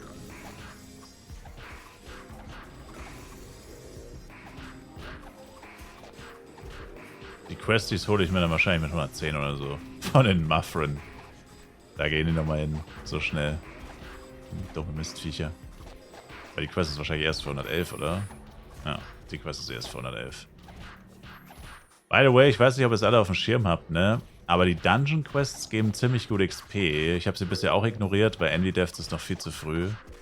Das ist noch zu früh und außerdem weil ja auch XP bin und so. Aber das ist eine der wenigen Quests, die sich wahrscheinlich schon lohnt, auch einfach mal so zu machen, weil man gerade eh mal nicht so viel Bock hat zum Grinden oder so. Und man eine Pause braucht.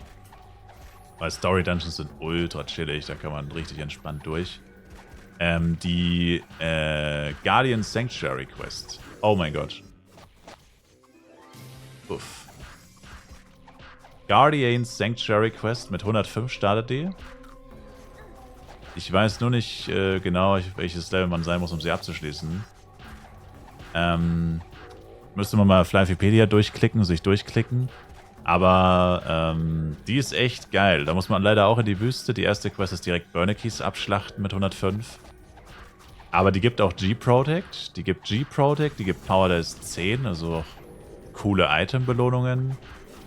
Und actually ziemlich viel XP. Also die lohnt sich tatsächlich, die Quest. Das ist so einer der ersten Quests, die sich eigentlich ziemlich fett lohnt. Vor allem, weil es nicht nur XP und... Also Penya gibt es, glaube ich, gar keins. Penya gibt es bei Dungeon Quests eigentlich gar nicht. Eigentlich niemals. Die geben immer nur XP und Items. Aber eben Protect-Items. Das heißt, Time Investment müsste da verhältnismäßig gut sein. Weil gute XP und gute Items. Und die sind ja Geld wert. Also ich hätte sie eigentlich auch schon gemacht, aber ich warte natürlich auf meine M, leider. Dass die zusammen machen können. Kein Bock, die zweimal zu machen. Vor allem nicht mit dem M. Nicht mit diesem M vor allem. Aber ja, das ist so ein Tipp. Also ab Guardian Sanctuary diese Dungeon Quest mitnehmen. Angel Wand gedroppt, bei Cat haben sich die 3 Stunden gelohnt. Na gut, Angel Wand ist leider nicht so gut, aber GZ, Sir. Also, ist leider nicht die beste Angel-Waffe, glaube ich. Trotzdem nice. Besser als Nothing. Besser als so ein alter Nothing-Burger.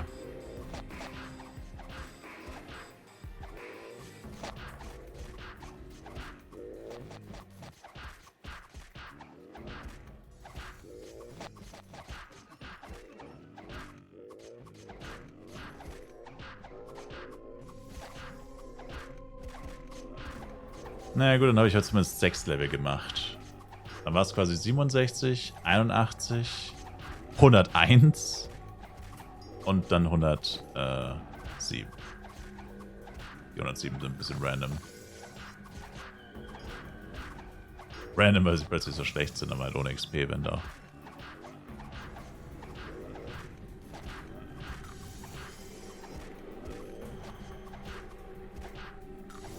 Und morgen dann 120.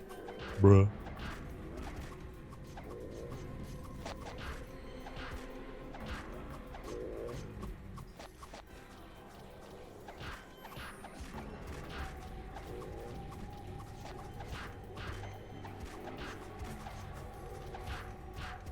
Wann will ich 120 werden? Das spielt eigentlich keine Rolle, weil ich kann mir das Bloody Jojo eh nicht leisten wahrscheinlich. Oder, weiß nicht, ich hatte mal jemanden Bloody Jojo gesehen und kann da so ungefähr einschätzen, wie viel vielleicht? 300 Mio? 4 KF-Coin? I don't know. Sollte eigentlich schon deutlich günstiger sein. Es wird halt keiner craften, das ist das Problem. Es werden halt nur die Leute craften, die es selber benutzen, weil zum Verkaufen lohnt sich das ja überhaupt nicht. Was ein Angel Wand wäre, das keine Ahnung. Wie viel ist 4KF-Coin in Euro? Na, so circa 35, 36, sowas. Roundabout. Momentan. Pi mal Daumen. Naja, also die meisten Bloody-Waffen liegen so zwischen 8.000 und 10.000. Aber da reden wir halt von Bloody Axe, Bloody Bow, Bloody Stick, also von dem geilen Scheiß, den jeder will. Und das ist wieder das Schöne an dem Jester, dieses Jojo will eigentlich niemand. Also schon, es wollen schon Leute, aber halt viel weniger, viel weniger. Gibt wahrscheinlich gerade 10 Jester, die 120 sind oder so. Oder 20 vielleicht. Und die Hälfte davon hat es wahrscheinlich schon. Die meisten davon werden es schon haben. Und die, die es nicht haben, sind sehr weniger wahrscheinlich. Und der Elle ist tot. Dass ich mal Schadenfreude habe, wenn ich einen toten Elle sehe. Aber wir Elementoren hassen uns eigentlich auch gegenseitig, von dem her passt das schon. Also, Das ist quasi, wenn einer da levelt und dann leveln 2 da. Jetzt hier schön die Lowlife-Monster abgreifen. Yes, let's go. Schön die Lowlife-Monster abgreifen. Leider sind sie nicht Lowlife, sie sind nur Half-Life. Verdammt. Haben wir geguckt, es gibt 10 Jester, die 120 oder over sind, der höchste ist 133. 10, ja, schau. Der 133er hat 1000%ig im Bloody Jojo. Und die anderen wahrscheinlich auch. Also ein paar von denen. Siehst du? Ich meine, gut, okay, effektiv beginnt die Größe ab 110. Ich laber Unsinn. Ist ja nicht jeder so ein Geizkragen wie ich. Die meisten werden wahrscheinlich Level Down benutzen.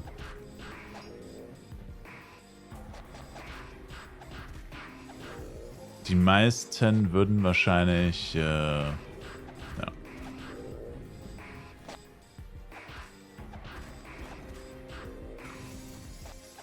Aber trotzdem, die Menge ist überschaubar. Die Menge an Jesters auf dem Level ist echt überschaubar.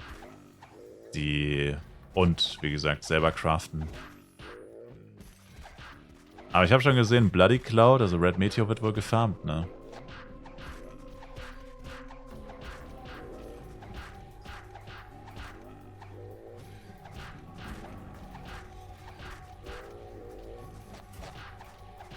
Red Meteor mit einem Jester.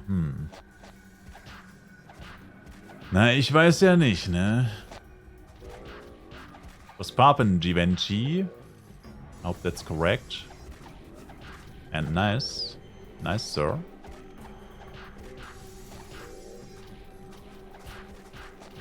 Ja. I don't know.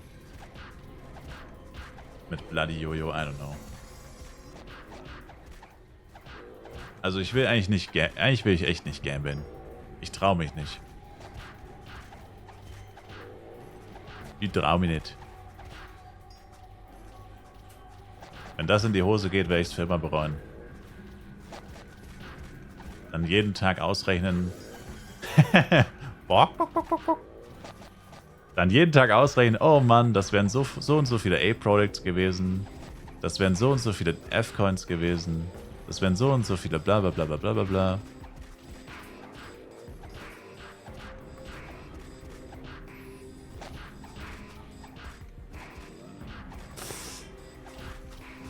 Die Upgrade-Tries vom letzten Jahr werden noch in deine Average eingerechnet. Jo. First Try Bloody Jojo. Average 226. Moment mal, wie ist das überhaupt möglich?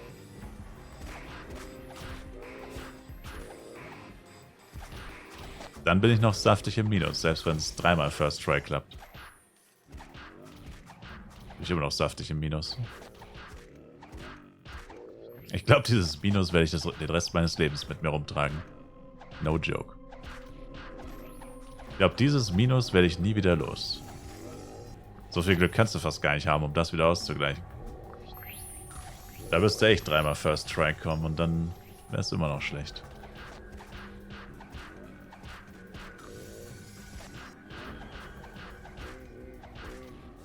Also vor allem muss ich erst gucken, bevor ich diese Entscheidung endgültig treffe, muss ich erst gucken, wie viel Kohle man wirklich mit Diamonds machen kann.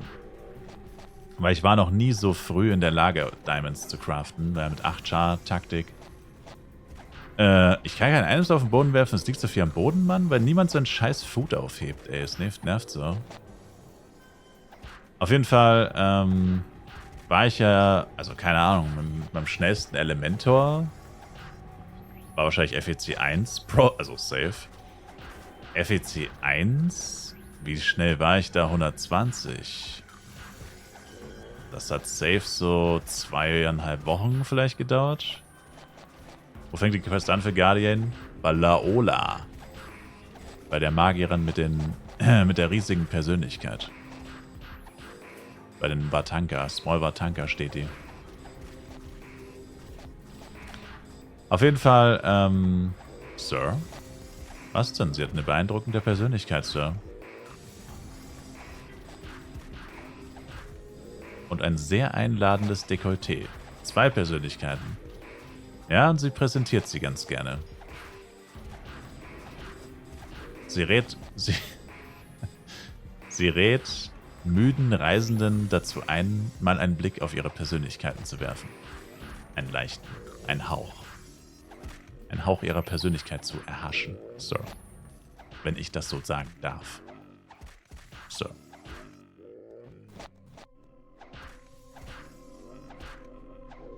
Waren Sie schon schlafen, Chris? Nee, ich wollte jetzt noch einmal Invi voll farmen. Und dann werde ich wahrscheinlich mein ganzes Geld in 8 Projects buttern. Und dann werde ich wahrscheinlich schlafen gehen, ja. Aber ich habe einen Deal mit Chat ausgemacht. Heute mache ich keinen 24er, ausnahmsweise. Und dann, falls morgen der Stream wirklich durchgeht wieder, dann probiere ich morgen wieder 24er zu machen. Also 24er ist quasi, ich bin 24 Stunden wach und im Stream halt 23 davon. Also mit halt minimalen Pausen wie immer halt. Bisschen was essen und so weiter. Ich glaube zwar, dass morgen tatsächlich der Timer auslaufen wird, aber wir werden sehen. Wir werden sehen. We will see. Also heute war es schon sehr knapp. Heute waren wir echt ein paar Mal kurz davor.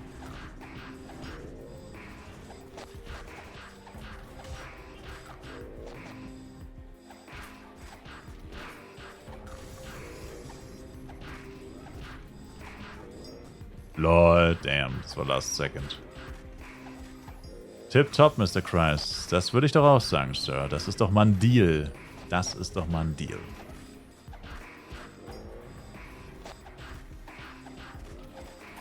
Aber ich muss auch wirklich wieder grinden. Also heute war echt nicht so produktiv. Also ich will auch wirklich wieder. Also ich will jetzt nicht unbedingt einen 24er machen, aber ich will echt morgen wieder ein bisschen mehr schaffen. Heute war echt so ein bisschen... Ja, bisschen die Luft raus. Bisschen Kacke mit der Wüsten und so. Aber dann morgen einfach nochmal eine Stunde hier durchziehen. Ich habe gleich genau noch eine Ampli. Oh no, ich habe... Achso, nee doch, wir haben 2 Amplis. Yes, 2 Amplis sind in der App. Android Login Event, da sind 2 Amplis, genau. Stimmt. Das war gerade meine letzte Ampli tatsächlich fürs Erste. Aber dann baller ich hier morgen nochmal eine Ampli bei den Burnikies durch. Das müsste dann eigentlich fast Level Up sein, denke ich. Ja, ein bisschen farmen noch. Aber dann Ampli, dann vielleicht oder wahrscheinlich Astria. Und dann halt mal gucken, wie viel Kohle kann man wirklich effektiv machen mit Diamonds, mit 120er Waffen und so weiter. Wie viel kann man da realistisch machen? So viel Kohle wie möglich printen. Im besten Fall schon 30 Tage Partyscroll kaufen. Und, ja. Aber ein Dawn Jojo of the Cyclops gedroppt bekommen. Oh ja, das ist ein Skin. Ist das der Giant Skin? Ich weiß nicht. Keine Ahnung. Aber doch, muss der Giant Skin sein. Der was wert?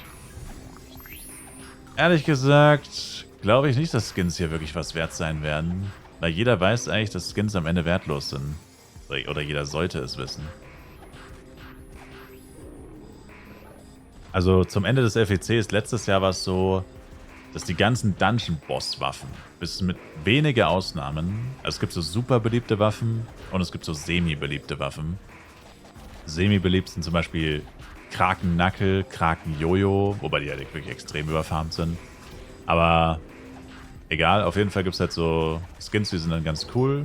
Dann gibt es Skins, die sind geisteskrank. Das wäre zum Beispiel der Cloak vom Stormpeak-Boss. Das wäre so ein geisteskranker Skin, der bleibt schweineteuer. Aber die Skins letztes Jahr sind tatsächlich relativ schnell, relativ günstig geworden. Auch die Top-Skins, die konnte man sich relativ schnell leisten. Und das ist halt kein Top-Skin. Also ich würde ihn so schnell wie möglich probieren zu verkaufen. Aber ich könnte mir doch vorstellen, dass kein Schweininteresse dran hat, ehrlich gesagt. Aber hoffen wir es nicht, Sir. Ich denke, der Skin ist was wert. Das von den Cyclops-Zeug gibt es auch einen Skin. Der ist selbst auf Buruden, glaube ich, knapp 100 Mio wert oder so. Oder zumindest habe ich ihn öfter für 100 Mio gesehen. Wenn, dann musst du den Skin droppen, glaube ich. Den kriegst du dann schon eher gut los, glaube ich. Jojo sowieso immer schwierig, weil keiner Jojo-Jester oder wenige Leute nur Jojo-Jester spielen. Und ja.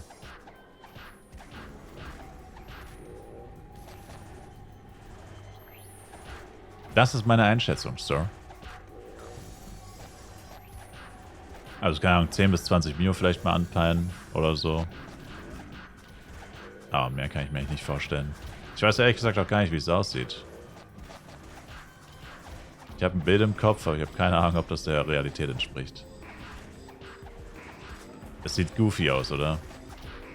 Es sieht goofy aus, oder? Ich bin mir ziemlich sicher, dass es goofy aussieht.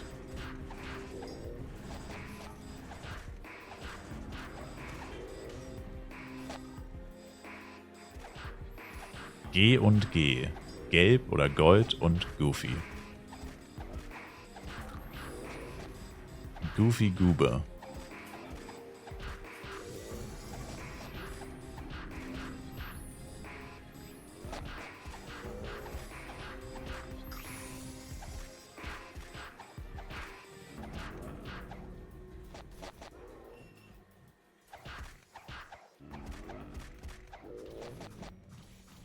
So krank, wie langsam meine M levelt, das ist wirklich ätzend. Ich bräuchte ein paar Skillpunkte auf ihm. Eigentlich ist es mir egal, aber ich bräuchte ein paar Skillpunkte auf ihn für Gwur. Ich hätte gerne Gwur Tiala. I would love that.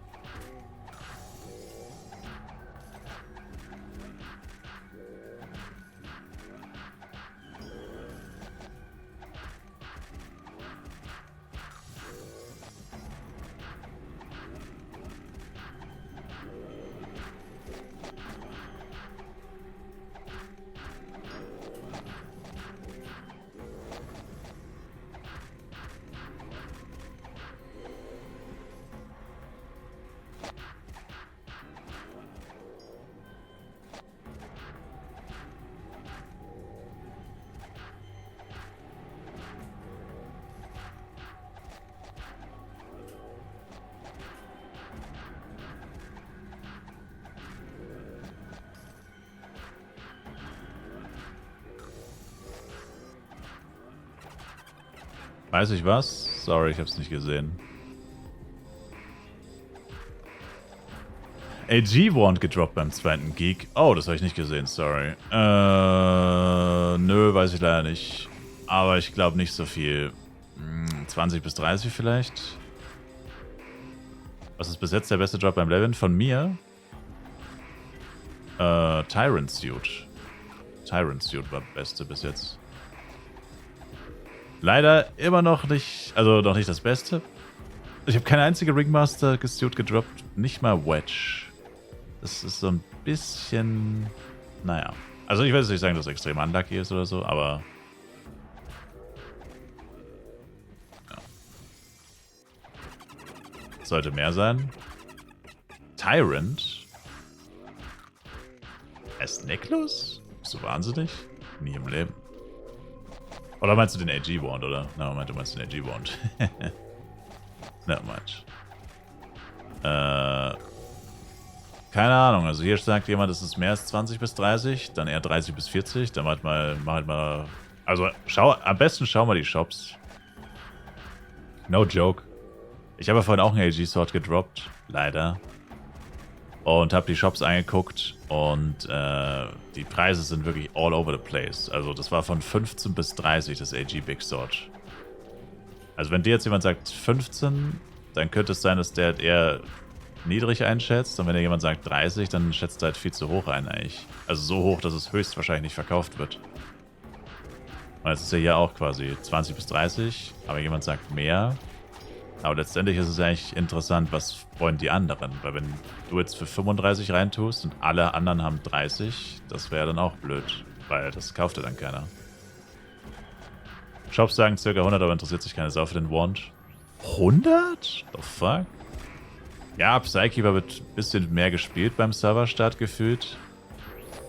Aber die richtig harten Psys, die sind schon alle längst drüber. Die brauchen doch überhaupt keine AG mehr. Nie im Leben. Also ich habe schon gesehen, dass Psy ein bisschen beliebt ist. Sonst hätte ich normalerweise nicht gesagt 10 bis 20. Aber ich habe schon gesehen, dass Psy ein bisschen abgeht. Aber das dauert dich halt hart, dass den jemand für 100 kauft. Niemals. Never. Am Anfang ist safe, aber jetzt safe nicht mehr. Ja, keine Ahnung. Wie gesagt, ich würde dir einfach die Shops angucken. Wenn die wirklich alle so teuer sind, dann passt's ja. Also mal angenommen, du findest keinen unter 100. So viel werden es ja nicht sein, die in Shops sind. AG-Waffen sind meistens so 10 bis 20 oder so. Also auf dem Markt. Guck mal mindestens 5 an und wenn die alle gleich teuer sind, dann würde ich davon vielleicht 10% runtergehen. Also ich würde immer den günstigsten gleichsetzen oder vielleicht minimal drunter, weil die meisten Leute überbewerten halt. Wie jetzt in dem Fall, wenn alle 100 Mio haben, das ist safe überbewertet. Und du willst es ja verkaufen, du willst ja nicht drauf hocken bleiben, du willst es ja loskriegen. Eigentlich, um das so schnell wie möglich in F-Coins umzuwandeln, bevor der Wert sinkt und die F-Coins steigen.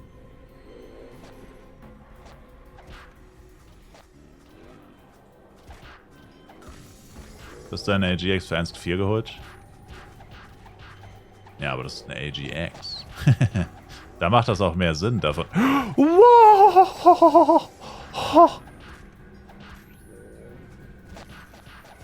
Der Moll plus 7 Nummer 4, Baby. Der Möllinger plus 7, Baby, let's go. Let's go, Baby, let's go. Der Moll plus 7, let's go. Baby, let's go. Damn. Alle 4 heute gedroppt. Holy shit. Vielleicht war heute doch kein so schlechter Tag. 4-mal der Moll plus 7 an einem Tag. Jesus Christ, mate. That's crazy, bro. That is actually crazy. Wie viel will ich dafür? Also meinen letzten habe ich für 15 verkauft. Das war allerdings bevor die F-Coins hochgeschossen sind. Aber für dich, Sir, passt auch 15. In der Hoffnung, dass es kein Fehler ist für uns beide. Oh man. Außer es ist dir zu teuer. Aber er ist fast so gut wie ein Mightier und Mightier geht für 27. Also eigentlich ist 15 zu wenig. Sagen wir 16,5. Also Mightier hat 6 Zusatzschaden mehr. Das ist basically nichts. Und Mightier geht für literally fast 30. Da komme ich dir, glaube ich, schon. Also, ja. Sir, ich hatte schon okay gesagt. Sir? So funktionieren Verhandlungen nicht, Sir. Vielleicht machen wir 11. Okay. Vielleicht aber doch 12. Nein, ich habe schon bei 11 okay gesagt.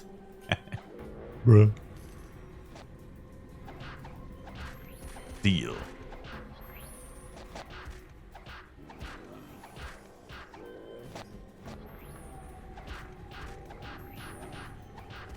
$16 dann. Sir, werden Sie nicht unverschämt. Hast du A-Products oder würdest du nicht dagegen tauschen? Oder einfach 4 A-Products, Sir. Was Ihnen lieber ist, Sir. So oder so werde ich A-Products damit beschaffen. Für mich kommt es aufs Gleiche raus, Sir. Damit werden sich A-Products besorgt. That is for sure. Most definitely.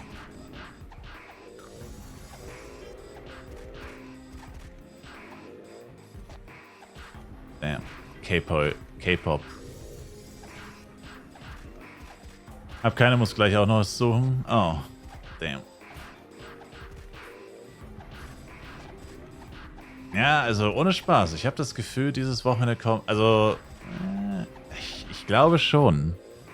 Weil ich glaube, letztes Jahr war das auch so. Also müsste ich nachschauen. Ich will jetzt da nichts Falsches sagen. Vielleicht war es nicht das erste Wochenende, aber das zweite. Aber auf jeden Fall letztes Jahr hatte ich auch so ein Gefühl, dass man irgendwie A-Projekt... Oder nee, es war wahrscheinlich FEC 1. Letztes Jahr war es safe nicht, weil letztes Jahr habe ich eigentlich nichts gemacht, ne? Letztes Jahr eigentlich nicht wirklich geupgradet. Oder habe ich nicht sogar letztes Jahr trotzdem geupgradet und dann wieder verkauft? Keine Ahnung. Auf jeden Fall, Es war schon mal so, also es ist ein ziemliches Déjà-vu. Ich hatte schon mal keine A-Product oder nur voll wenige. Dann hatte ich so ein Gefühl, scheiße, ich muss A-Products beschaffen. Habe dann nur relativ wenige gekauft und dann, boom, kam Upgrade-Event. Und ich hatte viel zu wenige. Vielleicht war es sogar auf Büro-Denk, vielleicht war es gar nicht FEC. Aber ich glaube schon, dass es FEC war. Auf jeden Fall sind die richtig greedy bei FEC. Das fällt einem total auf. Weil Anfang des Jahres zum Beispiel, wo ja kein FEC war, haben sie voll viele XP-Events gemacht, was auch ein bisschen random war. Im Januar war ja, glaube ich, 3-mal oder innerhalb von 4 Wochen oder 5 Wochen war irgendwie 3-mal XP-Event oder so. Und so ähnlich ist es dann beim FEC. Weil die machen dann viel öfter Upgrade-Events als sonst. Sonst so ungefähr alle 6 bis 8 Wochen, würde ich sagen, wiederholen sich die Upgrade-Events. Und während dem FEC ist es eher so maximal 4 Wochen. Also quasi, oder mindestens 2 in 2 Monaten. Also in den 5 Monaten FEC ist jedes Upgrade-Event 3-mal eigentlich dran. Das heißt öfter als alle 2 Monate auf jeden Fall. Es könnte sogar sein, dass das Schmuck-Upgrade-Event letztes Jahr 4-mal war und nicht 3-mal. Aber 3-mal garantiert. Und das heißt, die müssen ja schon relativ früh anfangen mit den Upgrade-Events, weil es gibt ja 4. Es gibt 2 Sockel-Upgrade-Events, ein normales Upgrade-Event und das A-Pro, so Schmuck-Upgrade. Das heißt, sie brauchen ja allein, um jedes Event einmal zu machen, brauchen sie schon 4 Wochen. Für 3-mal brauchen sie schon 12 Wochen. Und dann gibt es ja noch ein paar andere Wochenend-Events. Das sind meistens die Dungeon-Events, Dungeon-Boss-Drop-Rate, Eibert, dieser goldene Eibert-Spawn. Und XP-Event, ja. Das heißt, nur mit diesen 8 Events, ja, sehr viel mehr wird nicht kommen wahrscheinlich. Weather Boost wahrscheinlich noch einmal. Ja. Also Upgrade-Events wird es auf jeden Fall einige geben, das heißt, die ersten werden recht früh kommen. Also entweder diese oder nächste Woche safe. Du brauchst auch keine Nerky Main. Hater. Wie kann ich E-Mails kostenlos einrichten, ohne dass ich meine Mobilnummer angebe? Bevor du das machst, Sanso, hast du einen Gmail-Account, hast du ja safe oder wegen YouTube. Wenn es dir darum geht, mehrere Flive-Accounts zu erstellen, hier kannst du es mit einer E-Mail-Adresse machen. Das geht auch bei Hotmail. Gmail und Hotmail geht's. Musst du mal gucken. Dann brauchst du nur eine E-Mail-Adresse, kannst du aber trotzdem 8 oder 100 Accounts erstellen. 8 oder 100 oder 800. Alles Mögliche. Kann sein, dass es noch andere E-Mail-Anbieter gibt, die das machen. Also Hotmail und Gmail sollten safe sein. Web und GMX und so geht, glaube ich, nicht. Also die ganzen Allmanns gehen nicht, die ganzen deutschen Dinger.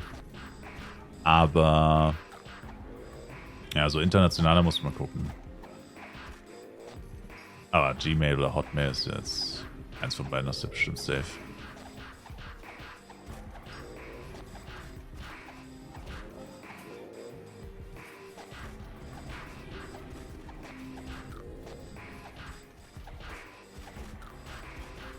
Ach ja, noch eine Sache, ist noch nicht ganz so wichtig, weil es Montag ist. Okay, es ist schon wieder Dienstag. Nein! Und meine M ist tot, war ja klar. Naja, Invi war fast voll.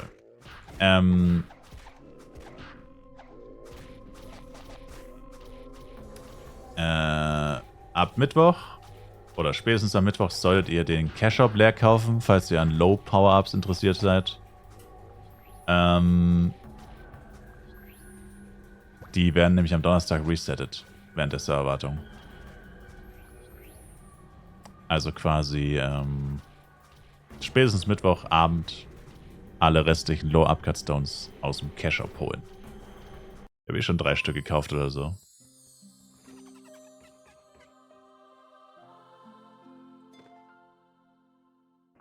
So. Jetzt den ganzen Quark hier verkaufen. Bist du gerade in der Stadt, Bomber?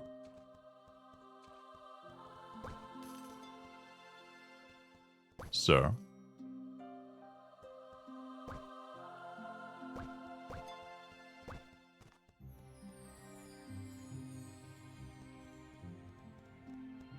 Was ist das eigentlich? Oh, fuck. Channel? Free. Und Power der Szene habe ich ganz vergessen, habe ich auch noch gedroppt. Das Restaurant-Zeug schießt sich jetzt in den Wind, glaube ich. Anscheinend ist außer mir niemand wirklich interessiert gewesen an Stated Restaurant. Dachte vielleicht, das kriege ich verkauft.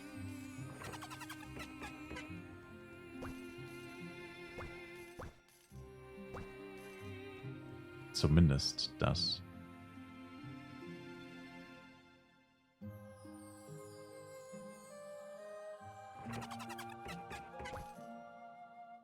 Alter, ich habe einfach 3 Days-Tame gedroppt. Patient plus 7. Ja.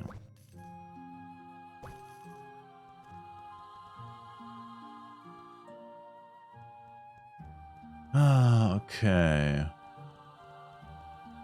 Eigentlich ein PD darauf hinauf, dass ich ein bisschen das bekomme.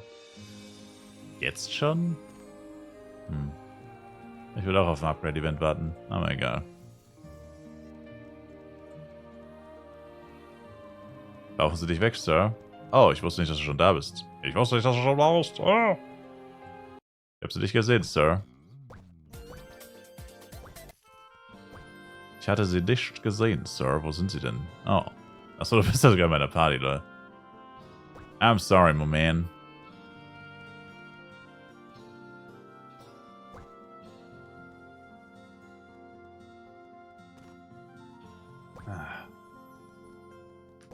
Danke Ihnen, Sir.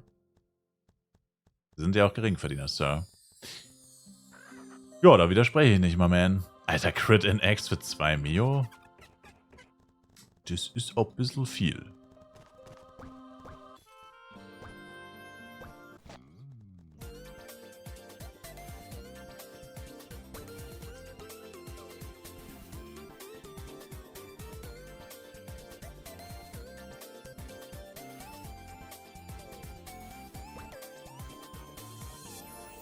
Also, für den Shop habe ich nur diesen Krempel hier. Das ist sehr wenig, würde ich jetzt mal behaupten.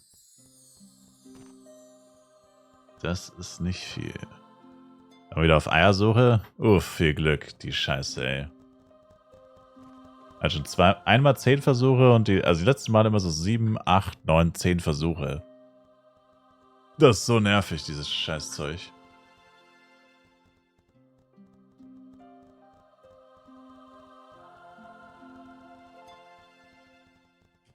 Danke, Sanso. Gern geschehen, my man. Was muss ich mit dem Handeln? Eigentlich nur Penya rüber tauschen. Und dann muss ich jetzt irgendjemanden finden, irgend so einen Larry finden, der mir F-Coins verkauft. Irgend so einen verdammten Larry, der mir F-Coins verkauft.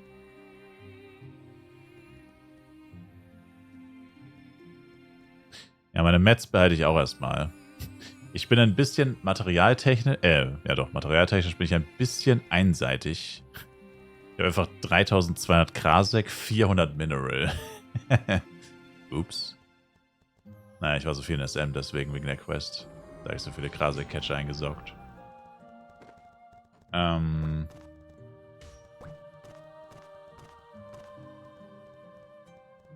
hey, wieso habe ich mir das Pin ja nicht rüber getauscht? Hä, was habe ich überhaupt gerade getauscht?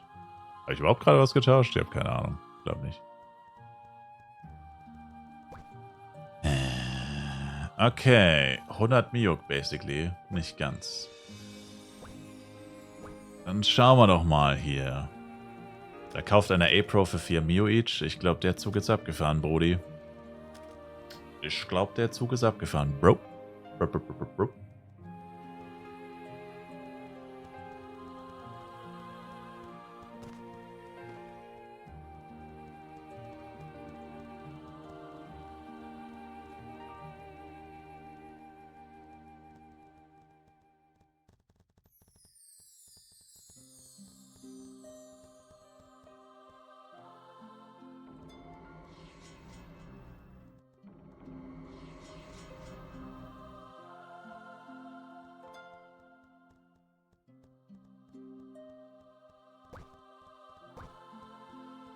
Interessant, was der für diese Krabbe verlangt. Wahrscheinlich 150 Mio oder so.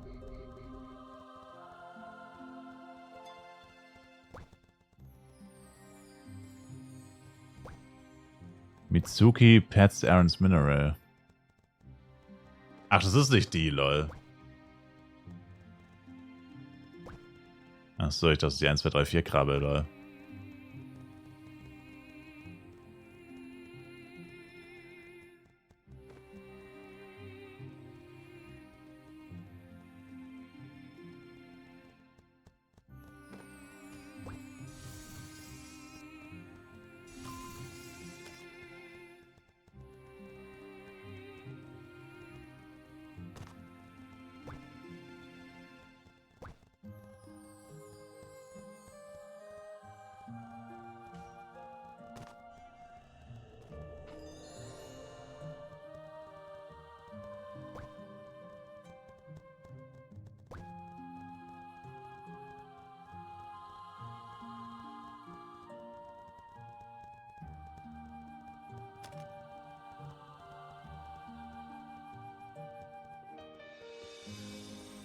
Hier sind immer plus 7 für 25. Das ist dann fast ein bisschen teuer. Nächste Guardian erst bei 108. Hä, welches Level bist du?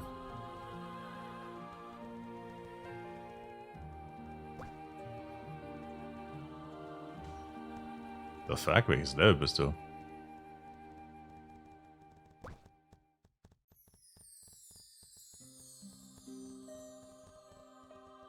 »106? Sir? Habe ich sie überholt?«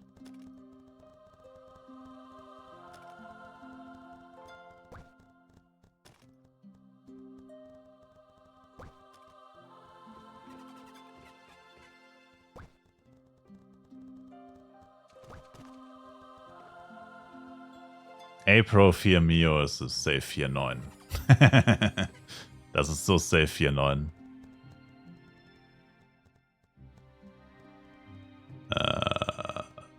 Fuck, wer war das? Hier. Kyungri.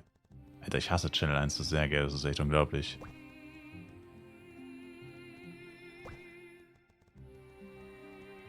Ich wusste es, ne? Es ist so klar. Es ist immer, wenn die 4 Mio schreiben, es ist immer 4, also immer, wenn die eine Zahl schreiben, musst du dir immer dazu denken,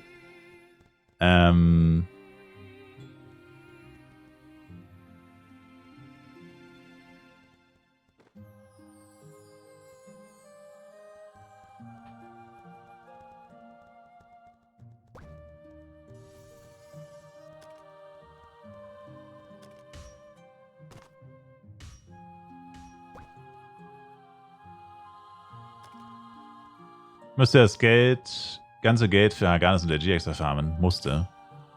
Sir, ich glaube, Sie sind süchtig nach Catchern. Sir, ich glaube, Sie sind Catcher-süchtig, Sir. Ja gut, 4, 5. Sind das die günstigsten? Für 4, 6. Das ist ja dann schon... 4, 6 ist ja dann 2,90er Kurs, ne?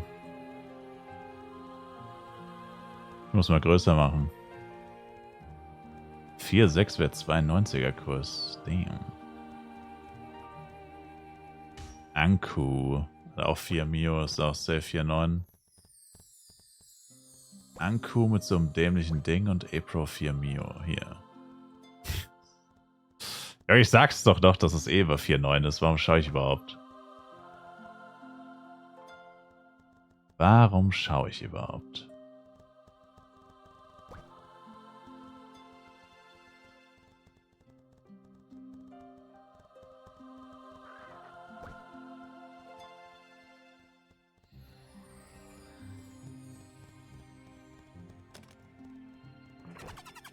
Typische FEC Lowlives.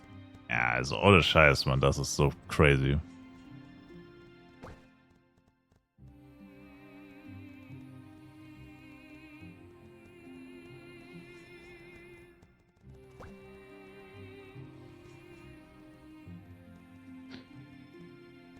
Ja gut, 4, 5 sind wohl die günstigsten, I guess.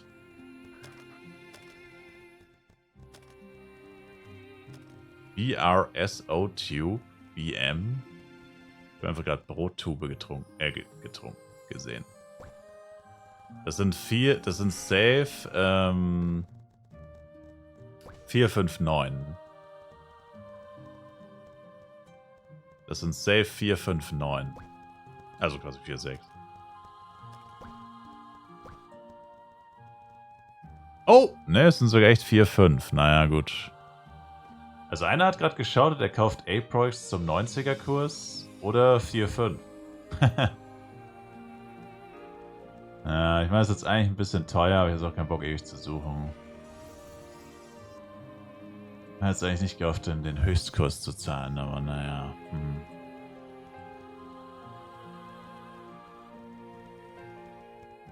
Aprox kriegst du echt gut für 4 Mio each.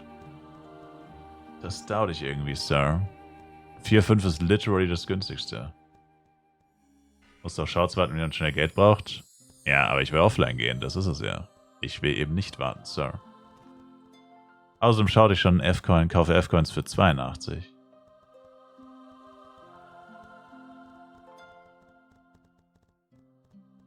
Ich mache mal 85 noch. Or April 4.25.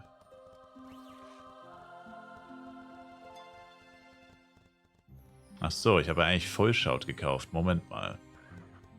Die Aufnahme, wenn du jemanden findest, der A-Pros verkauft. Junge, diese Dia-Show, das nervt so. Ich habe tatsächlich ein paar Server-Shouts. Komm. Einmal.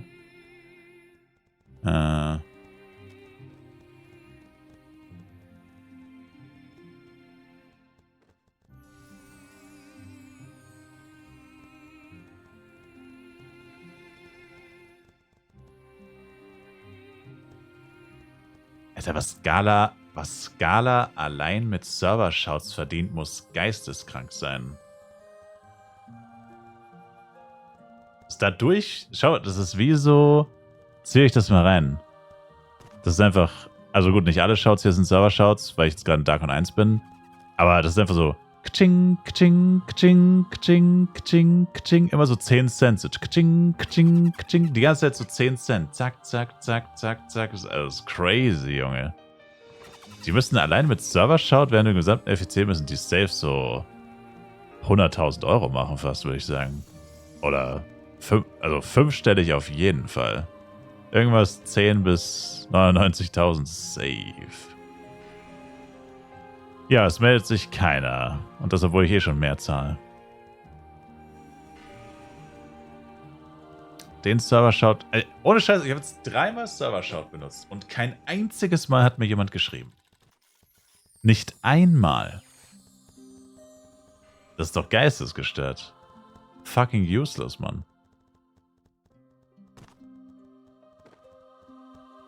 Das ist crazy.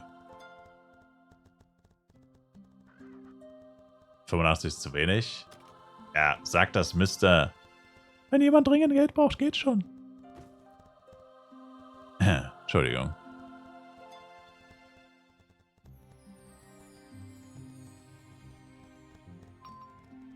Oh, oh, oh, oh. Maybe, maybe, maybe, maybe, maybe.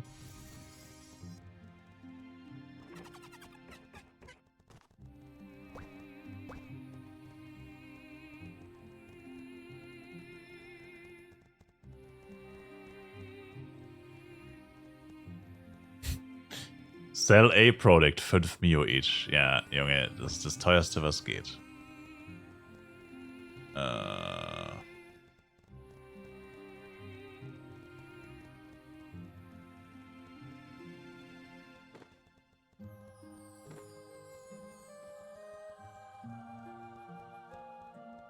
Oh, ich bin mir zu dumm zum Rechnen, ey. Scheiß die Wand dann. Was hat... Oh, ich weiß jetzt nicht, auf welchen Shout der geantwortet hat.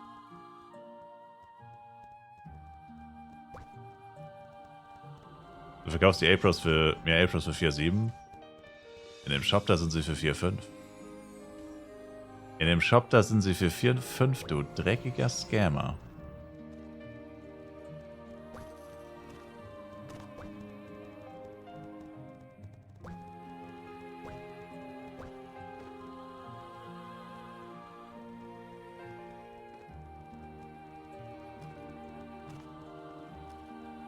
So, wieder der Gilde ein bisschen was spenden hier.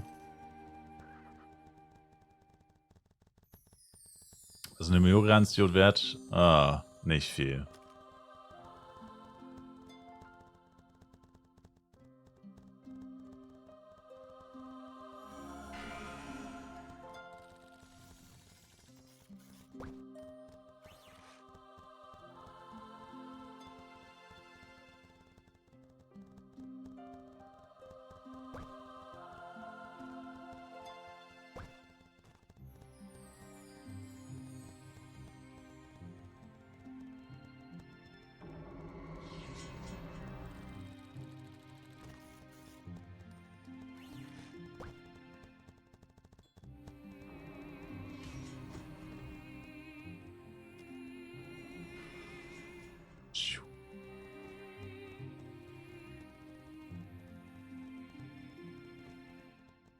Lol, Astral hat schon Krone. Astral hat Krone. Ja, Evoli. Ich habe jetzt welche gefunden für 85 tatsächlich.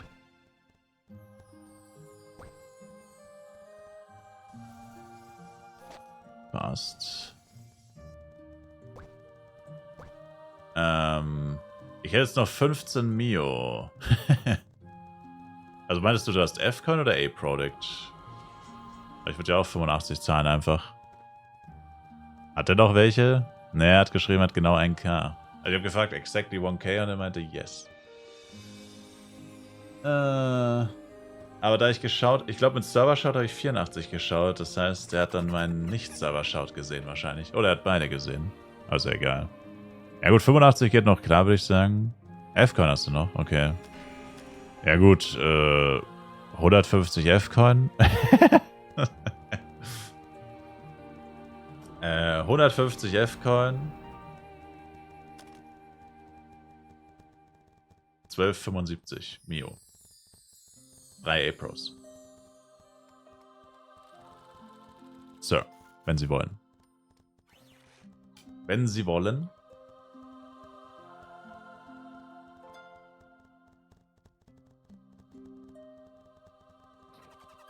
Dark on Channel 1, wenn es geht, aber kannst auch zuschicken, also musst nicht unbedingt herkommen. Kannst auch zuschicken, wenn du willst. Auch geisteskrank, by the way, ne? Ich weiß gar nicht, was ich mir dabei gedacht habe. Das hätte ich safe bereut. Oh, jetzt steht er gar nicht mehr da, hat er seinen Shop zugemacht.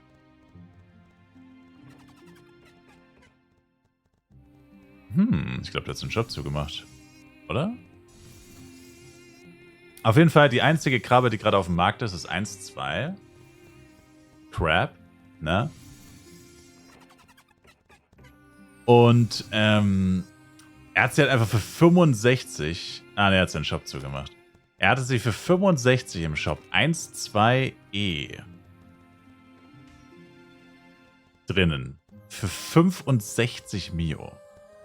Und dann habe ich ihm geschrieben, Bro, ich gebe dir 25. Was Wahnsinn ist für ein E-Pad, ne? Musst du einfach nur ein paar Tage warten, dann kriegst du es. Also, es ist jetzt halt einfach noch nicht so weit, bis wenn die Inflation steigt, kriegst du die Pads geschenkt. Danke dir, Evoli. Und, also, es ist kompletter Schwachsinn eigentlich, wenn man so drüber nachdenkt. Aber, keine Ahnung, hätte ich halt jetzt schon eine Krabbe, wäre auch etwas, was man so abticken könnte und schon mal ein bisschen mehr. Du verkaufst die Feins für 22. Ich dachte mir so, in dem Moment, wo ich es abgeschickt habe, dachte ich mir so, Junge, warum zum Teufel will ich dem 25 Mio für so einen Scheiß geben, ne? Und dann schreibt er zurück, das lohnt sich. Was? 25? Bist du wahnsinnig? Das ist voll selten. Mein Freund hat 4 Eier geöffnet und gar nichts bekommen, so. Und dann bequatscht er mich so, dieser dreckige Scammer, so, Junge, Alter, ich zahle dir 25, ich weiß gar nicht, was mit mir los ist. Und dann lehnst du es auch noch ab, Bro. Das ist eigentlich komplett bescheuert. Einfach ein E-Pad für 25. Das ist geistesgestört. Also ich meine, jetzt ist es vielleicht tatsächlich um den Dreh 20 wert vielleicht. Keine Ahnung. Aber, also, da hatte ich kurz einen Blackout, glaube ich, als ich die 25 eingetippt habe. Keine Ahnung, crazy. Also hast du auch 1-1-2 oder was? Also ich sehe ein, okay, jetzt gerade sind Pets noch ein bisschen besonders, weil es noch nicht so viele gibt und so, aber das ist Also für 25 würde ich gleich einfach gamblen und Eier schlüpfen, glaube ich. Da pflücke ich kurz ein paar Berries, schlüpfe literally 12 Eier. Die Wahrscheinlichkeit, dass eine Krabbe dabei ist, ist ziemlich gut bei 12 Eiern. Eins ist eins und das ist ja perfekt. Oh. Okay. Naja, ist ja egal. Vorhin gab es dann 1, 2, 3, 4 Krabbenpad. Ich meine, das hat mich interessiert, wie viel das gekostet hätte, aber es ist jetzt nicht mehr da. Das ist leider nicht mehr da. Das hätte mich noch interessiert, wie viel. Aber bestimmt 200 Mio oder so. War bestimmt sauteuer. Ja, wow. Ich habe jetzt einen Powerless 10. Für so einen Scheiß lohnt es sich eigentlich gar nicht, einen Shop aufzumachen. PD10? 3 Mio. Warte, Lightning 4 ist... Alter, Lightning 4 für 4 Mio? Wieso wird Wieso wird die immer günstiger, die Scheiße? Yo, der 1000 Blessing of the Demon. Was geht bei dem ab?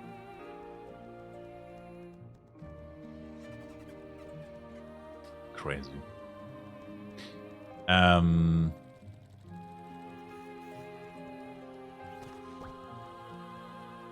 egal. Schreibt einfach einer buying Pet 70 Mio und nicht mal welches Pet.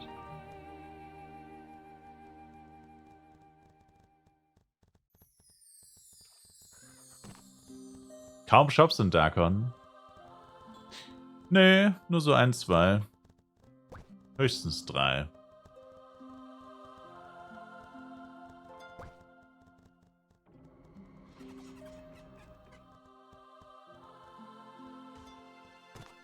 Was habe ich die Rasrastiot vorhin drin? Keine Ahnung. 2 Sockel, 2 mal Lightning. Die müsste auch mindestens 7 Mio wert sein. Kann ich aufhören? Ich muss weiter diese Catcher aufsaugen. Ich hab doch gesagt, dass du süchtig bist. Told you. Told you. So. 3000 Aerons wieder. Geil. Ja, ich meine, diese Catcher ist schon ein gutes Nebenbei-Einkommen, muss ich schon sagen. Aber am besten sind nur noch Power Dice. Power Dice sind einsame Spitze.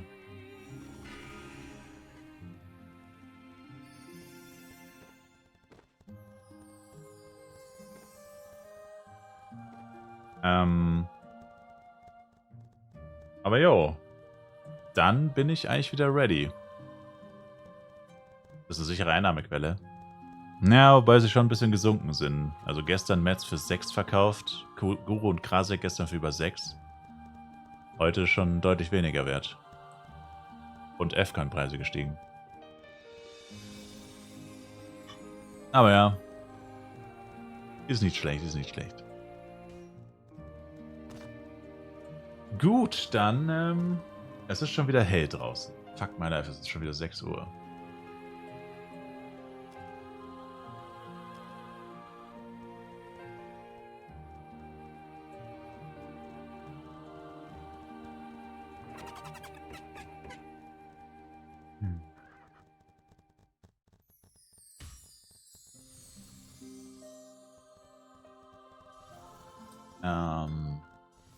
Ups. Mein hässliches Gesicht kurz auf Vollbit gemacht.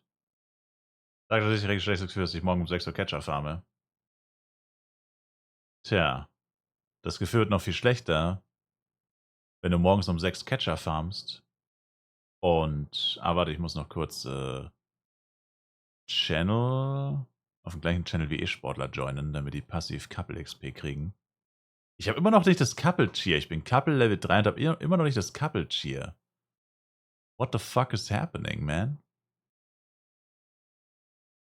Was ist mit dem Couple Cheer los?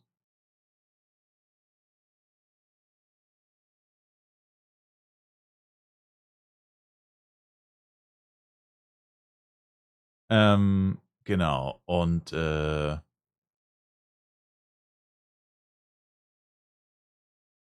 dann haben wir es gleich. Na gut, auf jeden Fall schon mal den Timer stoppen hier. Ja, Ja, bin mal gespannt, wie lange das dann morgen mit dem Timer noch geht. Oder ob es wirklich ein 24er wird. We will see. Ähm.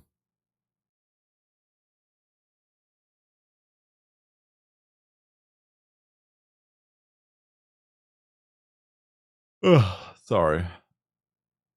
Later, Big Dog. Ja, gute Nacht.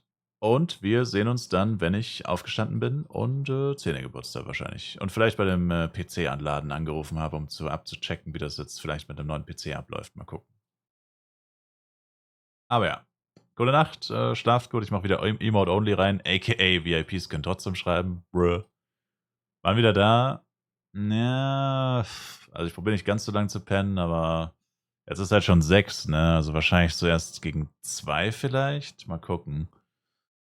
Zwischen 13 und 14 Uhr probiere ich. Aber vor 13 Uhr eher nicht. Wie gesagt. Also vor 13 Uhr wahrscheinlich nicht.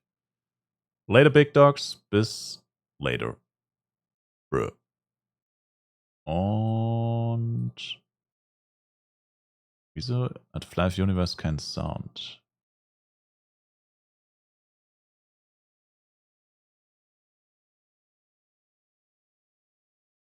Hier.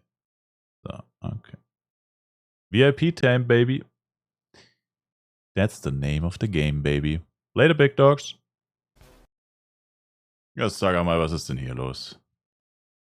Ja, sagt mal, was ist denn hier los? Ja, das kann ja nicht wahr sein. Ja, was ist denn hier los?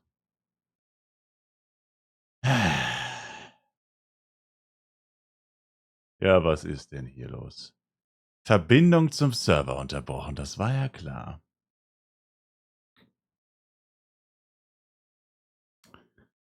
Das war ja klar. What does the lag say? What does the lag say?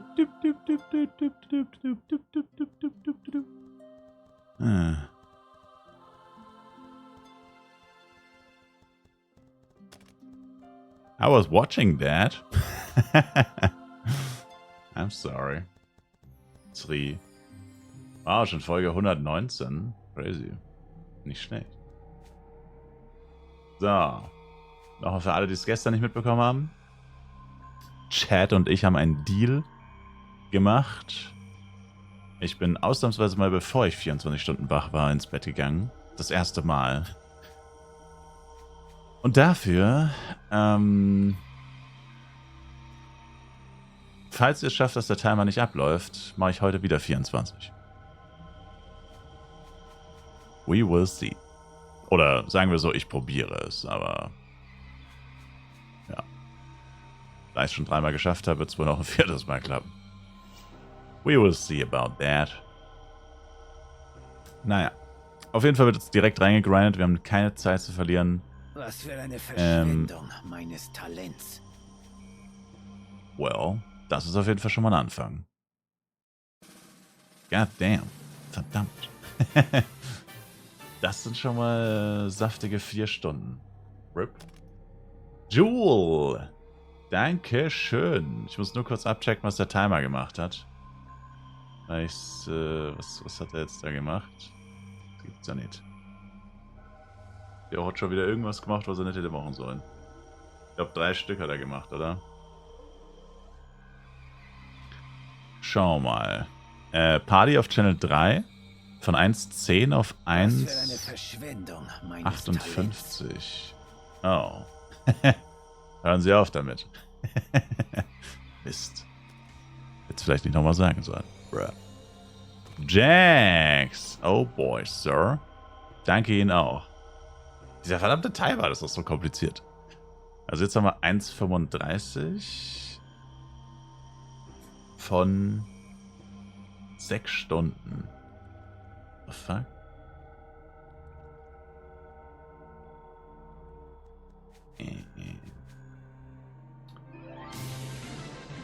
Ja, stimmt, 48. Der macht immer 48 einfach, ja.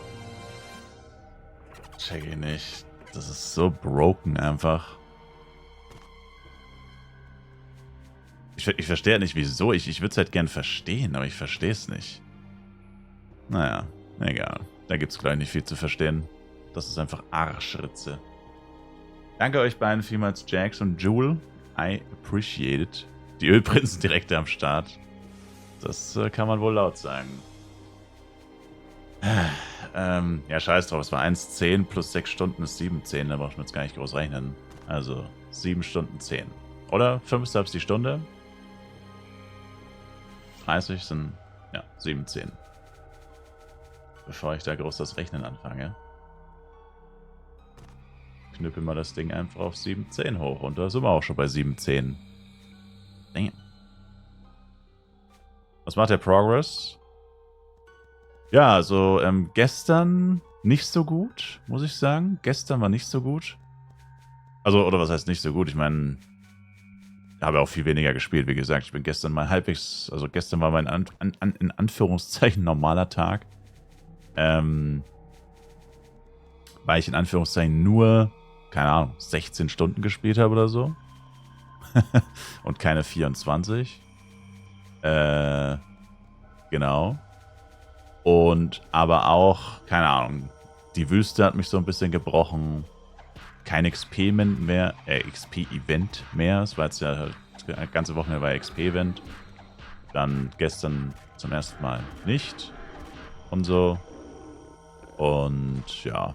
Aber heute war mein Plan wirklich komplett durchgrinden. Also eigentlich die ganze Zeit leveln war jetzt heute mein Plan. Um das eben heute anders zu machen quasi. Also heute wirklich richtig durchziehen. Richtig durchziehen. So richtig. So wirklich so bang. So pow, pow, pow, pow, pow. So da. Ich kann nicht mehr reden. So nach dem Motto.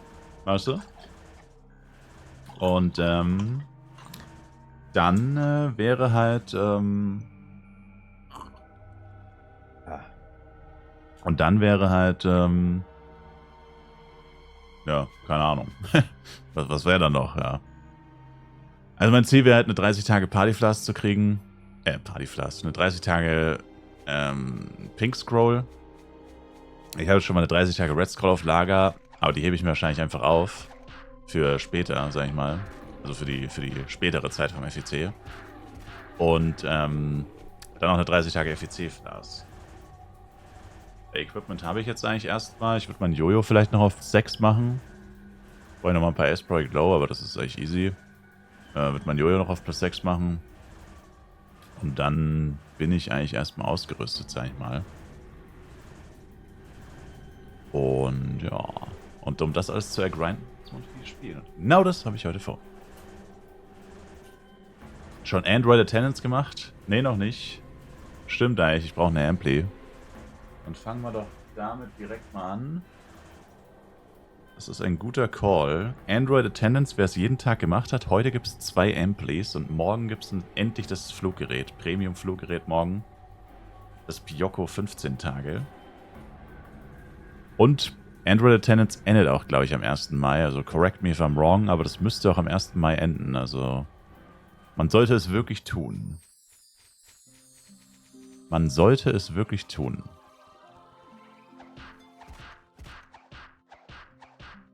Lohnt sich die Pink Soil zu krass für Link Attack? Aber finde ich so nervig. Findest du nur nervig, anderen zu joinen. Du sprichst einen interessanten Punkt an. Du brauchst die Pink Scroll für Link Attack gar nicht. Die Red Scroll reicht und die kostet fast nur halb so viel. Aber ich wurde darauf hingewiesen, was auch wirklich richtig ist, dass du mit der Red Scroll und 1v1, ich bin halt Elementor gewöhnt, ne? Ich bin halt Elementor gewöhnt. Und kann daher das noch nicht so richtig abschätzen, wie lange das so dauert, bis ich eine Party auf 40 ziehe alleine. Außerdem hätte ich gesagt, dass ich ja diese 1-Tages-Party-Scrolls nutze. Und man kriegt 4 Stück im Monat auf 2 Chars. Und das heißt, im September habe ich dann 24 Stück davon. Vorausgesetzt, die werden nicht entfernt. Und das wäre noch so ein Ding, ne? Weil dann hätte ich die Red Scroll und 24 Ein-Tages-Stapel-Scrolls. Und das ist ja dann basically ein kompletter Monat. Das passt dann schon. Wodurch kriegt man die? Ich weiß nicht, was du meinst, ehrlich gesagt. Die Partyscross? Cash Shop? Falls du das meinst. Partyscross kommen aus dem Cash Shop, Sir. Das heißt, entweder du gibst Schweine viel Geld, also Schweine viel Penny bei anderen Spielern aus, oder du bist der dreckiger Casher. Ja, ich bin nicht DC, das war, weil ich mich mit der App eingeloggt habe. Ich habe kurz Android Attendance gemacht. Guck. Guckst du hier? Ich habe mir gerade einfach mal 2 Amplis gecheatet. Ich alter, dreckiger Cheater. Die Eintagesdinger. Ah, die. Battle Pass. Guckst du? Tag 5 Battle Pass und Tag 20 oder so. 28. Na, Moment. Jetzt log den halt ein, Mann. Was ist denn das immer? Ey, ich muss 9-mal bestätigen. Dieser Account ist verbunden. Ist die Verbindung wirklich drin? Ja. Jesus me. Jesus me.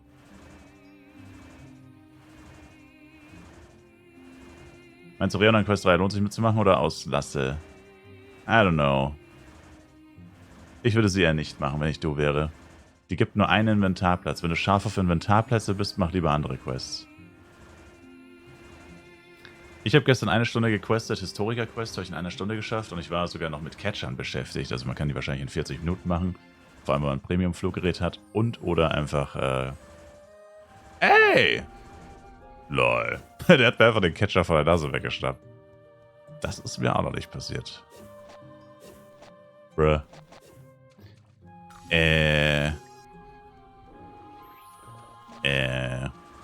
Was habe ich gerade gesagt? Also Reonan Quest eher nicht. Ich würde, wenn dann Historikerin Quest machen oder Dekans Mine. Wenn man unbedingt mal ein bisschen questen will, ein bisschen Inventarplätze will, dann Dekans Mine oder Historiker. Weil das sind die Top-Tier-Quests, was Inventarplätze angeht. Historikerin ist insane. Die gibt 12 oder so. Die ist insane. Die habe ich gestern gemacht. Die ist insane. Die ist crazy. Also wer wirklich Inventarplätze will, Historiker. Oder Dekans Mine. Dekans Mine gibt halt noch ein bisschen XP. Selbst wenn man schon über Level 100 ist, gibt Dekans Mine noch gut XP. Historiker gibt halt überhaupt keine XP. Aber dafür halt fette Inventarplätze. Ich selber Historiker, ich weiß nicht, ob man es auch abschließen kann, aber die beginnt mit Level 25 oder so. Ist tatsächlich eine Low-Level-Quest. Kann sein, dass man 40 sein muss oder so, um sie abzuschließen.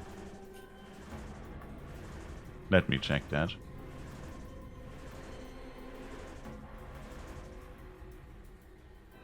Hm, 29 steht hier. Nee, man kann sie tatsächlich abschließen. Ja, 29. Mit Level 29 kann man Historikerin komplett durchmachen. Allerdings muss man nach Darkon 3, also es wäre besser, wenn man mindestens Level 60 ist.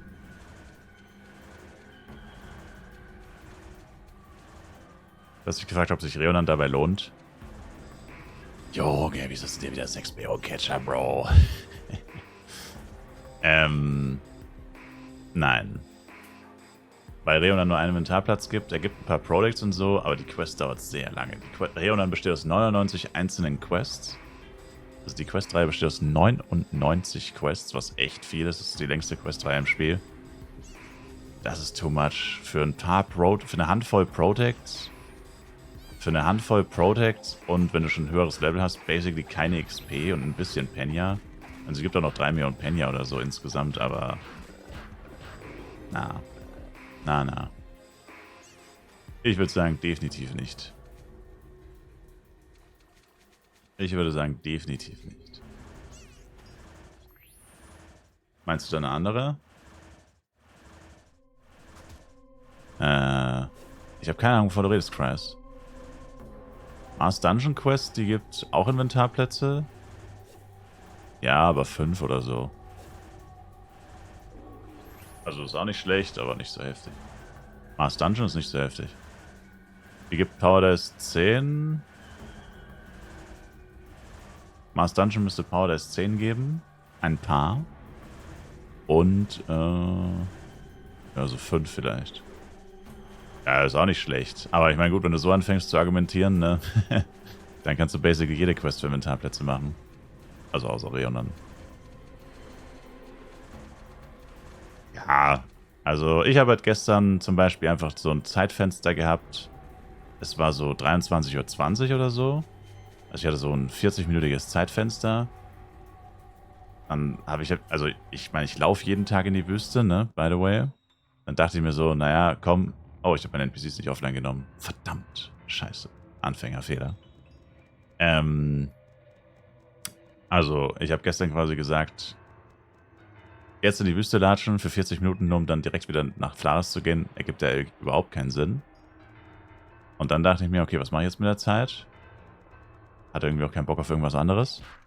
Und dann dachte ich mir, na gut, komm, dann quest ich halt ein kleines bisschen. And that's what I did. Also so nicht anders würde ich es machen. Oder wenn man halt absolut keinen Bock zu grinden hat, auch ein bisschen questen. Aber würde es auch nicht voll questen. Also es war jetzt wahrscheinlich eine einmalige Sache mit dem Questen, ehrlich gesagt. Mein Inventory ist jetzt halt richtig krass. Ich habe ja die 2 Envy-Bags aktiv. Muss schon richtig runterscrollen hier.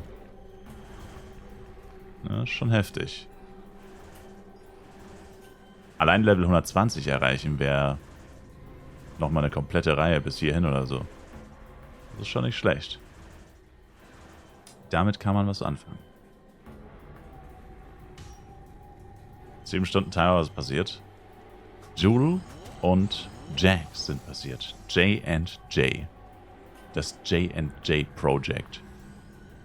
To keep me in this stream. For 24 hours in a row.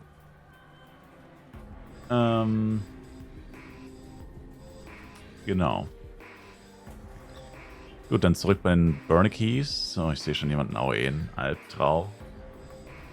Das ist eine Albtraum.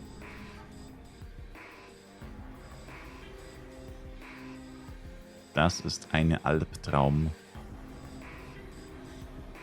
Gestern den ersten Hit-and-Run-Elementor so gesehen. Aber das ist ein Blade, glaube ich.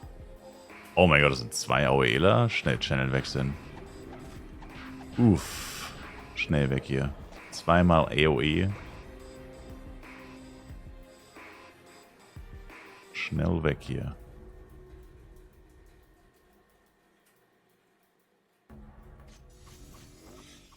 Nochmal AOE. Verdammt. Vielleicht war ich zu lang... schon wieder zu lang geschlafen oder was? Das gibt's ja nicht. Oh mein Gott. What is happening? Moment mal, hier war ich gerade. Oder? Nee. Lol. Ich glaube, mich 1, 2 Agros genau da, wo ich stehe. Road, was knapp.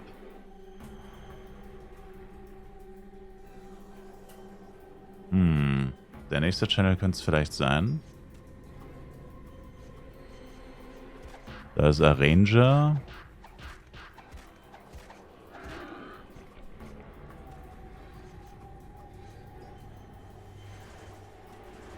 Ist eh egal, selbst wenn du anfängst, kann jederzeit jemand kommen und anfangen zu AOE'n.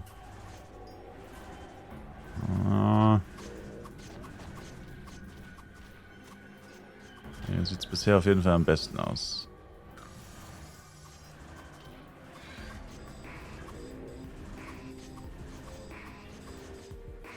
Alles voller Elementoren, sucht gerade einen fertigen... Sucht gerade einen Burnicky-Spot. Same. Channel 5. 3 Channel wären da noch, theoretisch. Die man abklappern könnte.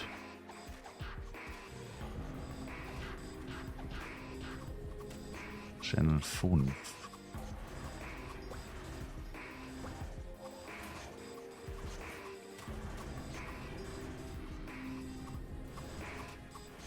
Wie viel würdest du derzeit für die einzelnen Speedsets ausgeben?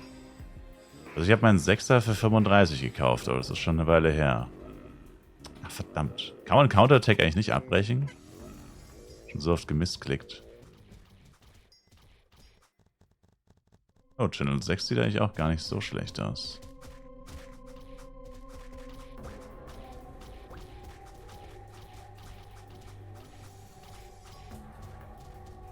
Wenn der Typ hier nicht AOE't, aber ich glaube er AOE't.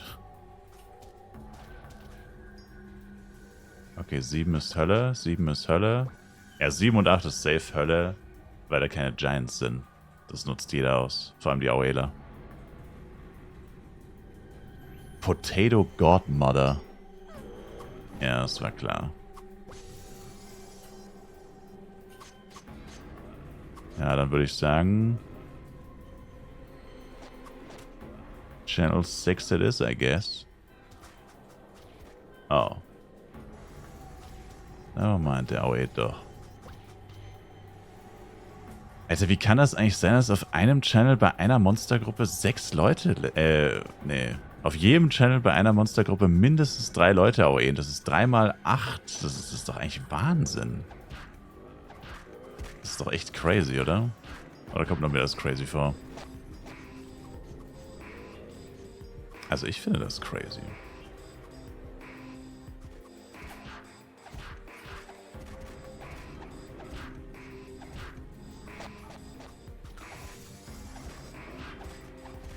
Okay, jetzt leveln wir hier zu 4. Das ist fast ein bisschen zu viel schon wieder. Ah, Mann, ich hasse die Wüste so sehr.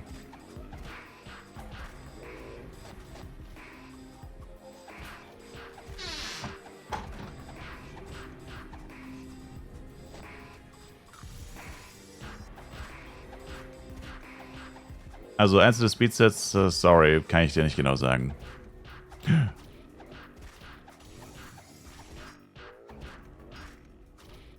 Puh. Weiß nicht, wie sie sich im Preis geändert haben. Naja, Augen zu und durch. Schnell eine Empty reinknallen und hoffen, dass es schnell vorbei ist. Was bleibt einem anderes übrig? Heute ohne Party-Scrolls. Oh nein. Oh oh. RIP. Ah, verdammt. Gibt es einen Blinkwing auf Madrigal? Bitte. Oh, bitte, Daily Spielzeitbelohnungen. Lasst mich nicht im Stich. Bitte. Das ist unter meiner Würde. Dinge, die ein Cacher sagt. Na, ich habe Couple-Teleport. Müsste wieder da sein, oder? Ja. Yeah. Na gut, Couple-Teleport. Warte kurz. Ich gucke, ob ich Blinkwing auf Madrigal bekomme. Oder Return Town. Hab meine Dailies noch nicht abgeholt. Könnte immer sein, dass man hier was bekommt. Achso, bei Return Town kann man ja gar nicht bekommen, nevermind. Return Town aus den Dailies. Ich krieg wirklich alles, außer das, was ich brauche. Und wer ist denn das jetzt? Watch.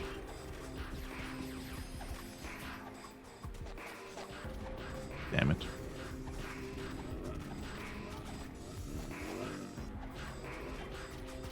Ja, dann Couple-Teleport. Rip my anus, man. Wo komme ich am schnellsten zur Post? Nirgendwo. Das ist alles Kacke. Channel 5, wer will, PSF. Kann man sich einen Spot in einer Party sichern. Hast also nur das großzügig. Nee, wie sagt man? Ach, keine Ahnung. Yeah. Yeah, sir.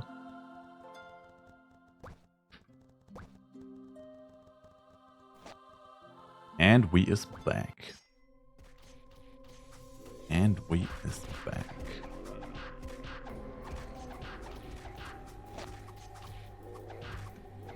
Party together, couple skills big.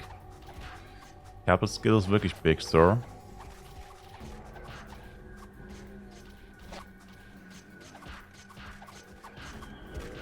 Bin ich irgendwie im falschen Film oder so? Waren hier nicht gerade nur 3 Leute? Wir sind jetzt hier 5 Leute. Was geht eigentlich ab? War doch gerade nur zu dritt hier. Wo sind die ganzen Chinesen hin? Ach du Scheiße.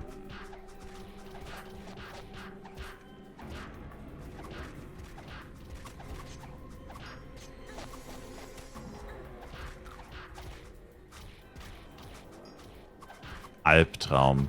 Es ist ein Albtraum. Wieso legen sie mir mal alles schlecht aus? I didn't. Noch 2 Plätze in der Party. Sirs und Sirs Ihnen. 2 weitere Plätze Sirs.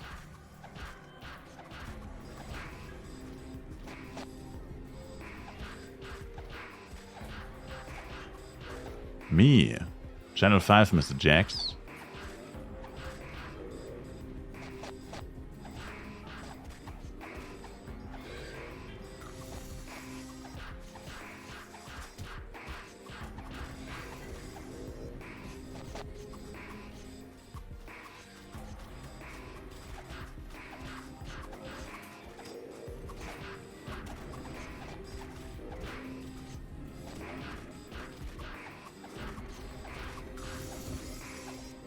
Jax kann sich keine Pinkrosträume leisten nach seiner großzügigen Spende.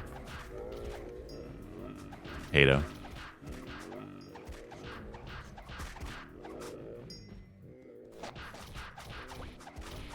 Gute alte AA1 Duo Only.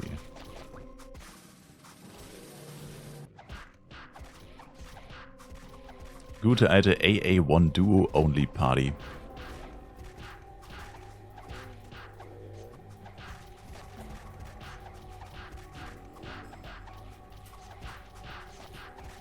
Was geht ab? Bulge und Schwippschwapp.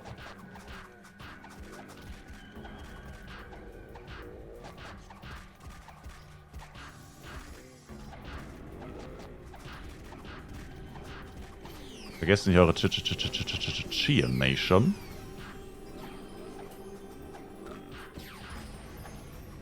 Jax, Iris und Beta. Beta? Wen bietest du denn?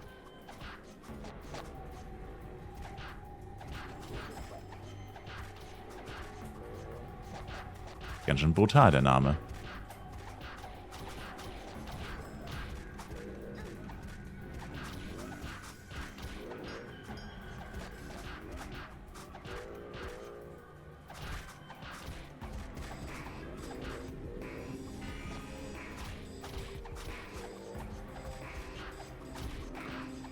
Muss rein ins Hirn. Einfach verdroschen. I see. Boah. Also wenn es so viel los ist, ist das echt nicht geil, weil die ganze Zeit irgendwie random Agros spawnen. Schon dreimal fast gestorben. In 6 Minuten. Ganz schön aggressiv hier. Ganz schön aggressive.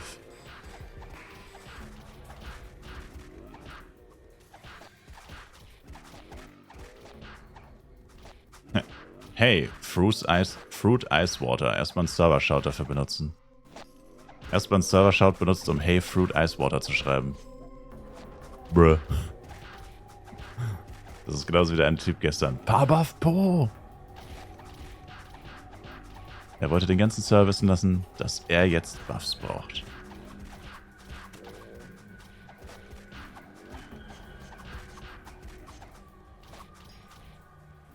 Pause gut genutzt, um dann mental für die Wüste zu stärken. Ich bin zu schwach für die Wüste, ey.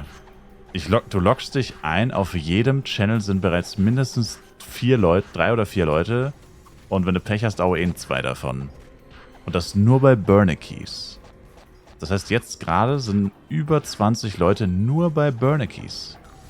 Über 20 Menschen. Das ist doch Wahnsinn, oder? Nur bei Burnikies. Weißt du, wie viele 1000 Menschen dieses Spiel gerade spielen müssen? Und nur bei Burnikies so viel los ist? Ich sag's dir. Millionen. Millionen 1000 Menschen müssen dieses Spiel gerade spielen. Wenn nur bei einem Monster so viel los ist, Mensch. Dann sind hier Millionen 1000 Menschen. 1000 Millionen. Millionen 1000. Einfach alle. Einfach alle Menschen spielen gerade. Einfach alle. Dachte, ich muss dich heute weniger leiden sehen. Ja, ich würde bei Level Up vielleicht tatsächlich mal Asria ausprobieren. Ich will hier so schnell wie möglich weg, das kannst du mir glauben. Das ist wirklich keine freie Wahl, hier zu sein. Ja, Alter, noch den Giant direkt in die Fresse gespawnt bekommen, oder was? Junge, ich bin doch weggelaufen, Mann. Oh, es ist ein einziger Albtraum, diese Dreckswüste. Es ist nur ein Albtraum. Es ist so madig. Ich bin weggelaufen. Wieso sterbe ich denn dann trotzdem? Oh, ey. Meine AM wird einfach nur gewone-shottet. Von allem wird der gewone-shottet. Das ist so crazy. Sogar ein fucking Popcrank ohne Rageface one-shottet den.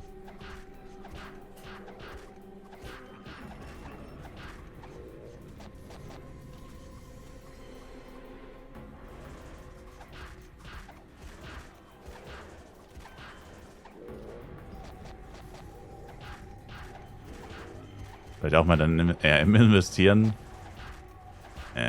Das ist unmöglich, Sir.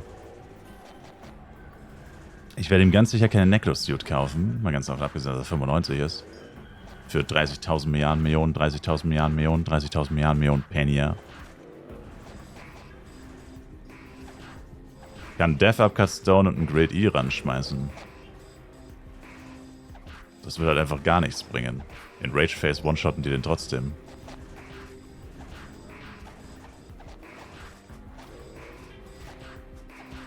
Oder wenn 2 Agros kommen. Halbtraum. Habe ich den AM equipped? Er hat eine 60er Suit, einen 90er Helm und 75er Gowns und Boots, also no. Not really.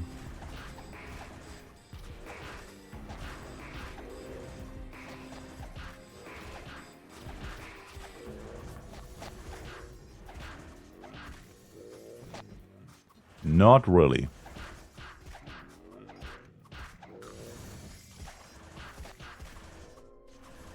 Mutant August machen auch weniger Schaden als alle Monster in der Wüste Bolt.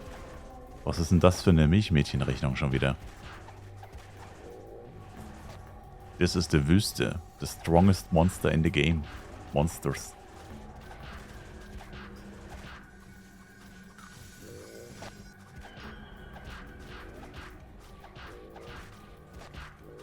This ain't no Zuckerschlecken.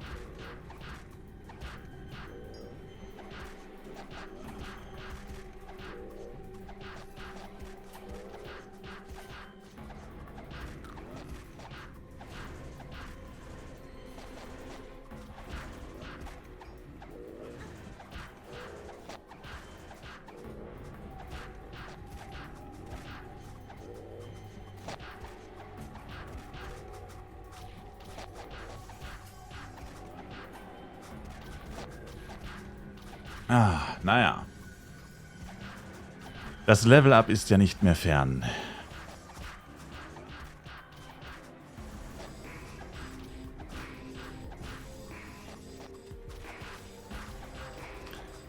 Der Level-Up ist nicht mehr fern.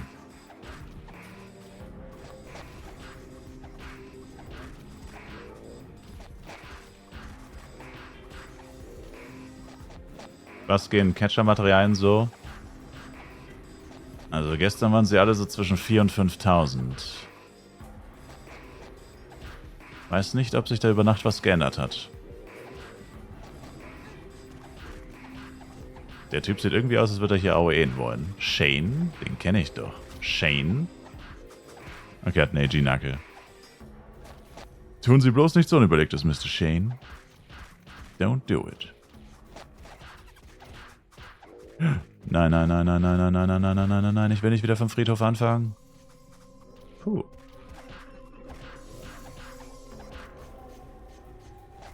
Lieferheld, was geht ab?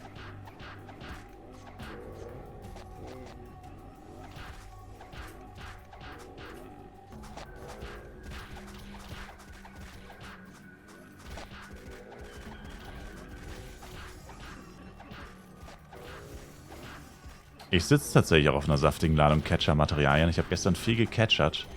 Ein weiterer Grund, warum ich gestern nicht so viel Progress gemacht habe, leveltechnisch und so. Ich habe gestern sehr viel gecatchert. Weird flex, but okay. Catcher Nation. Ich habe mir gestern richtig einen abgecatchert.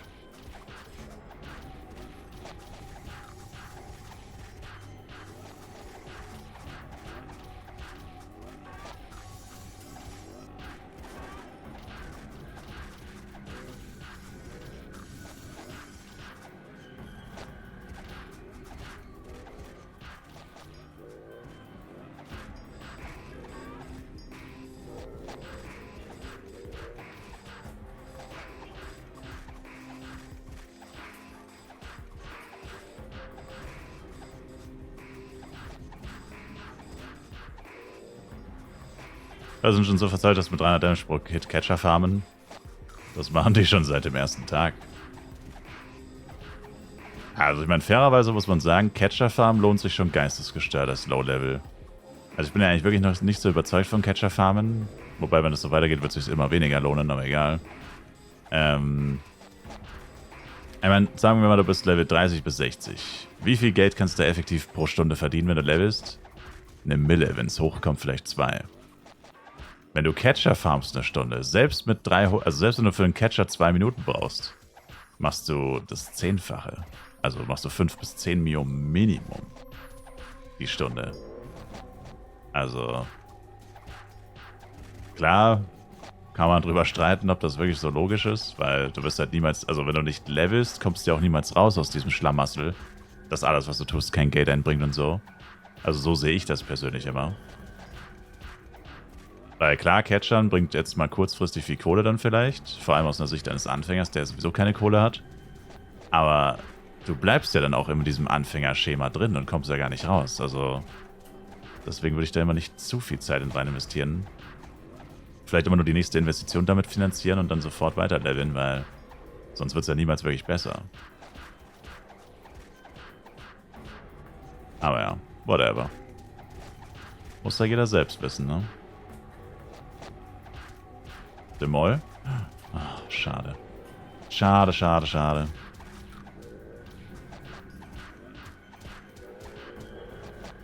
Demol einfach jedes Mal Demol sind mindestens 3 A-Product.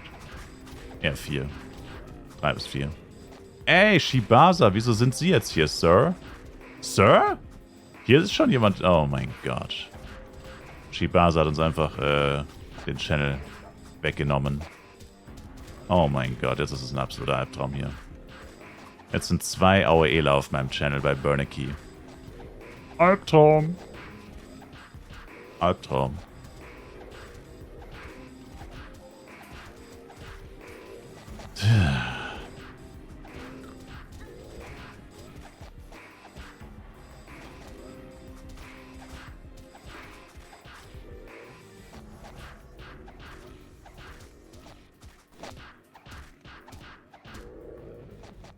Ich hoffe, dass ich ihn dir beschaffen kann, Bomber.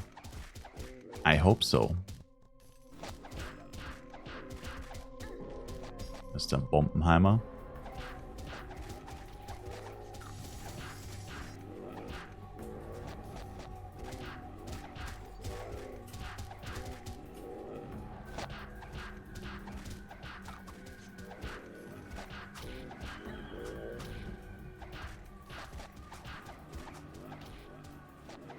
Wie ist es eigentlich in unserer Party? Stört es irgendjemanden, wenn Party ihre Reihenfolge ist?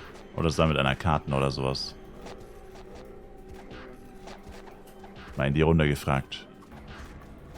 Wenn niemand was dagegen hätte, würde ich es vielleicht machen, weil mein CS-Bild ist abgelaufen auf dem AM. Jetzt müsste ich wieder die ganze Zeit rüber traden.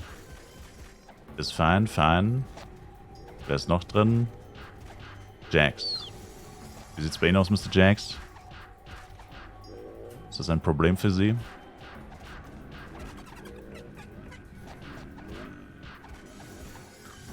Okay.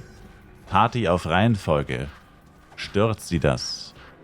Weil Sie Karten aufheben oder so?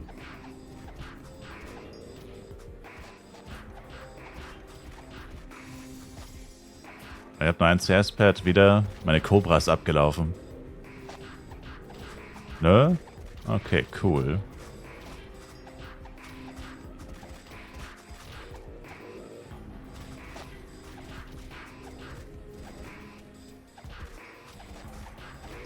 Was gab? Puma, wie geht's, wie steht's?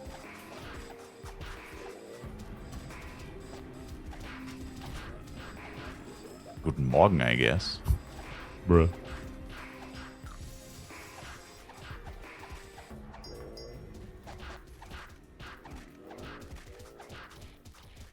Wieder 6 Stunden 35. Yeah, we is back. Hallo Pinguin, du warst gerade beim Arzt und hast den Tumor finally ganz besiegt. Ey, my man. Sehr schön. Du schon wieder am Farm mit 7 Stunden auf dem Timer. Was ging denn da ab? I lost a bet. Nee, eigentlich nicht, aber... Strong Support von Mr. Jax und Mr. Jewel. Was soll ich sagen? We is back. We is back.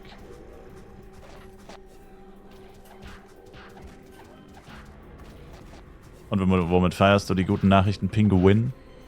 12-stündiger Flive-Marathon?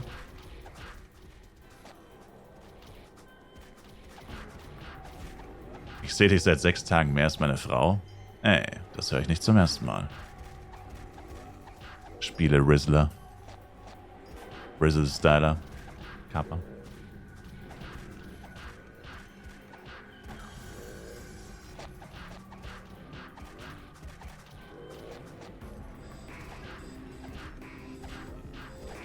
In der Runde Fleifen, was würdet ihr tun?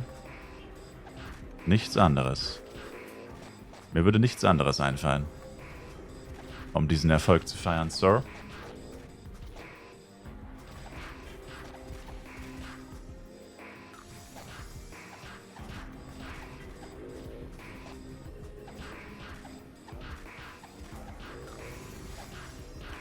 Dann kann ich mit einer Nachricht auf Discord rechnen, Sir. Wahrscheinlich erst, wenn wir hier fertig sind, Sir.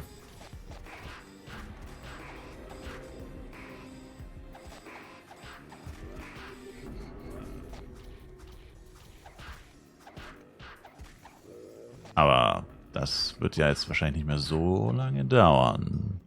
Also meine Wohnung schnell auf, Live ruft mich nämlich schon. Nice. Da ist schon wieder jemand Neues am Start.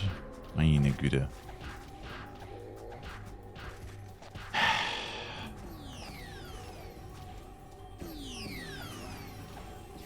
Bei Burnicky ist einfach mehr los als in Mekka, ey. Aber schon eine Stunde gelevelt, nicht so wie manch ein Streamer hier. Ja. Mal gucken, ob wer heute von uns beiden mehr Flive gespielt haben wird, Sir. Wir sprechen uns dann in 10 Stunden nochmal, Sir. Nein, nein, Sir. Nein. Tony. Ich muss hier schleunigst weg.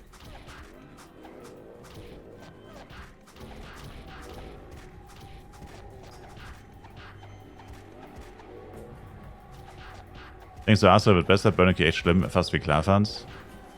Ja, weiß ich nicht. Gerade meinte ja jemand, Astria ist auch nicht besser oder es ist nirgendwo besser oder irgendwie so, weil das war, glaube ich, also jetzt gerade nicht, aber vor 5 Minuten oder so. Keine Ahnung. Also, wenn schlechter geht's ja fast gar nicht. Hier sind einfach 6 oder 7 Leute gerade am Leveln auf dem Channel. Was soll denn das? Und rechne das mal 8 Channel. Das sind ungefähr 50 Leute gerade bei Burnickies. Irgendwas zwischen 30 und 50 Leuten ist gerade bei Burnickies. Was ist das? Das ist Wahnsinn. Das ist eins von 90 Monstern in diesem Game. Der blanke Horror. Blanket Horror.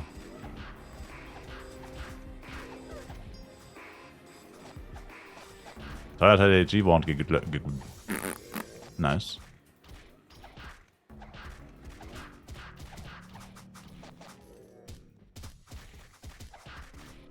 Cool. Ich kenne einen Channel, der Lehrer ist. Sir. Was interessiert mich, was für einen Beruf dieser Channel hat? Schon wieder ein neuer AOEler. Das gibt's nicht. Jetzt ist da noch ein AOE-RM. Crazy.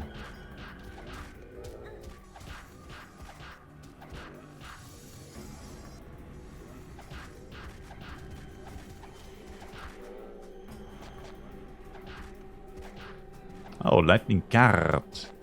Lightning Guard. Ich bin hier Lightning Guard. Ja, man, es wird noch ein drittes Mal Socken, wäre vielleicht noch so ein Ding. Aber das würde ich gerne mit einem gratis G-Product machen. Was ist die Chance von 2 auf 3 Sockel? 50% oder so, oder? Ne, 40, glaube ich, war es, oder?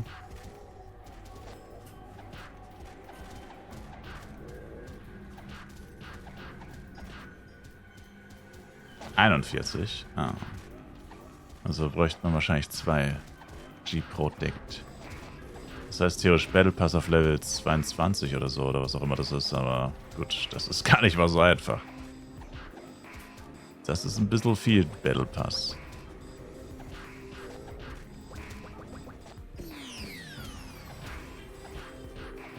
Na Mensch, Battle Pass auf Level 13. Aber mein Wochenlimit ist wahrscheinlich auch schon, ja. Ist 2 G-Bros gebraucht. Na gut. Man, 2 Stück kann man sich schon mal kaufen. Hoffentlich braucht man nur 1.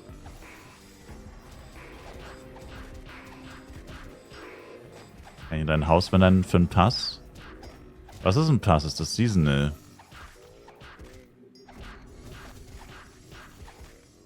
Heile 40, Sir. Oh, sorry.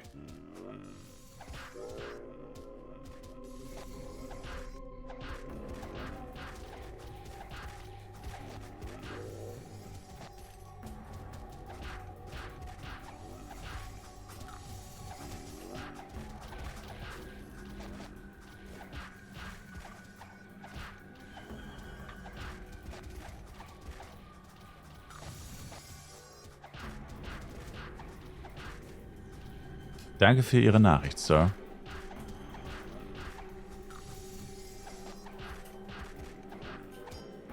Oh mein Gott. 2 Agros auf meine M. Bro. Meine Güte.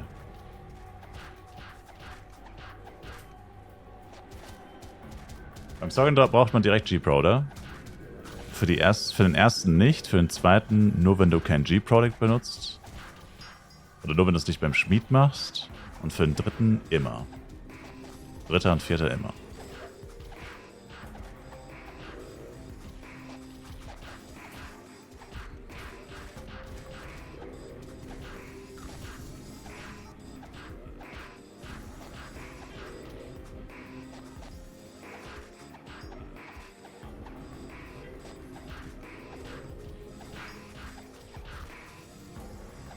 Glaube ich jetzt schon fleißig die 120er Waffen. Nein.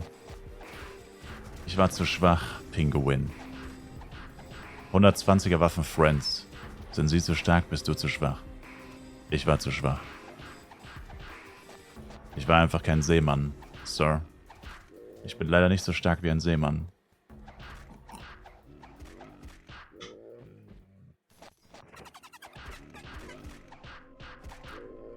Ist das nur so beim FEC, dass ich wirklich beim ersten kaputt gehen kann? Yes. Das ist ja dieses Doppel-Upgrade-Chance, über das wir immer reden. Hast keine Patente?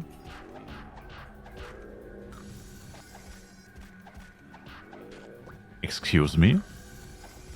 Wie bitte?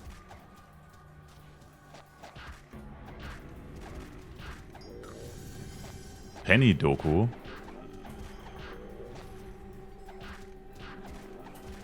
Verzeihung.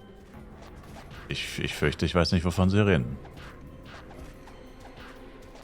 Das sagt mir gerade absolut gar nichts. Da klingelt nichts bei mir.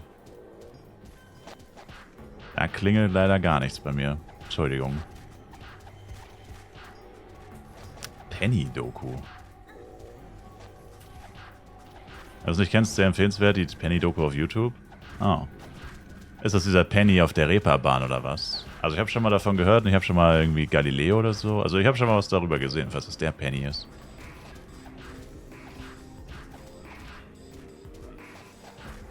Penny am Kies. Oh.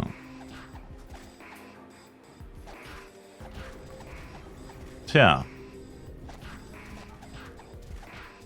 Noch 13%, aber ich müsste dann Elemente entfernen und nach Astria. Ich weiß nicht, ob sich das lohnt, aber...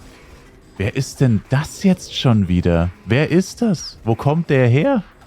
Alle 5 Minuten ist hier plötzlich jemand Neues. Das ist ja geistesgestört. Who the fuck are these people, man? Das ist Wahnsinn. Alle paar Minuten fängt hier jemand Neues an zu AOEen. Nach ein paar Minuten ist er wieder weg. Weil er einsieht, wie sinnlos das hier ist. Crazy. Absolut crazy.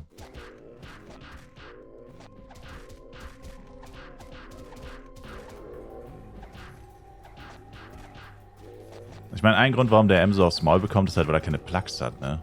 Beziehungsweise Penseros. Das Problem ist, Penseros sind so viel wert, die zu benutzen wäre Schwachsinn. Print that money. Einfach das Money printen.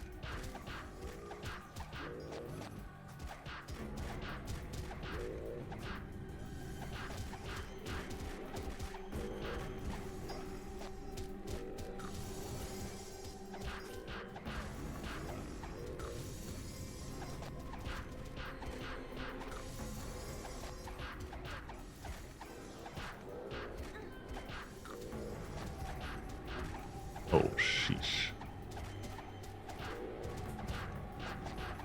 Jetzt auch neu auf dem FEC. Gibt es da irgendwelche Tipps? Setz dir einen Helm auf und hoffe auf das Beste. Hey, Kugis. Oh man. Will auch auf die Bernanke Party.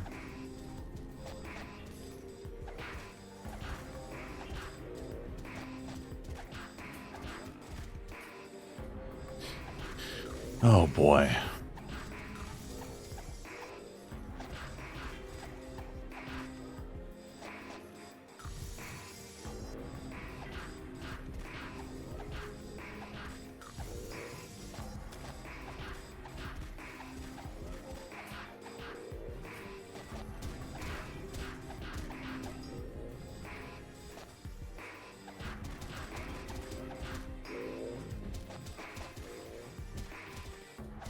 Wohin floss mein Geld? A-Pros? Unterschiedlichste Dinge. Aber ja, das letzte Geld, das letzte bisschen Monetas Fritas gestern war noch ein paar A-Product. Ein paar kümmerliche, klägliche.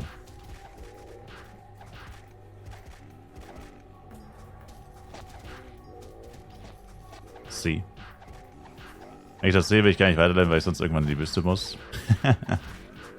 Also, Bernanke ist es gerade echt ein Albtraum. Also, no joke. Das ist gerade wirklich nicht lustig.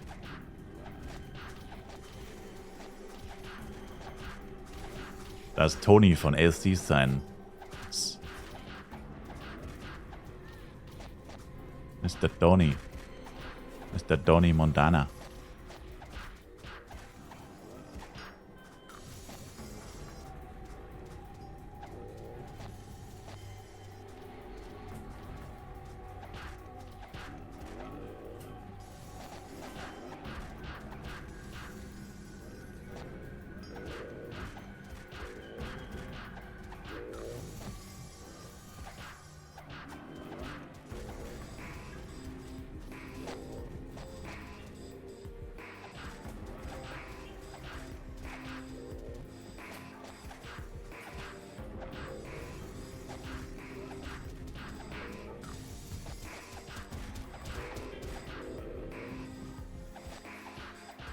So. Haben wir gleich das Level up.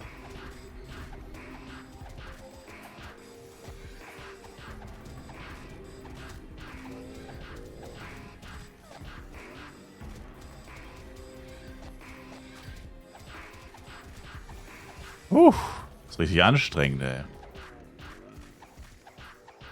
Was hast du mit deinem Endpocket, dass er dich heizt durch die angenehmste Art und Weise?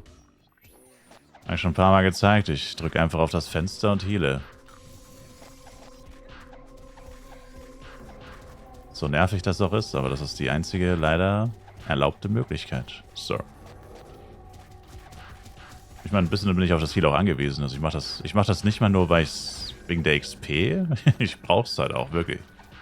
Also bis Bloody-Waffen,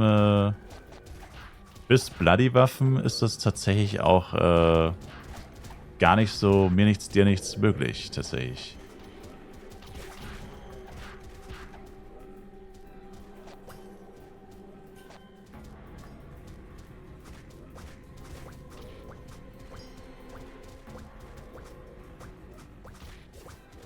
Ich habe Rim of Boots gedroppt.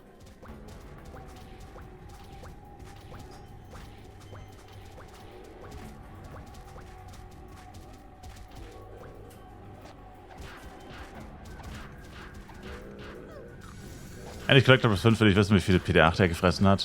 Meiner ist aber doch plus 4. Ich traue mich nicht mehr. Ich hab's aufgegeben. War 2 Jahre weg. Ja.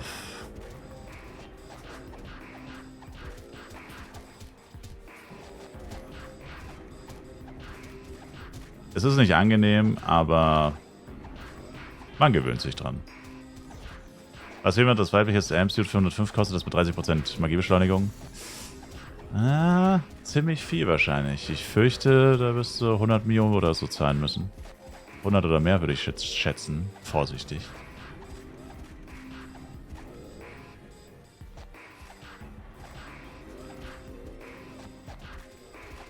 I'm rich. Oh. Ja, lass lieber aufhören. Oder falls du hast, vielleicht einmal Server-Shout. Aber ohne Scheiß, Server-Shout funktioniert bei mir einfach nicht. Ich habe 3-mal Server-Shout gemacht. Kein Schwein meldet sich bei mir. Es ist effektiver, wenn ich Channel 1 Darkon spamme, ohne Server-Shout. Ist effektiver als Server-Shout. Server-Shout bist du einfach 3-mal weggeschmissen. Hat sich nicht eine Person gemeldet danach. Also, crazy. Aber das waren eigentlich immer Gelegenheiten, wo... Also Tyrant Suit zum Beispiel. Ist jetzt eigentlich kein Trash-Item. Dann biete mal... Ja, ich wusste, dass das jetzt kommt. Ich wusste, dass das jetzt kommt. Dann biete mal anständige Sachen an. Bro, Tyrant Suit. Und das war ja schon vor 36 Stunden oder so. Ne? Hier, Freundchen. Das war was Anständiges und das war auch noch relativ früh. Wollte trotzdem keiner. Und es muss wohl keiner drauf aufwarten. Ich meine, bevor ich 10-mal Server-Shout benutze, dann kann ich es auch einfach 10 Mio günstiger verkaufen. Das kommt aufs Gleiche raus. Welche Ringe würdest du für Giste empfehlen, ab wann lohnt es sich zu upgraden? Upgraden, ob wann sich das lohnt. Also theoretisch, wenn ein Upgrade-Event ist. Also ich hoffe sehr darauf. Ich meine, ich kann es auch nicht versprechen. Woher soll ich das wissen, ne? Aber ich persönlich hoffe einfach darauf, dass dieses Wochenende Schmuck-Upgrade-Event ist und bis dahin noch so viele A-Projects stacken wie möglich. Stack it. Kennst du das? Stack it. Stack it. Einfach stacken. Die A-Projects einfach stacken und hoffen, dass das Event kommt. Es macht nicht viel aus, das Event, aber naja, wir haben schon Doppel-Upgrade-Event. Permanent quasi auf dem Server. Ist ja Base-Doppel. Und ich meine, dann nochmal Upgrade-Event obendrauf. Wenn du jetzt 10 A-Projects benutzt, macht das legit kaum einen Unterschied. Aber bei 100, bei 200, bei 1000, da macht das sehr wohl was aus. Gut, ich habe weder 200 noch 1000, aber ich sage ja, stack it. Je nachdem, wie viel man noch gestackt bekommt bis zum Wochenende, falls ein Event kommt. Wenn kein Event kommt, würde ich wahrscheinlich auch zumindest mal plus 10 oder sowas machen. Das, was halt relativ schnell geht und wenig Products kostet. Aber so grundsätzlich, ich persönlich würde da schon eher warten. Aber, ja, man weiß es halt nicht. Wenn man es wüsste, könnte man es besser planen, aber man weiß es halt nicht. Aber es ist halt FEC, also die sind ja richtig, die wollen ja, dass wir fett Geld ausgeben und so. Die werden sofort Upgrade-Events starten. Das Nervige ist halt, dass die Upgrade-Events halt nur am Wochenende kommen können. Das ist halt, blöd. Ich habe einen 105er Bogen mit 11% Flame Arrow Damage, by the way.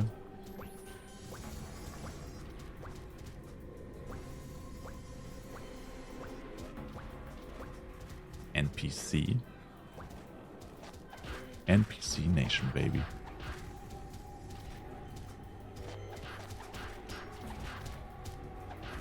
Vergesst nicht euer Cheer.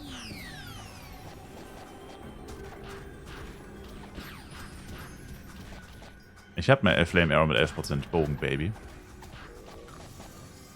Nice.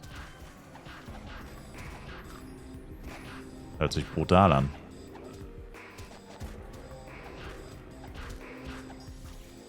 Das Gerät klingt brutal.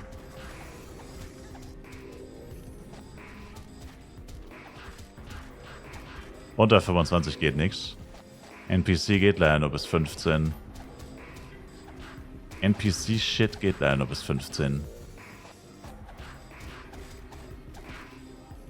Leider, leider, leider. Love, love, baby, let's go. Love, love, baby, let's go. Level up, baby, let's go. Okay. Ja, noch 21 Minuten Ampli, also je nachdem, was zuerst passiert. Inventar voll oder einfach nicht Inventar voll. Bleibe ich jetzt einfach noch hier. Weil ich komme gar nicht nach Astria. Wie soll ich überhaupt nach Astria kommen? Die Medomets sind am Arsch der Welt. Das ist genauso am Arsch der Welt wie die Wüste. Naja, mal schauen. Naja, wobei, ich müsste eigentlich noch einen Blinkwing auf Madrigal irgendwo rumliegen haben. Glaube ich. Glaube ich. Naja.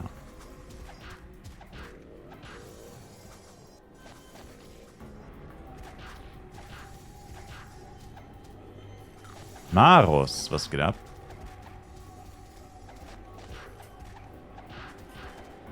Wie geht's, wie steht's?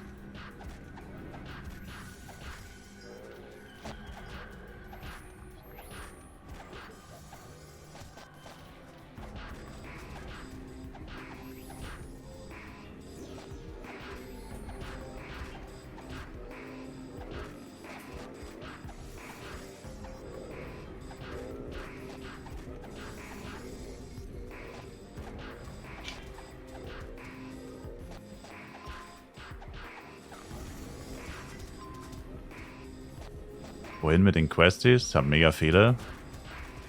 Gilde? Gilde oder NPC? Hälfte Gilde, Hälfte NPC.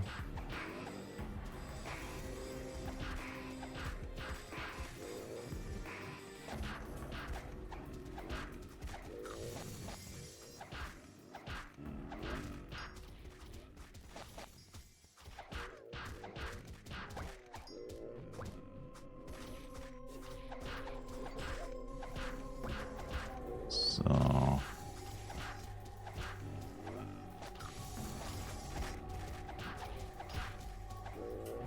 Ah. Geht bloß nicht mit eurem M nach Flares. Buff, please, buff, please, buff, buff, please, buff.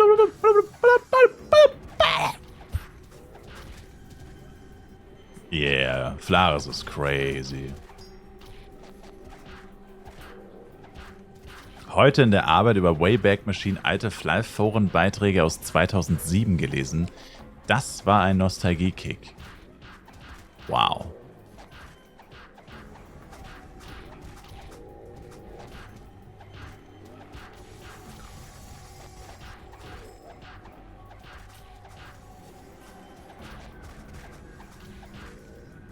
Das ist crazy.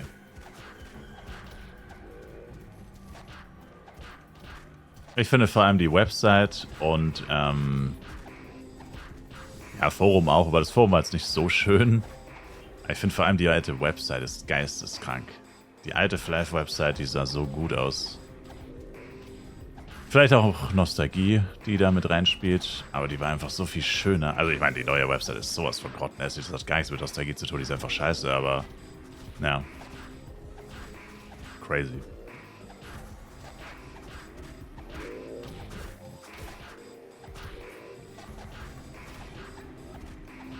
Die englische war noch ein Tick schöner. Hater. Aber. Uff. Und da liegt der OE-Blade. Ay caramba. Da liegt er.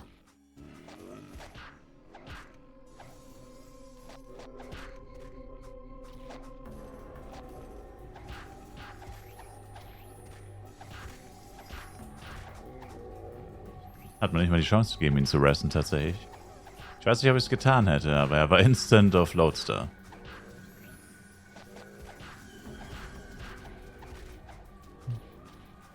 Irgendwelche Ziele für heute? Grind it out, baby. Grind it out. Ja, so einfach so viel wie möglich. So viel Penya wie möglich verdienen, ist das Ziel heute.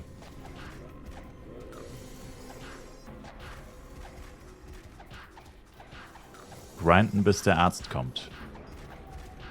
War heute das Goal.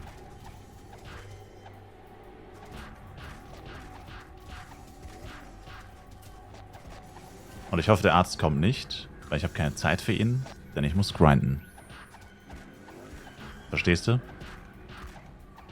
Sir.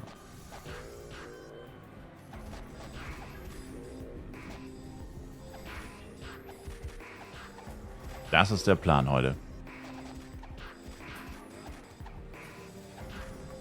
120 wäre crazy, aber das werden wir safe nicht schaffen. Penya ist auch eigentlich wichtiger. Es bringt mir jetzt gar nicht so viel, so ein hohes Level, weil ich habe das Equipment dafür eh nicht. Soll gerne noch viel mehr von dem 135er Zeug droppen, dass ich das auch wieder quasi geschenkt bekomme. Bloody Jojo habe ich auch noch nicht, ne? Also man muss es jetzt auch nicht komplett überstürzen alles.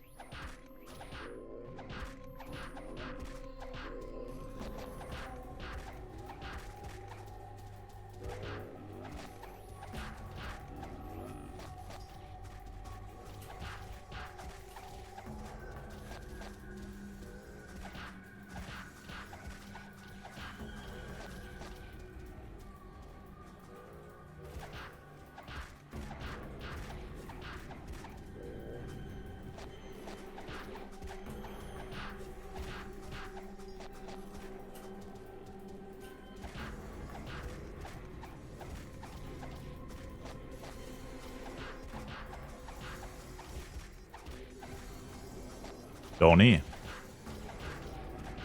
Beruhig dich, Donny. Du nimmst alle Burner Keys in Sicht, Donny.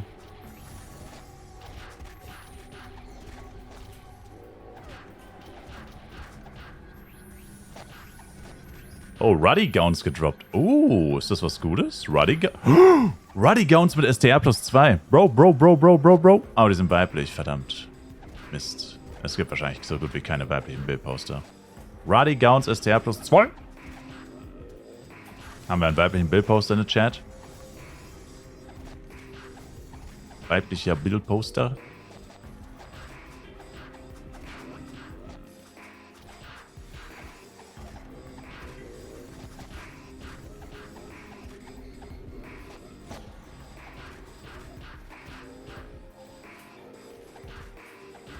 Sieht nicht so aus. RIP. Nein, ich will angreifen. Ey! Yo! The fuck? Alter! Bei mir kommt Hindernis und er kann es einfach angreifen, obwohl er noch Moonbeam benutzt und noch weiter weg steht. Diese Moonbeam-Ams, ne? Oder whatever, AOE-Ams, alles das gleiche. Es war mal ein Moonbeam-Am. That's for sure.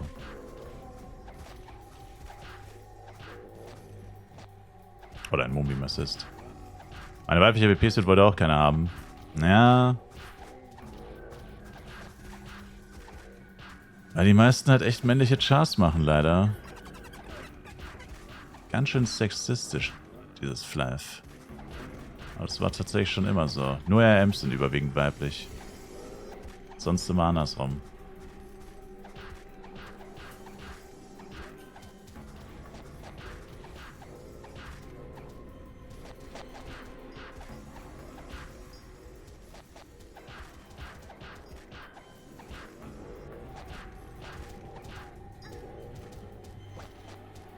Ja gut. Gibt es Gender Change? Yeah. Was kostet F-Coin? Zwar nur 500 oder so. Das ist tatsächlich ziemlich günstig. Aber...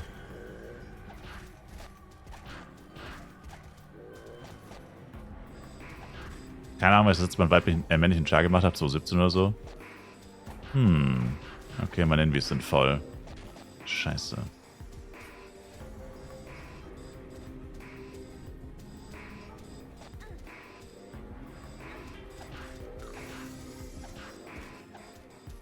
Ja, wieso stand da jetzt Ecker halten? Ich check's nicht, hä?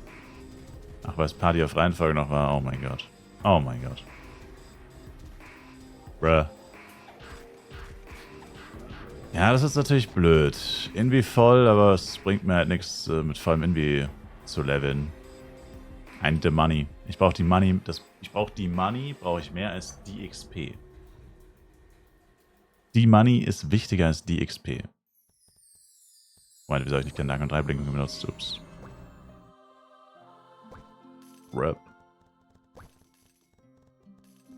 Ja, das war jetzt ein bisschen Fatbrain. Keine Ahnung, ob ich einen Darkon Blinken benutzt habe. Ach so, bei... Mann, ich hasse Darkon 3 so sehr. Es geht mir wirklich so auf den Sack, gell? Mit, dass man keine Bank dort hat, ne? Das ist so nervig. Warum denn nicht? Ich check's einfach nicht. Warum nicht? Warum ist da keine Bank? Das ist so ein Abfuck einfach. Dann will ich mir tatsächlich noch schnell... Wenn ich schon hier bin, hole ich mir noch schnell das Sprint-Scroll. Wenn ich schon laufe, dann laufe ich so schnell ich kann. Asria auch. Doch, Asria ist eine. Muss nur mit dem Peng reden. In Asria mit dem Pinguin reden.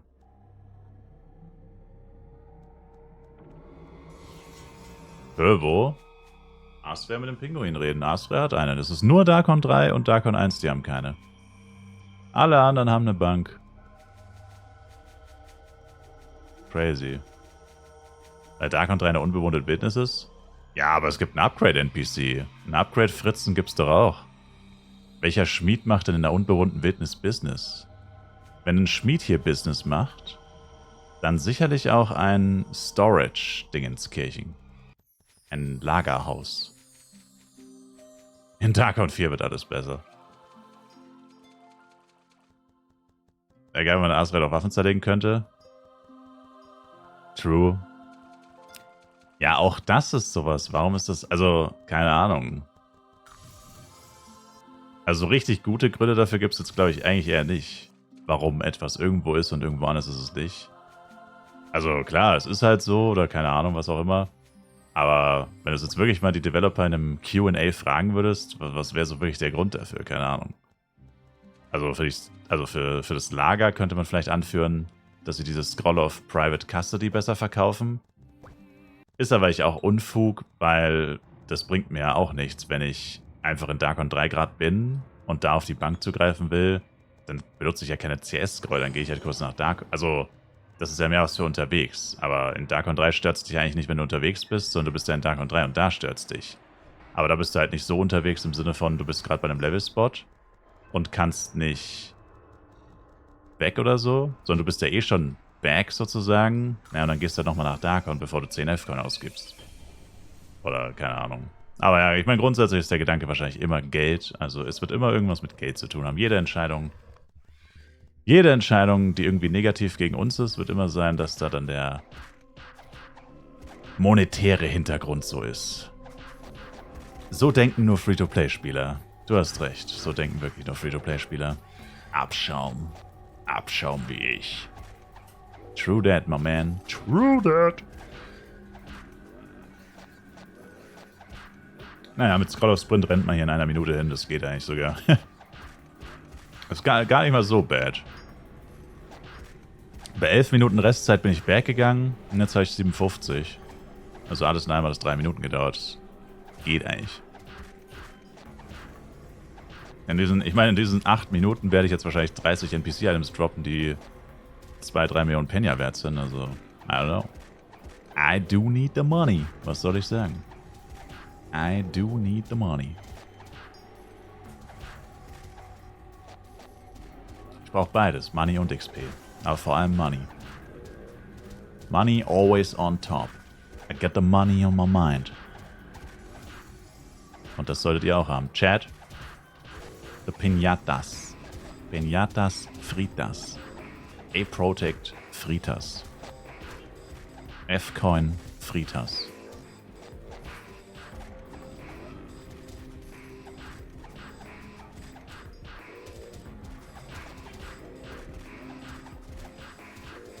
Ach so, Misa, by the way.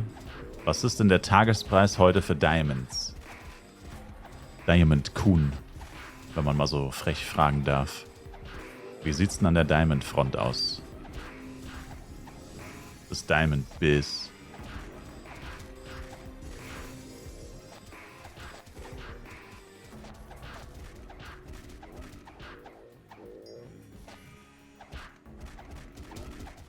Wait, what?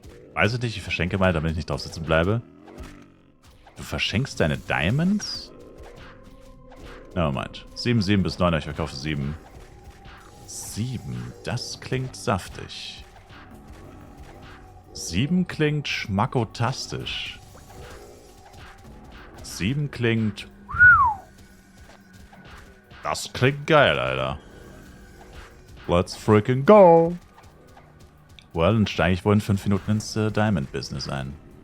Bleibt mir wohl nichts anderes übrig, als damit verdammt viel Geld zu verdienen. Wie kauft man eigentlich am besten Diamonds Upgrade auf plus 5? Nee, dafür bräuchtest du ja quasi Unlimited mit Materials. Also ich würde einfach nur alles, was plus 1, 2, 3 ist, würde ich weghauen. Und alle cleanen, vor allem Sticks, Axe und Bow, cleanen Shop ballern und auch nochmal zusätzlich Money printen. Printed Money! Ich zeig's dir später, wie ich das immer mache. Hat bisher ziemlich gut funktioniert. Meine Technik. Das ist die Geizhals Free-to-Play-Technik. Also, I don't know.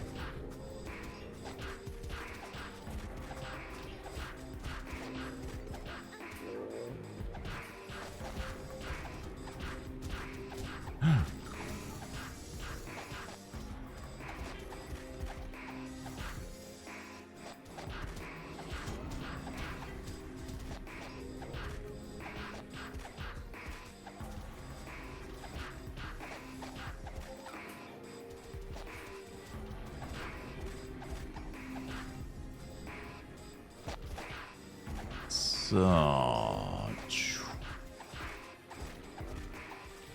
Mal wieder hinsetzen hier. Oh. Schon entschieden, was ich crafte?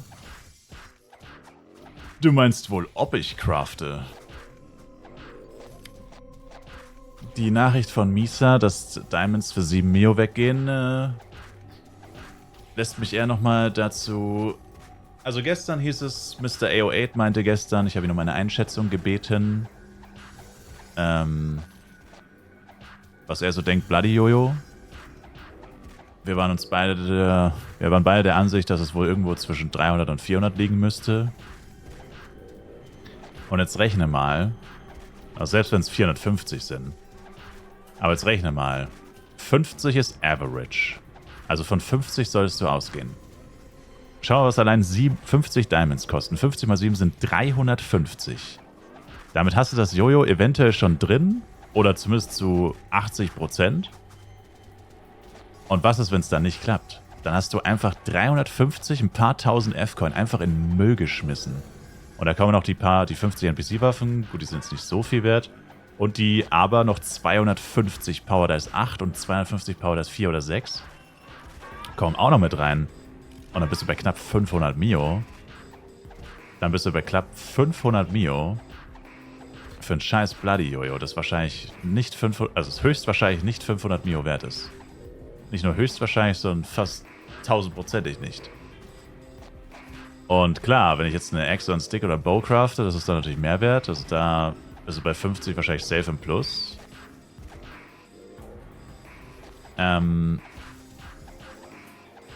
Also bei Axe, Bow und, keine Ahnung.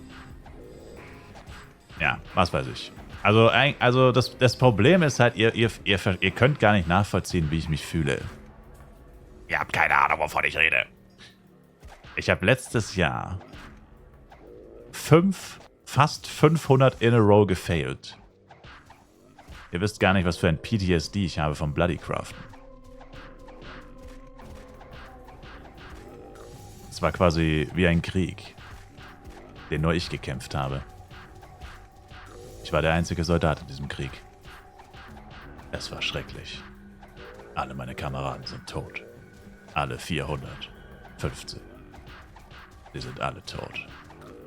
Deswegen weiß ich nicht, ob ich mir das wirklich nochmal antun soll, man. Es waren zwar, I guess, gute Videos oder interessante Videos und so, aber Bro.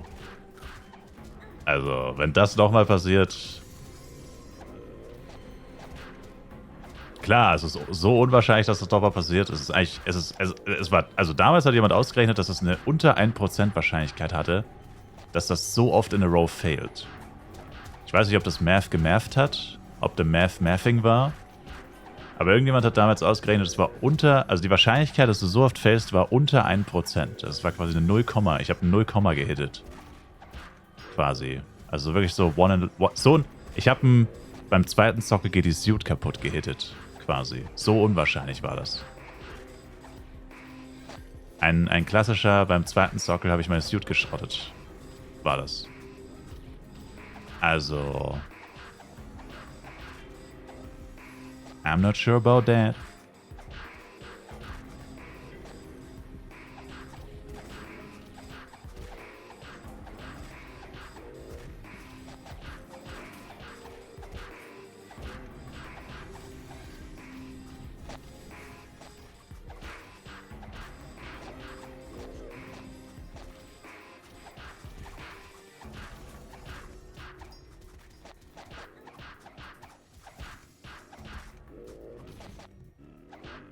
So, 10 Sekunden noch Amplis.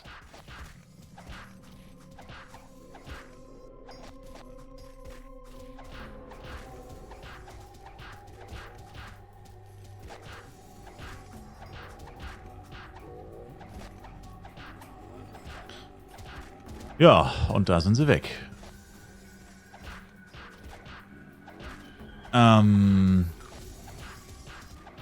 Dann würde ich tatsächlich sagen, geh mal direkt weg, weil es bringt ja nichts mehr hier zu bleiben, wenn ich eh vorhabe wegzugehen. Dann kurz in die City. In the City. Was brauche ich für ein Element? Erde, ne? Mineral und Guru. Aha, ausgerechnet Mineral, davon habe ich gefühlt immer am wenigsten. 625. Also ich muss in die City. In die City. Kurz warten, bis der Larry hier eingesaugt hat. Nicht, dass ich ihn hier alleine zurücklasse und er stirbt.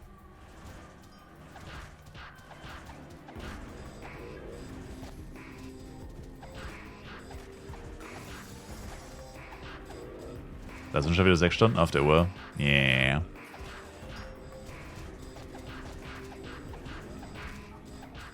Das ist richtig, Sir.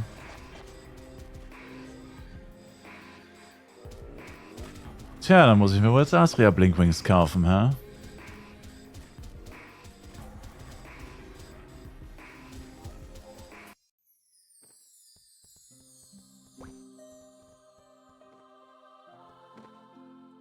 Na gut, die sind auch nicht mehr so viel günstiger als Town Blinkwings, aber immer noch 2000 Penya each. That's still a lot of money.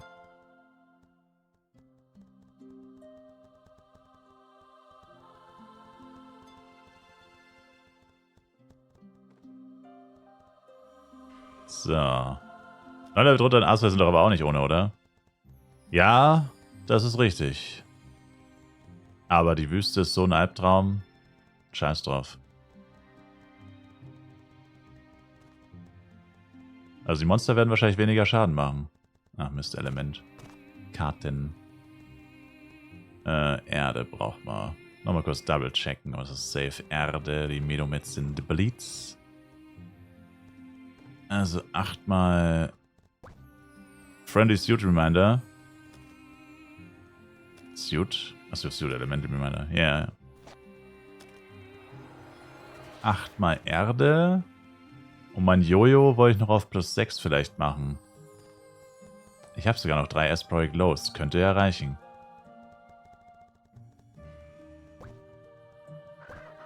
Jemand, der ein paar Asproric Low loswerden will. Mein Jojo noch auf plus 6. Für den minimalsten Damage Boost. Hier verkauft nicht mal jemand welche. Also Asproric Low. Fast Upgrade.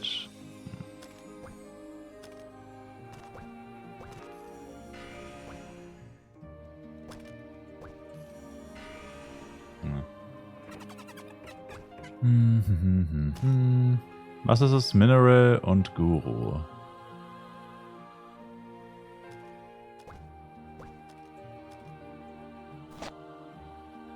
Syntic. Was geht ab?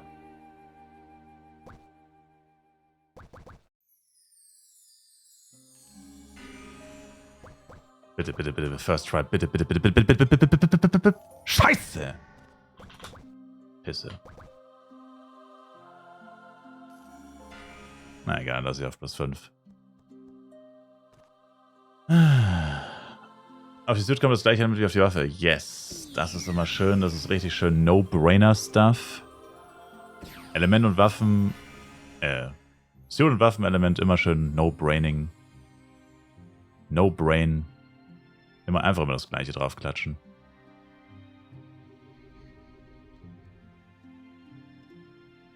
Bei meinem Assist ist einfach ein Envy-Bag abgelaufen, what the fuck? Wieso hatte der ein Eintages-Envy-Bag? Was ist das denn für eine Kacke? Und dann noch etwas vom Free-to-Play-Projekt.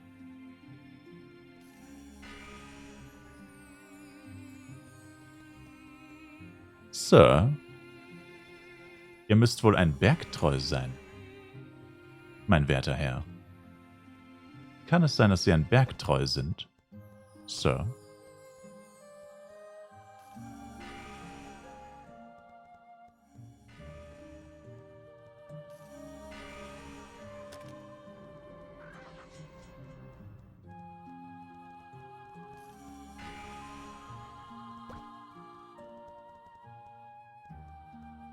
Warum ist extra so teuer? Kein Stil unter 50? Das ist ein Witz. Tja, ich zitiere, Knight ist ja so günstig, ne? Wenn jeder Knight spielt, weil jeder denkt, dass er so günstig ist, dann ist das halt schnell nicht mehr so günstig. Wobei 50 Mio geht ja eigentlich noch. Also ich meine, sehr teuer ist jetzt auch nicht. Aber ja, so ist es leider. Knight ist sehr beliebt seit letztem FEC. Der ist nicht mehr das Mauerblümchen von damals. Leider. Not a Mauerblümchen anymore.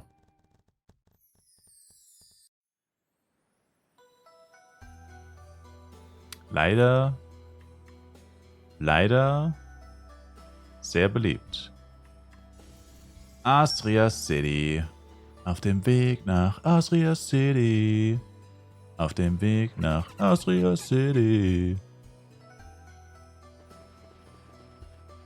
Achso, machen wir nochmal. Schau.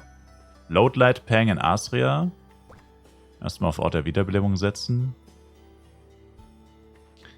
Load Light Pang in Astria hat eine Bank. Und der in Darkon 3 und Darkon 1, die haben beide keine. Und ich verstehe nicht so hundertprozentig, wo da der Unterschied ist. Es ist alles drei keine Stadt. Weder Darkon 1 noch Darkon 3 noch Astria ist eine Stadt eigentlich. Das sind alles nur so NPC-Ansammlungen, wo du halt so ein bisschen Basic Shit machen kannst. Doesn't make sense.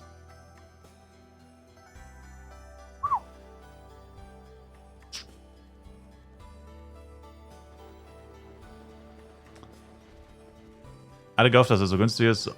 Oh Mann, wofür hat man bis Level 90 Mercenary gespielt? Naja, wie gesagt, es ist immer noch günstiger als Blade, Ranger und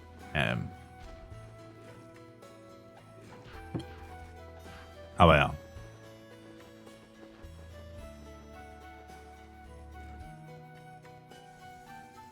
Und BP.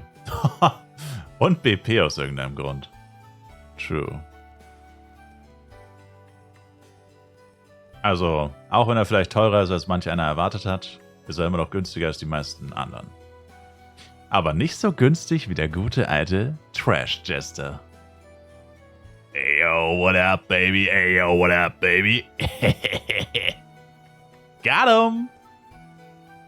Good old Trash Jester, den einfach niemand spielt. Bruh. Wenn du wirklich günstig gehabt hättest, der Trashster. Wenn du richtig günstig gewollt hättest, dann hättest du auch Jester spielen müssen. Denn hier kriegst du wirklich alles geschenkt. Ich habe noch nichts gezahlt für. Ich habe noch kein einziges Item für Jester gekauft. Na gut, das teuerste Item, was ich gekauft habe, war ein überteuertes Hiss-Jojo, das ich eigentlich günstiger hätte kaufen können, aber was soll's. Jedenfalls, alles, was ich in letzter Zeit für Jester gekauft habe, nichts davon war teurer als 15 Mio. Ich habe für nichts mehr als 15 Mio gezahlt. Das ist crazy. Okay, hier muss ich jetzt aufs Board gehen. Hier kann ich nicht durchlaufen. Hier könnten Sie über das Call of Returns nachdenken. Ich habe keine mehr, Sir. Selbst das AG-Jojo. AG-Jojo 15 Mio. Ich habe am Samstag gesagt, ich zahle nicht mehr als... Ich will unter 20 Mio für AG-Jojo zahlen. Und dann habe ich es am nächsten Tag für 15 gekauft.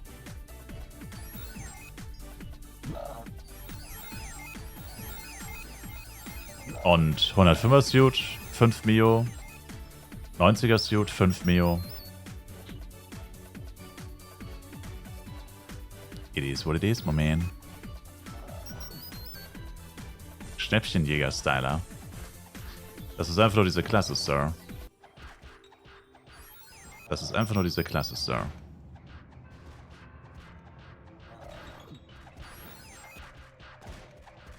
Jetzt erstmal hart Arsch-Damage machen für eine ganze Weile. Und da ist die erste 120. Die erste 120er Waffe ist direkt plus 3. Yeah. That's why we here, baby. That's why we here. That's why we here.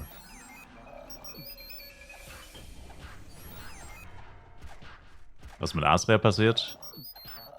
Ja, Asria hat sich verändert. Alle sagen das.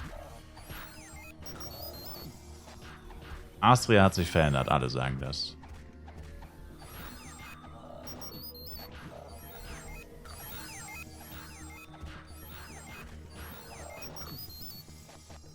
Habe eben 2 Geos für 10 Mio each gesehen. Ja, klar. Das ist ja auch wertlos. Nicht mehr lange und die schenken es dir. Zahl 1, kauf 7. Sie geben dir 7 Jojos und du musst nur 1 bezahlen.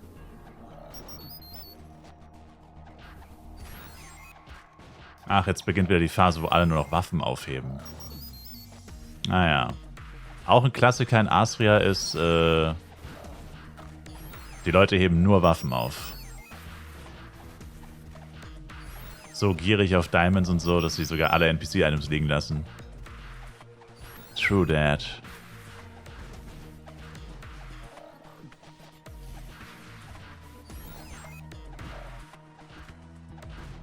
Ja, der Damage sackt natürlich, keine Frage, aber egal. Ist doch gut für mich. Grundsätzlich ist das gut für mich. Leider ist Medomet wirklich so am Arsch der Welt. Das ist echt ätzend, ey.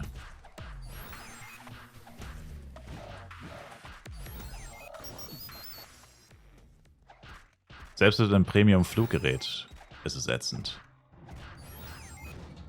Selbst mit einem Premium-Fluggerät ist es ätzend.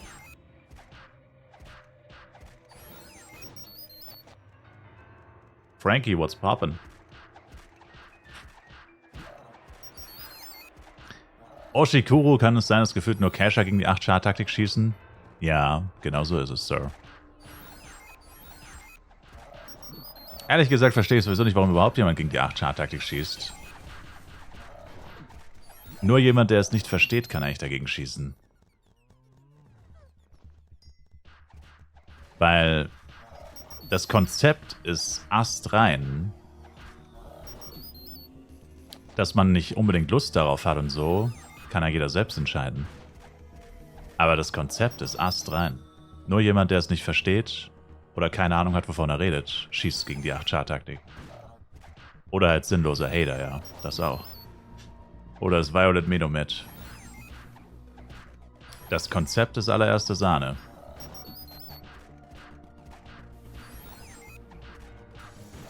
Halt vor allem langfristig leider. Kurzfristig natürlich... Die kurzfristigen Erträge sind natürlich schwierig bei der 8-Char-Taktik. Man kommt mit Level Reach auf so viele A-Pro und S-Pro ist das geisteskrank FEC-Event je 40 on top, dann wird es 2-mal und 6-mal. Ja. Yeah.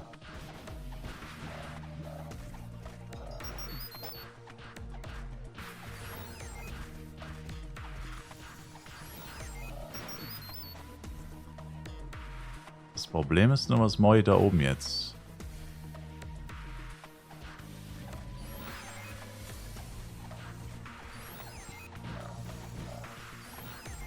Irgendjemand muss diesen Violet Medomet entfernen. Das ist der ausgerechnet bei den Smalls, sonst ist der immer bei den Captain. Wurde deswegen auf dem einen oder anderen Discord so gehatet. Weißt du, das verstehe ich halt nicht. Warum hatet man das? Also, keine Ahnung. Das ist genau das, was ich meine. Wenn du selber davon nicht überzeugt bist, dann machst du halt einfach nicht. Aber warum andere dann dafür fertig machen, dass sie es machen? Oder beleidigen? Was soll denn das? Verstehe nicht.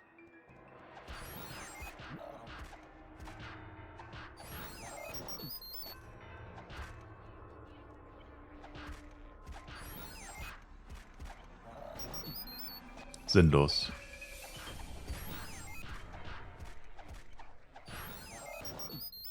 Einfach nur sinnlos.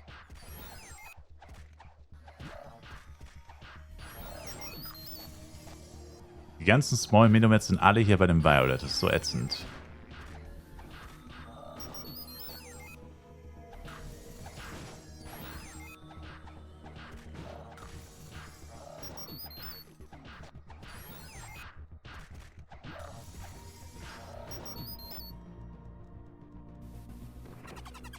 Habt ihr gefühlt dreimal ein Video geguckt? Da hast du doch erklärt, dass ich zum Beispiel beim BP ja schneller level, wenn ich den Leech lasse als Free-to-Play-Typ, oder?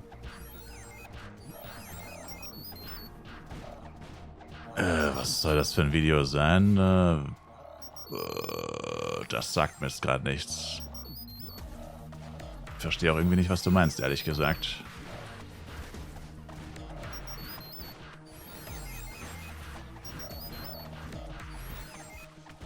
Das ist auch ein Jahr her.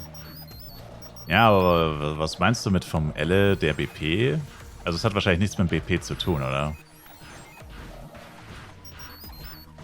Einfach nur Leecher. Ich kann mir nicht vorstellen, dass ich jemals ein Video spezifisch über Elle und BP gemacht habe. Da klingelt bei mir gar nichts. Also erklär einfach noch, was du meinst, weil ich verstehe gerade nicht, was du meinst.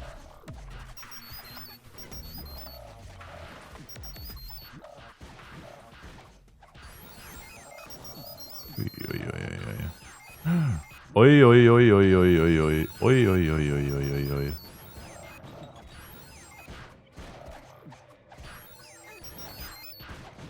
Wilsberg, was geht ab? Wie geht's, wie steht's?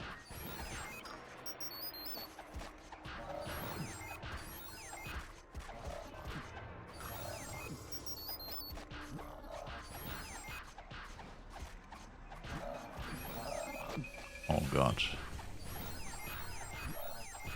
Endlich Feierabend. Oh. Stimmt, es gibt Menschen, die arbeiten. Nice. Nice, Sir.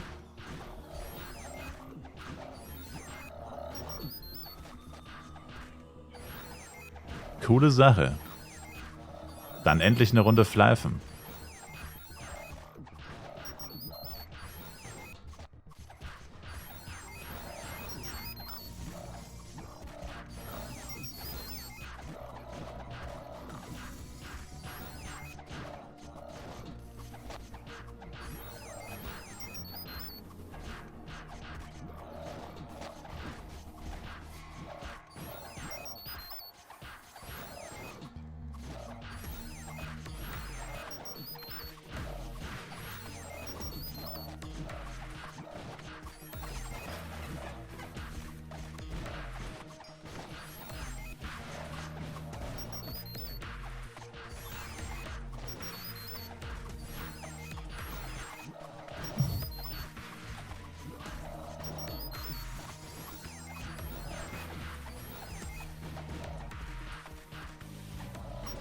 Weil man sagen muss, wenn ich das gewusst hätte mit den Lags auf dem Server, hätte ich jetzt 8-Char-Taktik mit HNR-Elementor eigentlich auch nicht wirklich empfohlen, ne? Nur um das mal zu sagen.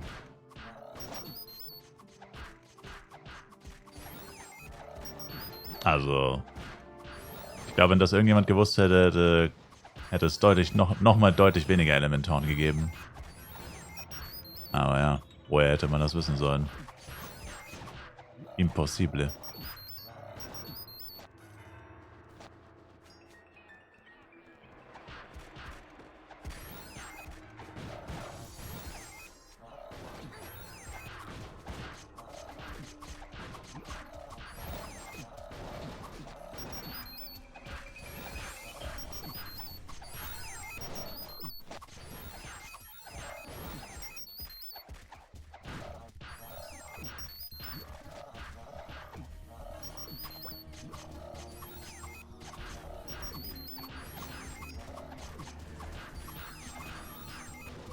Oh, ich habe ein Peitschet geschrieben, ups.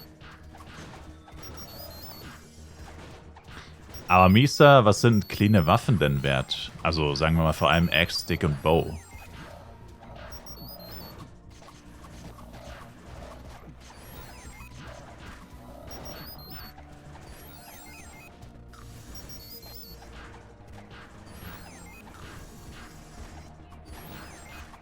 Ein bis 2 Mio. Wow. Hast du heute gesehen? Oh, naja, gut gesehen. Wäre nicht interessant, ob es tatsächlich auch verkauft wird für den Preis. Dauert manchmal echt lange. 900 bis 1 Mio.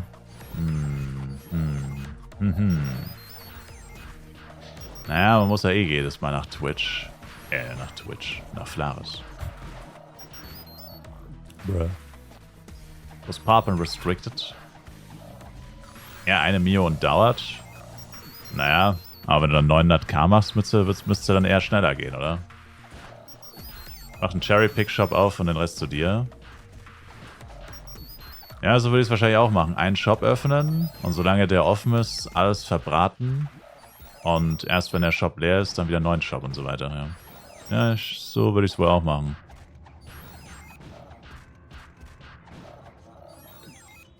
Good luck for your packs. What is packs?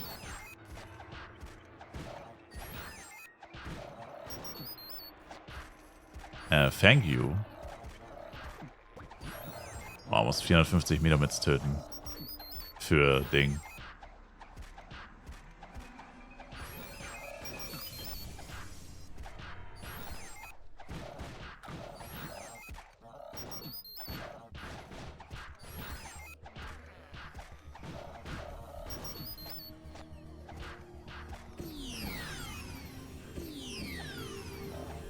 Vergesst nicht eure Cheer Nation. Everybody.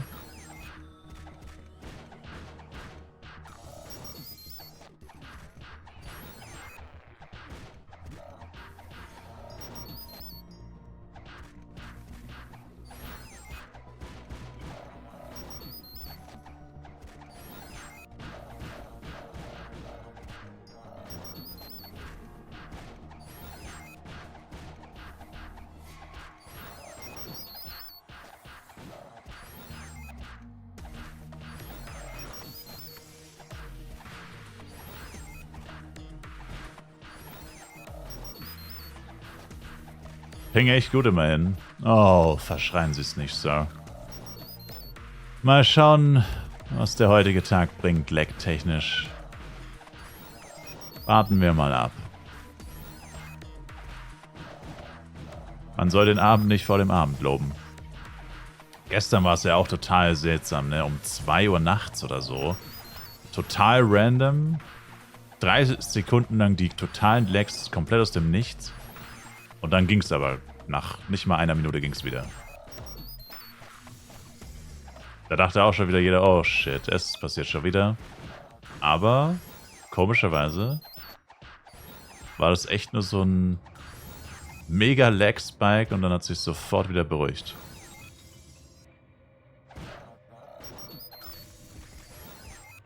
Da habe ich gemerkt, ich habe jetzt schon PTSD.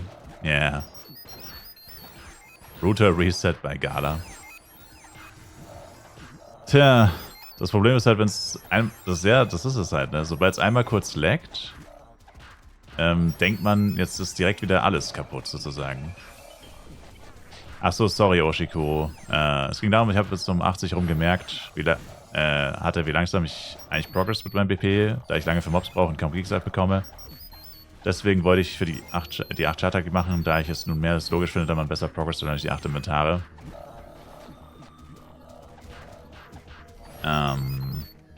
Also die 8 Inventories bei der 8 Chartax sind auf jeden Fall, vor allem bei FEC, auch ein Hingucker, ja. Wie gesagt, letztes Jahr konnte ich teilweise 2-3 Stunden leveln in Astria, bis ich Inventar lernen musste. Alle anderen müssen alle 20 bis 30 Minuten Inventar lernen. Weil das jetzt nicht so ein heftiger Vorteil ist, muss man auch dazu sagen. Viele deaktivieren halt, viele heben halt dann nur noch Waffen auf. Das ist so der Klassiker. Also dafür finde ich jetzt ist eigentlich noch fast zu früh. Aber trotzdem, viele heben halt nur noch Waffen auf irgendwann. Und, ja, keine Ahnung. Also, aber hast du schon die anderen 8 Chars? Welches Level sind deine anderen? Sag mal, welche Chars du hast und welches Level die sind, Oshikuro. Dann kann ich es mir besser vorstellen. Oder würdest du jetzt wirklich nochmal von 0 anfangen oder von 1? Sollte echt F-Coins bezahlt bekommen, dass man sich den Server gibt. Ja, so ein, Alter, ganz ehrlich, das sollten sie echt mal machen. Ein 500 F-Coin-Coupon-Code. Löst du ein Ingame und jeder kriegt 500 Bonus-F-Coin, die er innerhalb von einer Woche verbrauchen muss. Das wäre doch mal was. Ein 500 F-Coin-Coupon-Code für jeden. Was dann für die meisten von uns mindestens 1000 F-Coin wären. Irgendwie so halt, dass der erste Level, keine Ahnung. Naja, gut. Wäre gefährlich wahrscheinlich. Ja gut, bis es halt nur für Accounts machen, die schon vor dem so und so vierten existiert haben und mindestens Level 20 waren. Oder so. Wenn es aus dem Nichts kommt, weiß es ja keiner, dann kann es auch nicht abused werden. Dürften sie halt vorher nicht ankündigen. Wie viel teurer ist eigentlich Blade im Vergleich zum 1v1 Night? Ungefähr doppelt so teuer, würde ich sagen. Doppelt bis dreimal so teuer, je nach Level. Aber ich würde sagen eher doppelt. Eher doppelt, würde ich sagen. Momentan. Von dem, was ich so gehört habe. Also hauptsächlich brauchst du ja diese 2 Waffen. Weißt ja.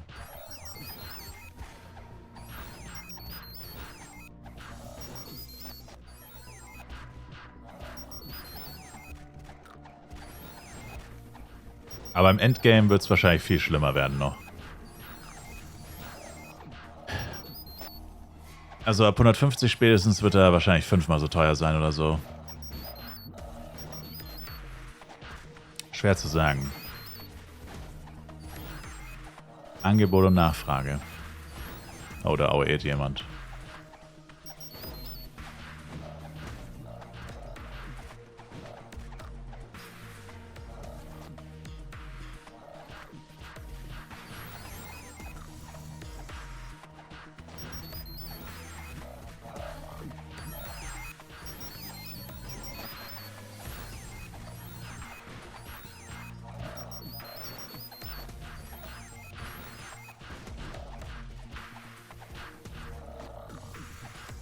Dann bleibt's wohl im 1v1 Night. Yeah.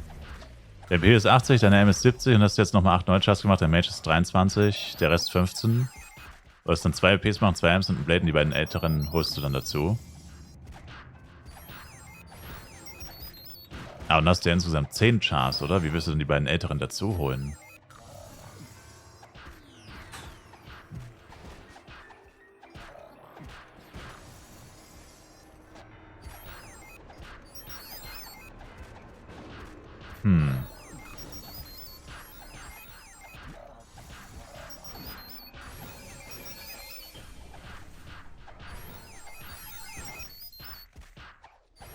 Also ich würde sagen, kannst du ruhig machen.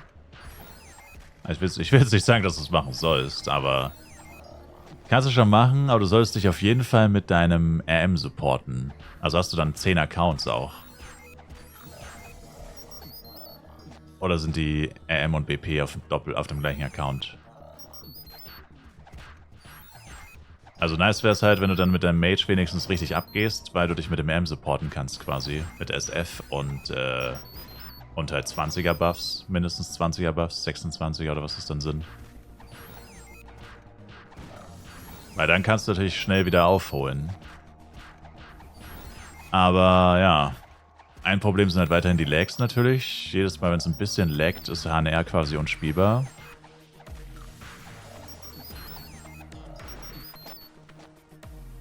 Ne, hast jetzt 10 Accounts und supportest den Mage separat mit dem RM. Ah ja. Ja. Also anders würde ich es auf jeden Fall nicht machen. Jetzt nochmal komplett den Low-Level-Shit geben mit Pang-Buffs und so. Wäre schon crazy. 2 löscht dann, wenn die beiden alten dazu können? Nein, nicht löschen. Nix löschen. Niemals irgendwas löschen. Schlimmster Fehler in Flive ist jemals irgendwas löschen. Niemals löschen. No, no, no, no. No, no, no, no, no. No, no, no, no, no. Wenn, dann lass sie einfach irgendwo auf irgendeinem Level liegen. Wenn, dann lass sie einfach liegen, aber auf keinen Fall löschen. Never. Man weiß nie, wofür man die Charakter immer noch braucht. Also wirklich, schlimmster Fehler meines Lebens in Flive PC war ich Charakter löschen. Also... Lass sie liegen, merkst du dir trotzdem, transferiere sie ganz normal mit auf Borodeng am Ende und dann, ja, weiß man nie, wofür man die nochmal gebrauchen kann. Aber wie gesagt, also das ist natürlich trotzdem nochmal Hardcore, nochmal hoch zu leveln. Das ist trotzdem nicht ohne. Und wie gesagt, HNR auf dem Server, HNR-Elle auf dem Server, ist auch nicht ohne.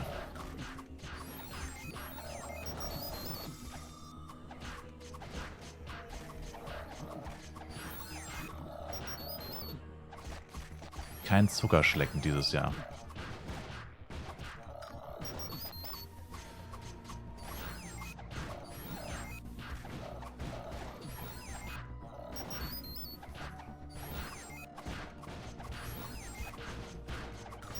Uiuiuiuiui.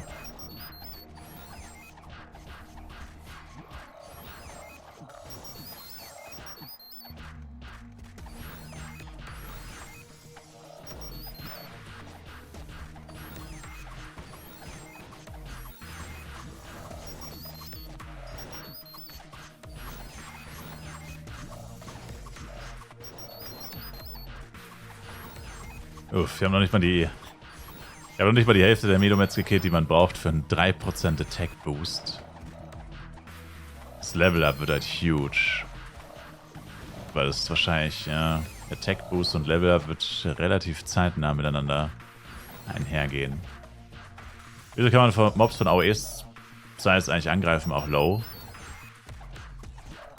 Wenn du zu lange einem Monster keinen Schaden mehr gemacht hast, wird es wieder freigegeben. Und das Monster dir auch nicht. Und du es nicht anvisiert hast. Das geht nicht nur bei Alice, es geht bei allen AOE-Lern. Du kannst Leuten in der Wüste auch permanent die Monster klauen. Wenn sie zu viele pullen und zu weit weglaufen, dann geht das immer. Ist halt nicht die feine englische, ne? Aber, ja, also bei mir haben die Leute das auch immer gemacht. Da kannst du auch nichts dagegen tun. Ist auch sinnlos, sich darüber aufzuregen. Das ist halt einfach Pech. Also, ich meine, natürlich regt man sich... Also, es gibt natürlich zwei Arten, ne? Gibt natürlich zwei Arten.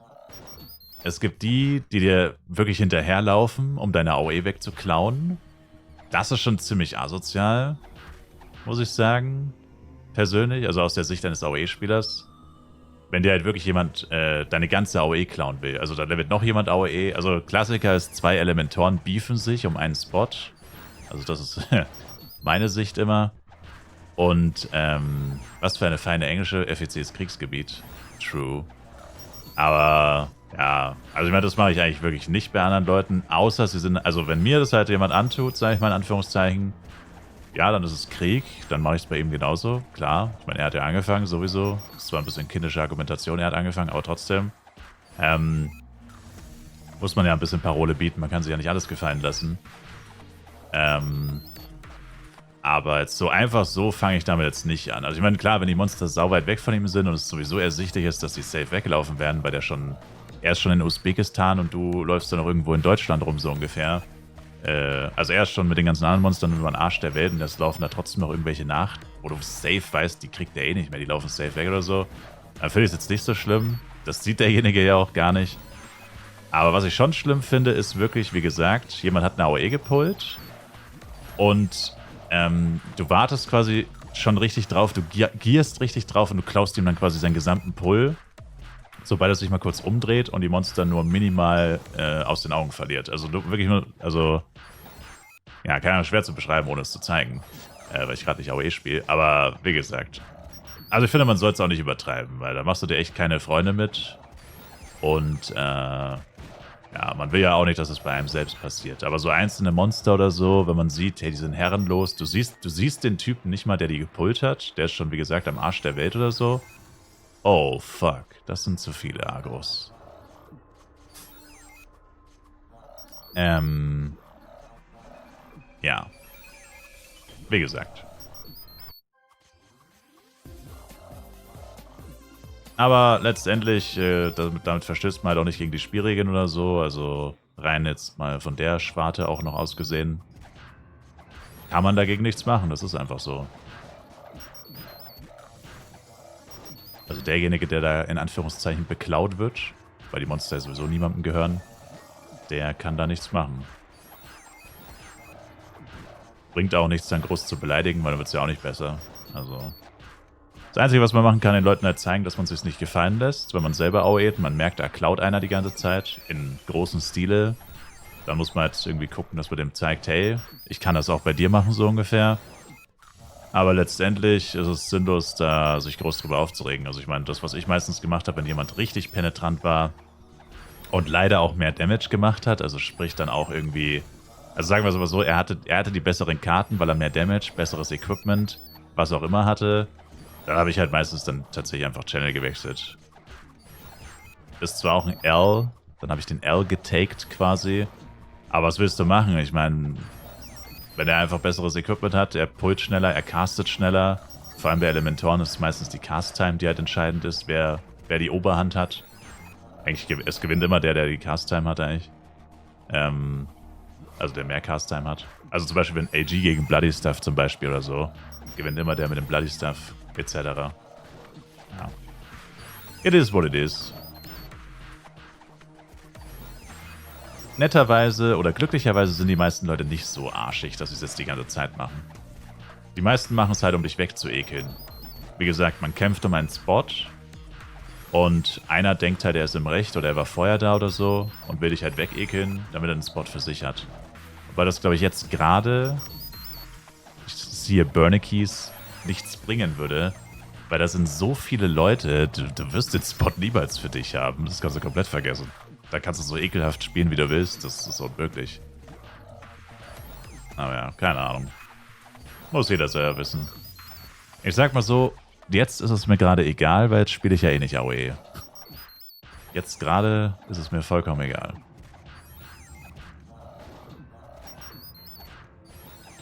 Aber da muss man dann auch nochmal wirklich betonen, vor allem in der Wüste, also am schlimmsten ist es echt immer bei Wüste gewesen, weil die so klein ist. Und wenn du AOEst, gehst du jedem auf den Sack. Aber es ist ja auch unmöglich, niemandem auf den Sack zu gehen in der Wüste, weil die so klein ist. Das ist ja, du kannst ja eigentlich gar nicht richtig spielen. Ich verstehe es halt einfach nicht. Und da muss man wirklich sagen, das ist einfach Galas Schuld, dass sie die Wüste nicht angepasst haben. Weil es gibt ja viele Sachen, die sie angepasst haben bei Flive Universe. Auf die, in Anführungszeichen, neuen Verhältnisse oder so. Das haben ja viele Sachen geändert. Astria zum Beispiel. Oder Coral Island. Also alle neuen Gebiete haben sie auch geändert, weil sie gesagt haben, die alten sind zu klein. Und man wollte mal auch wieder was, also ein bisschen neuen Flair reinbringen und so. Aber da verstehe ich halt nicht, was haben sie sich dann bei der Wüste gedacht? Ich meine, das Spiel war ja wahrscheinlich von Anfang an, also ich meine, davon geht man ja vielleicht nicht zwingend aus, aber du hoffst es ja trotzdem, dass das Spiel ein großer Erfolg wird. Und am Anfang, als das Spiel released wurde, war gefühlt so viel los wie jetzt auf dem FEC. Also auf Bürodenk war wahrscheinlich nicht so viel los wie hier auf dem FEC, ist ja klar, was ist nur der deutsche Server. Aber gefühlt schon, da war schon auch die Hölle auf Erden los und da war es in der Wüste auch so schrecklich. Und das hätte man eigentlich von Anfang an erkennen können. Ich meine, vergleich mal Mashpoi oder Klarfahren mit der Wüste. Das ergibt doch überhaupt keinen Sinn. Und als das Game released wurde vor 3 Jahren, da war die Wüste ja das Endgame-Gebiet. Das heißt, das Gebiet, in dem du ab Level 100, also frühestens so ab Level 100 ungefähr, bist und dann bis 120. Und das haben die nicht gecheckt, dass das vielleicht ein Problem sein könnte, wenn die Spawns klein, also wenn ein Klarfahren-Spawn größer ist als die gesamte Wüste. Also nur Klarfahren ist größer als die gesamte Wüste. Und das haben die nicht erkannt, dass das vielleicht ein Problem sein könnte. Und damals sind wir uns auch so heftig auf die Eier gegangen in der Wüste. Das war auch so schlimm. Du hast richtig auch so PTSD gehabt und einfach gar keine Lust mehr in die Wüste zu... Also wollte es gar nicht mehr leveln irgendwann. Oder ich wollte gar nicht mehr leveln irgendwann, weil ich einfach keine Lust mehr hatte. Weil es so scheiße war einfach. Viel zu eng, viel zu klein alles. Und das hat sich ja bis heute nicht geändert. Wow. Willst mich verarschen? Trash. Meine M wird gewone-shottet von Medomets. Rip my asshole. One-shotted by a Medomet. Na, zum Glück hatte ich nicht... Laufen meine Buffs nicht gleich aus. Ja. Hätte ich nicht gedacht. Ich dachte, hier kann ich es überleben, aber... anscheinend nicht. Das war halt ein fetter Crit. Das war ein richtig fetter Crit. Ja. Aber Reese reingesucht, den Busfahrer Vogt Bergstraße, die Aoena war nicht happy. Was hast du gespielt? Was hast du gespielt?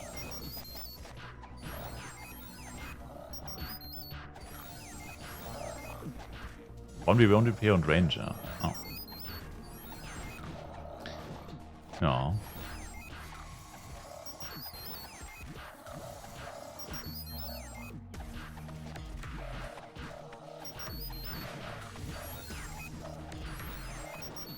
War sogar im Gig-Event Platz 3 mit Urlaub, aber es gab Leute, die waren so mies unterwegs.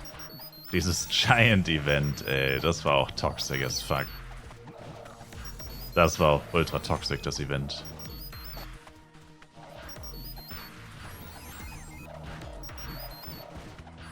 Das war sehr toxic. Best Event ever. Wundert mich nicht, dass Sie das sagen, Sir. 2 Wochen nonstop Leute mit Urlaub 24/7. Ja. Das war schon crazy. Eigentlich komisch, dass sie das nie wieder gemacht haben, das Event. Ich habe es zwar persönlich nicht so sehr gefeiert, aber es war schon ein großer Erfolg. Es sollte mehr Pay-to-Win-Events geben. Naja, solche Events waren ja nicht nur Pay-to-Win, die waren ja literally Pay-to-Urlaub oder Urlaub-to-Win. Da musstest du halt legit no-lifen bei manchen Events. Da hat einfach der am meisten profitiert oder in Anführungszeichen gewonnen, der einfach halt literally den ganzen Tag gezockt, so wie jetzt halt. So wie wir es gerade machen, mehr oder weniger. Du wachst auf und zockst live, bis du schlafen gehst, so ungefähr. Da hattest du als Normalo nicht viel zu melden. Und mit nicht viel meine ich eigentlich absolut gar nichts. Butters, das bin ich. Was geht ab, Sir? Dass 2 Wochen Urlaub nicht reichen? Das kann auch nur in Flive passieren.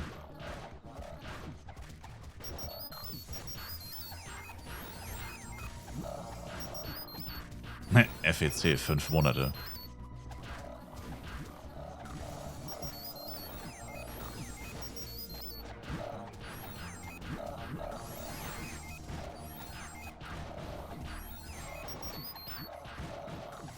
Hey, ich bin wieder da. My boy E-Sportler ist back. Hat nur 3 Minuten gefühlt gedauert, hierher zu fliegen. Mit dem 29 km/h Besen.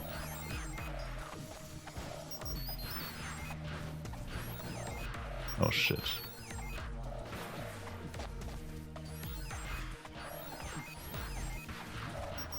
Du hast Ranger nach Chimeradon Nerf angefangen. Alter, der Chimeradon Nerf, das war wirklich... Also das war das seltsamste Update aller Zeiten, ey. Zugegebenermaßen war der Spawn zwar ein bisschen unverhältnismäßig krass, aber jetzt ist er halt einfach richtig scheiße. Also jeder, der den alten Chimeradon Spawn kennt... Von geil alles klar fand zu worse than Albert. Verstehe ich bis heute nicht, diese Änderung.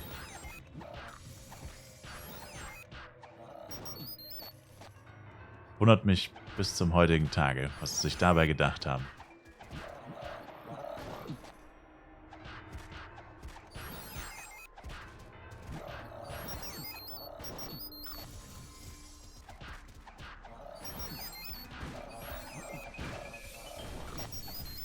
Nicht mal adjusted, einfach tot gemacht, ja.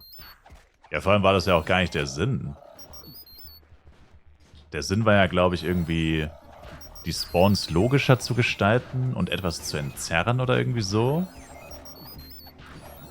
Gibt ja ein paar kleine Abschnitte tatsächlich hinter zwischen Chimera, also ganz da hinten, wo die Chef Muffrin, die 113, auf die Chimeradons treffen. Es gibt ja so kleine Gebiete, wo tatsächlich kaum bis keine Monster spawnen, so ein paar Fleckenteppiche quasi. So kurze, kahle Stellen, wo tatsächlich nicht wirklich viel ist. Wenn sie die einfach auch noch vollgepackt hätten mit Monstern, dann hätte ich es verstanden. Dann hätte ich das Prinzip verstanden. Okay, man probiert irgendwie aus diesem absolut viel zu kleinen Gebiet das absolute Maximum rauszuholen. Haben sie aber nicht gemacht. Stattdessen haben sie die Chimeradons einfach komplett entzerrt und 100 Monster gelöscht. Einfach gefühlt 100 Monster einfach gelöscht. Die gibt es jetzt einfach nicht mehr. 100 Spawns. Und dann haben sie gesagt, gut, das lassen wir so. Das sieht toll aus. Das passt so. Auf zum nächsten Job. Das war schon ein bisschen weird, Champ. Habe ich keine Penya Flasks mehr? Damn.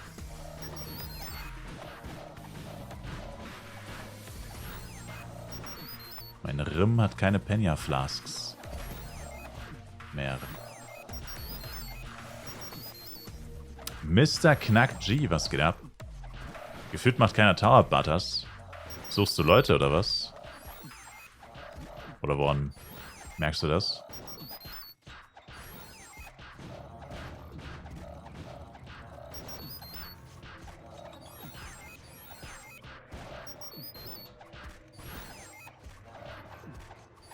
Arbeiten, gleich geht's weiter.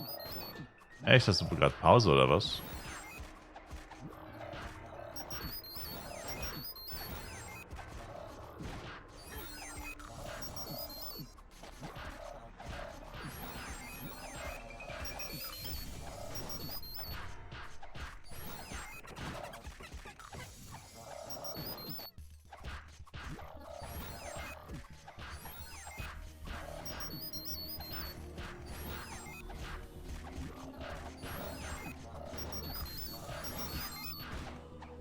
Mal gucken, wie lange es dauert, bis der Violet despawnt.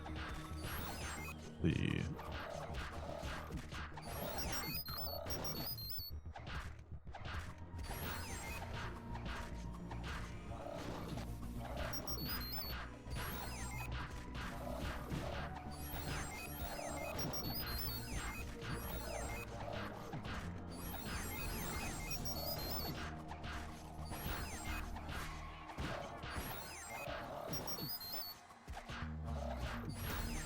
Wer hat das zweite Headset gestern gezogen? Jax. Jax Irish.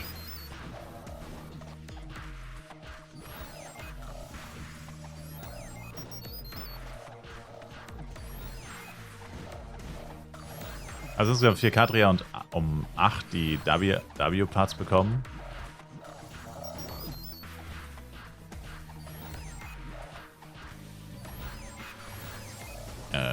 Wait, what?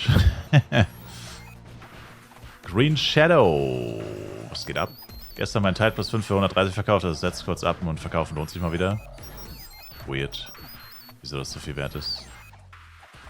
Oh, ich habe eine Mental plus 7 gedroppt. Ja, GG. Interessant.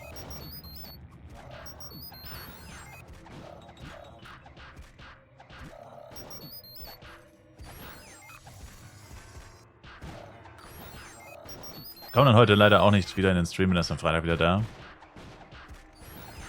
Urlaub, Sir?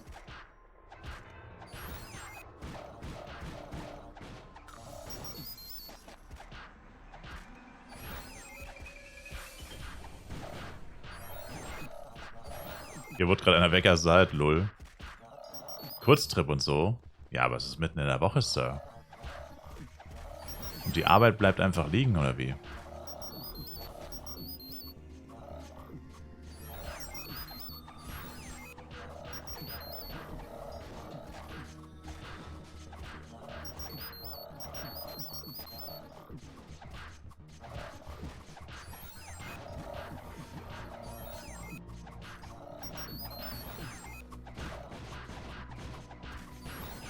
Verlängertes Wochenende, 1. Mai ist frei. Stimmt. Weißt du, wenn man arbeitslos ist, verlieren Feiertage und Wochenenden irgendwie an Bedeutung.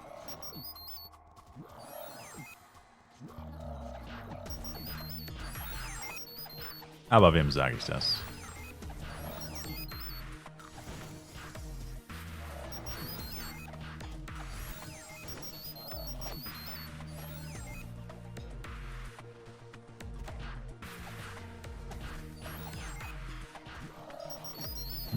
Können die da unten die Monster mal schneller töten?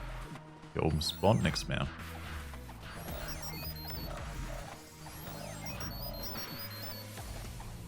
Du bist arbeitslos? Nein, ich habe Urlaub. Nein, ich habe zum Glück eine 39-Stunden-Vollzeitbeschäftigung. Eine Festanstellung, Junge. Nein, ich arbeite. I'm a hustler, baby.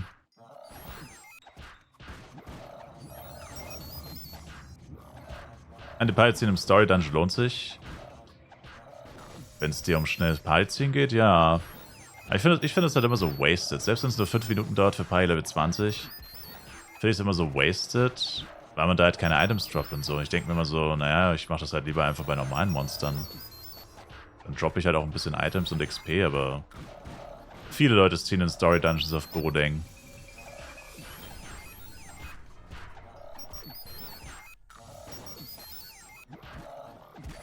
Muss jeder selber wissen. Also wenn man nach der breiten Masse geht, dann lohnt sich's ja. Wenn man nach der breiten Masse der Spieler geht, dann lohnt sich's wohl. So.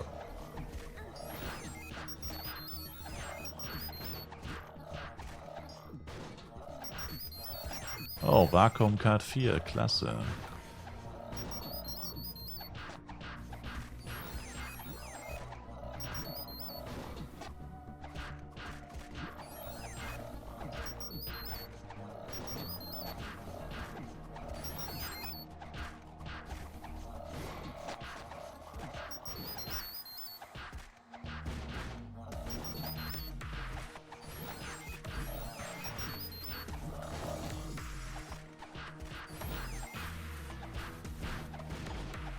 Heute noch keine F-Coin gekauft. Wo sind wir? Keine Ahnung. F-Coin Prices Chat. Leute, so sieht ein echter Suchti aus. Prägt euch sein Gesicht gut ein, damit er nicht sendet wie er. Danke, Bro. Immer noch 85. Nice. Cool.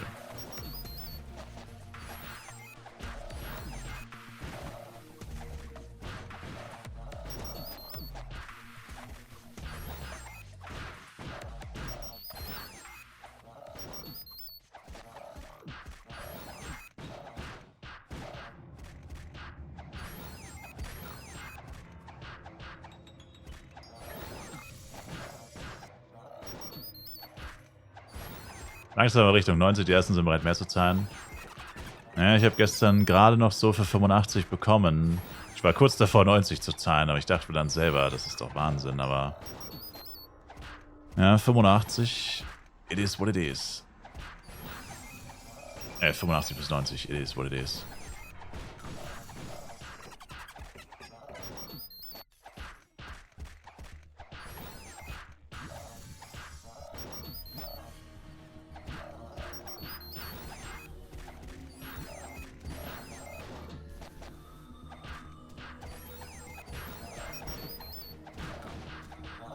Warum ist der Chat auf YouTube so tot, Alex? Das weiß ich nicht. Das weiß ich nicht. Ich weiß nicht. Ich glaube, viele Leute lassen auf YouTube einfach nur laufen. Keine Ahnung. Weil Twitch bei ihnen vielleicht Probleme macht oder so. Aber auf YouTube wird nie viel gechattet, ne?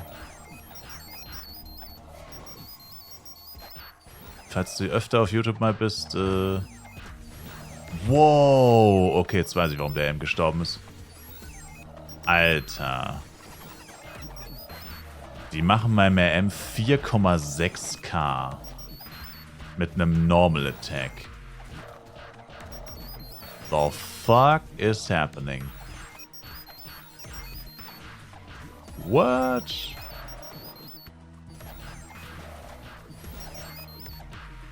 Das ist crazy. Ja, weil die halt viel zu hoch sind. Ich meine, die sind eigentlich sogar für meinen Jester zu hoch, die Viecher. Für meine M erst recht. 21 Level über ihm. Tja, das tut weh.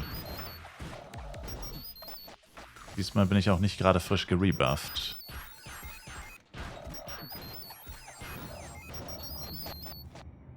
Das ist bitter. Sein Menschen, was geht ab? Asrens Dude, könnte ihr was wert sein?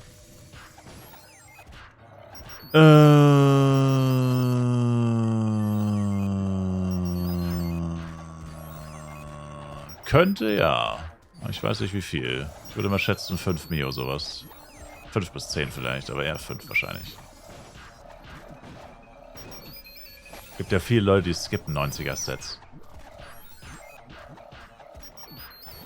Erstmal eine neue Maus bestellt. Meine macht Doppelklicks, wo ich nur einmal klicke. Hoffentlich mit Rabattcode Spielestyler. 10% Rabatt auf alle Turtle Beach Produkte.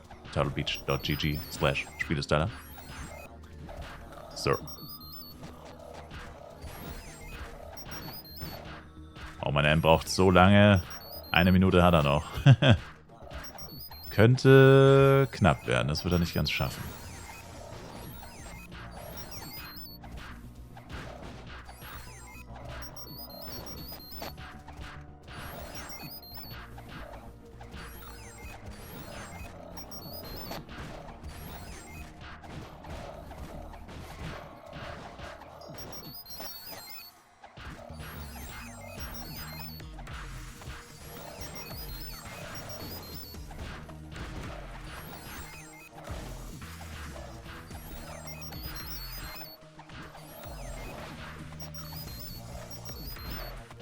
Alter, ist das krank.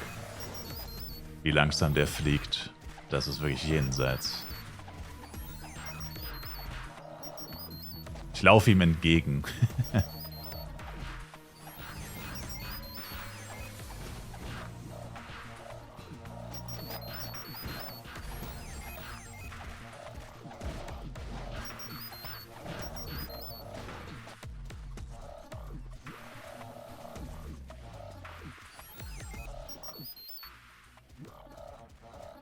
Krass. 0 Uhr. Um 0 Uhr gibt's Premium-Fluggerät auf Galas Nacken. 0 Uhr.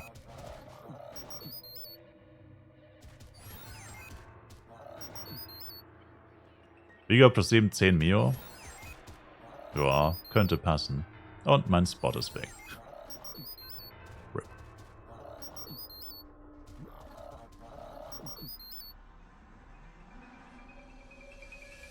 Ein AC-Proct vom Knight mache ich Burner Key 54k Crits. Damn, Daniel.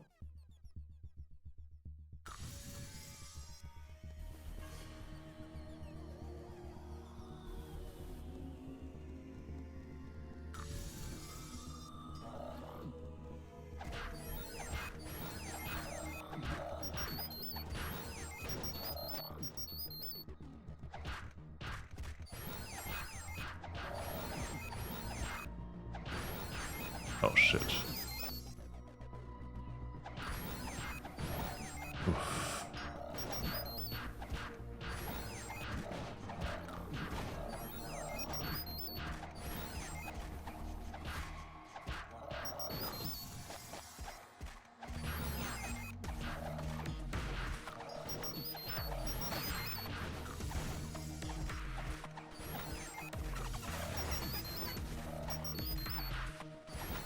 Gerade Feierabend gemacht, sei Menschen.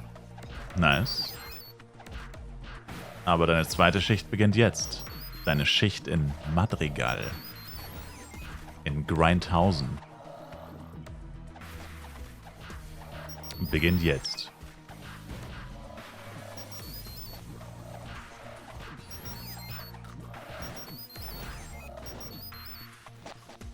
Oh, noch 8 Mobs, dann kriege ich endlich die 3% ATK. Das wird man nicht so sehr merken, aber dann mit dem Level-Up, dann hoffentlich schon.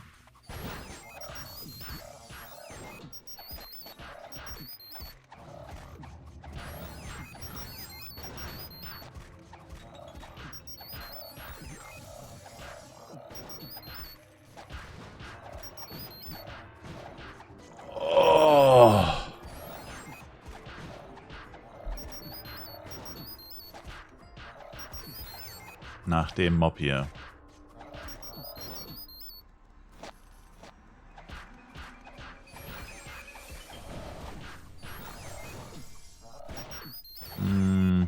Ja. Die Highest Crits sind ein bisschen höher. Man sieht jetzt öfter 11k und zum ersten Mal, glaube ich, 12k, aber hat nicht wirklich was gebracht. Aber es sind nur noch 15%. Dann müsste es nochmal 8%, glaube ich, geben. Nochmal 8% mehr Schaden.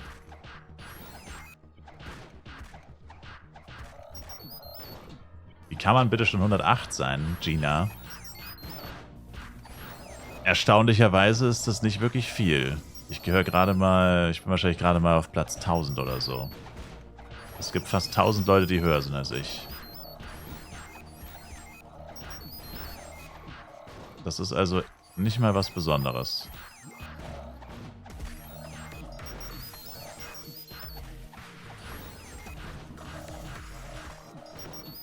Top 600? Oh. Naja, trotzdem über 500 Leute, die höher sind als ich. Also, ist gar nicht mal so krass.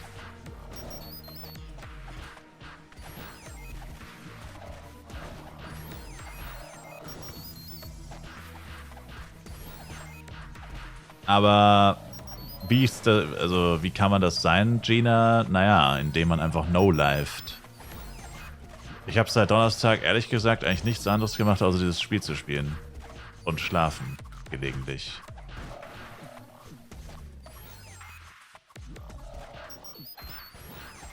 Gelegentlich mal ein bisschen geschlafen, mal was gegessen, zweimal geduscht, ein paar Mal Zähne putzen. Aber so bis auf die absoluten Basic-Dinge, die man so tut, also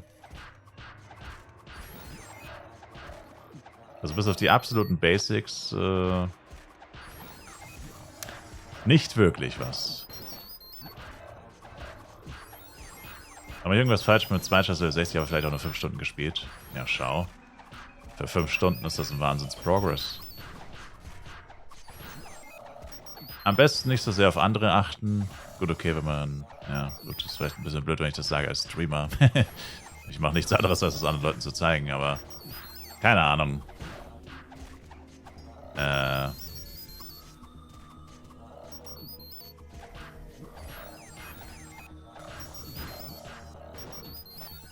Nicht so sehr auf andere achten und einfach nur spielen. Spielen für Spaß. Bringt ja nichts. Was andere machen, ist ja egal. Genau das gleiche, wie wenn irgendjemand sagt, dass was du tust, macht keinen Sinn oder so. Einfach sein Ding durchziehen. Ach, du hast das neben deiner Arbeit gemacht? Nein, ich habe Urlaub. Tatsächlich. Ich habe Urlaub, sonst wäre es natürlich nicht so möglich gewesen. Nee. Also ich habe wirklich eigentlich nichts anderes gemacht. Urlaub genommen und eigentlich nichts anderes gemacht. Anders wäre das unmöglich. Einfach sein Ding durchziehen. Yeah. Fuck the haters, man. Fuck the haters. Einfach das Ding durchziehen. Ich habe halt immer noch kein Intellி über +3 gedroppt, gell? So crazy.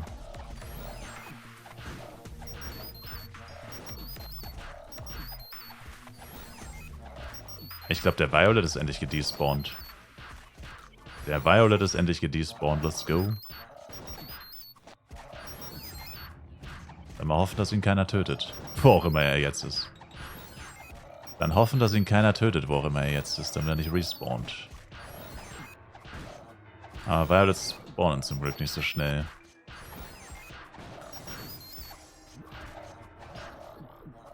Ich habe mir heute Nacht um 2 vorgenommen, beim 3. Anlauf den CW auch mal zu töten. Uff. Ja gut, aber mit den Lags, da konntest du natürlich nichts dafür, oder? Also, das war ärgerlich. Ich finde halt eine absolute Frechheit bei CW, wenn du verkackst, dass du Cooldown hast. Das finde ich persönlich ja ein Witz. Vor allem ist das bei Red Meteo, bin ich mir ziemlich sicher, dass es da nicht so ist. Ich bin mir ziemlich sicher bei Red Meteo, wenn du verkackst, weil du stirbst, hast du keinen Cooldown. Du kannst direkt nochmal challengen. Bin ich mir ziemlich sicher.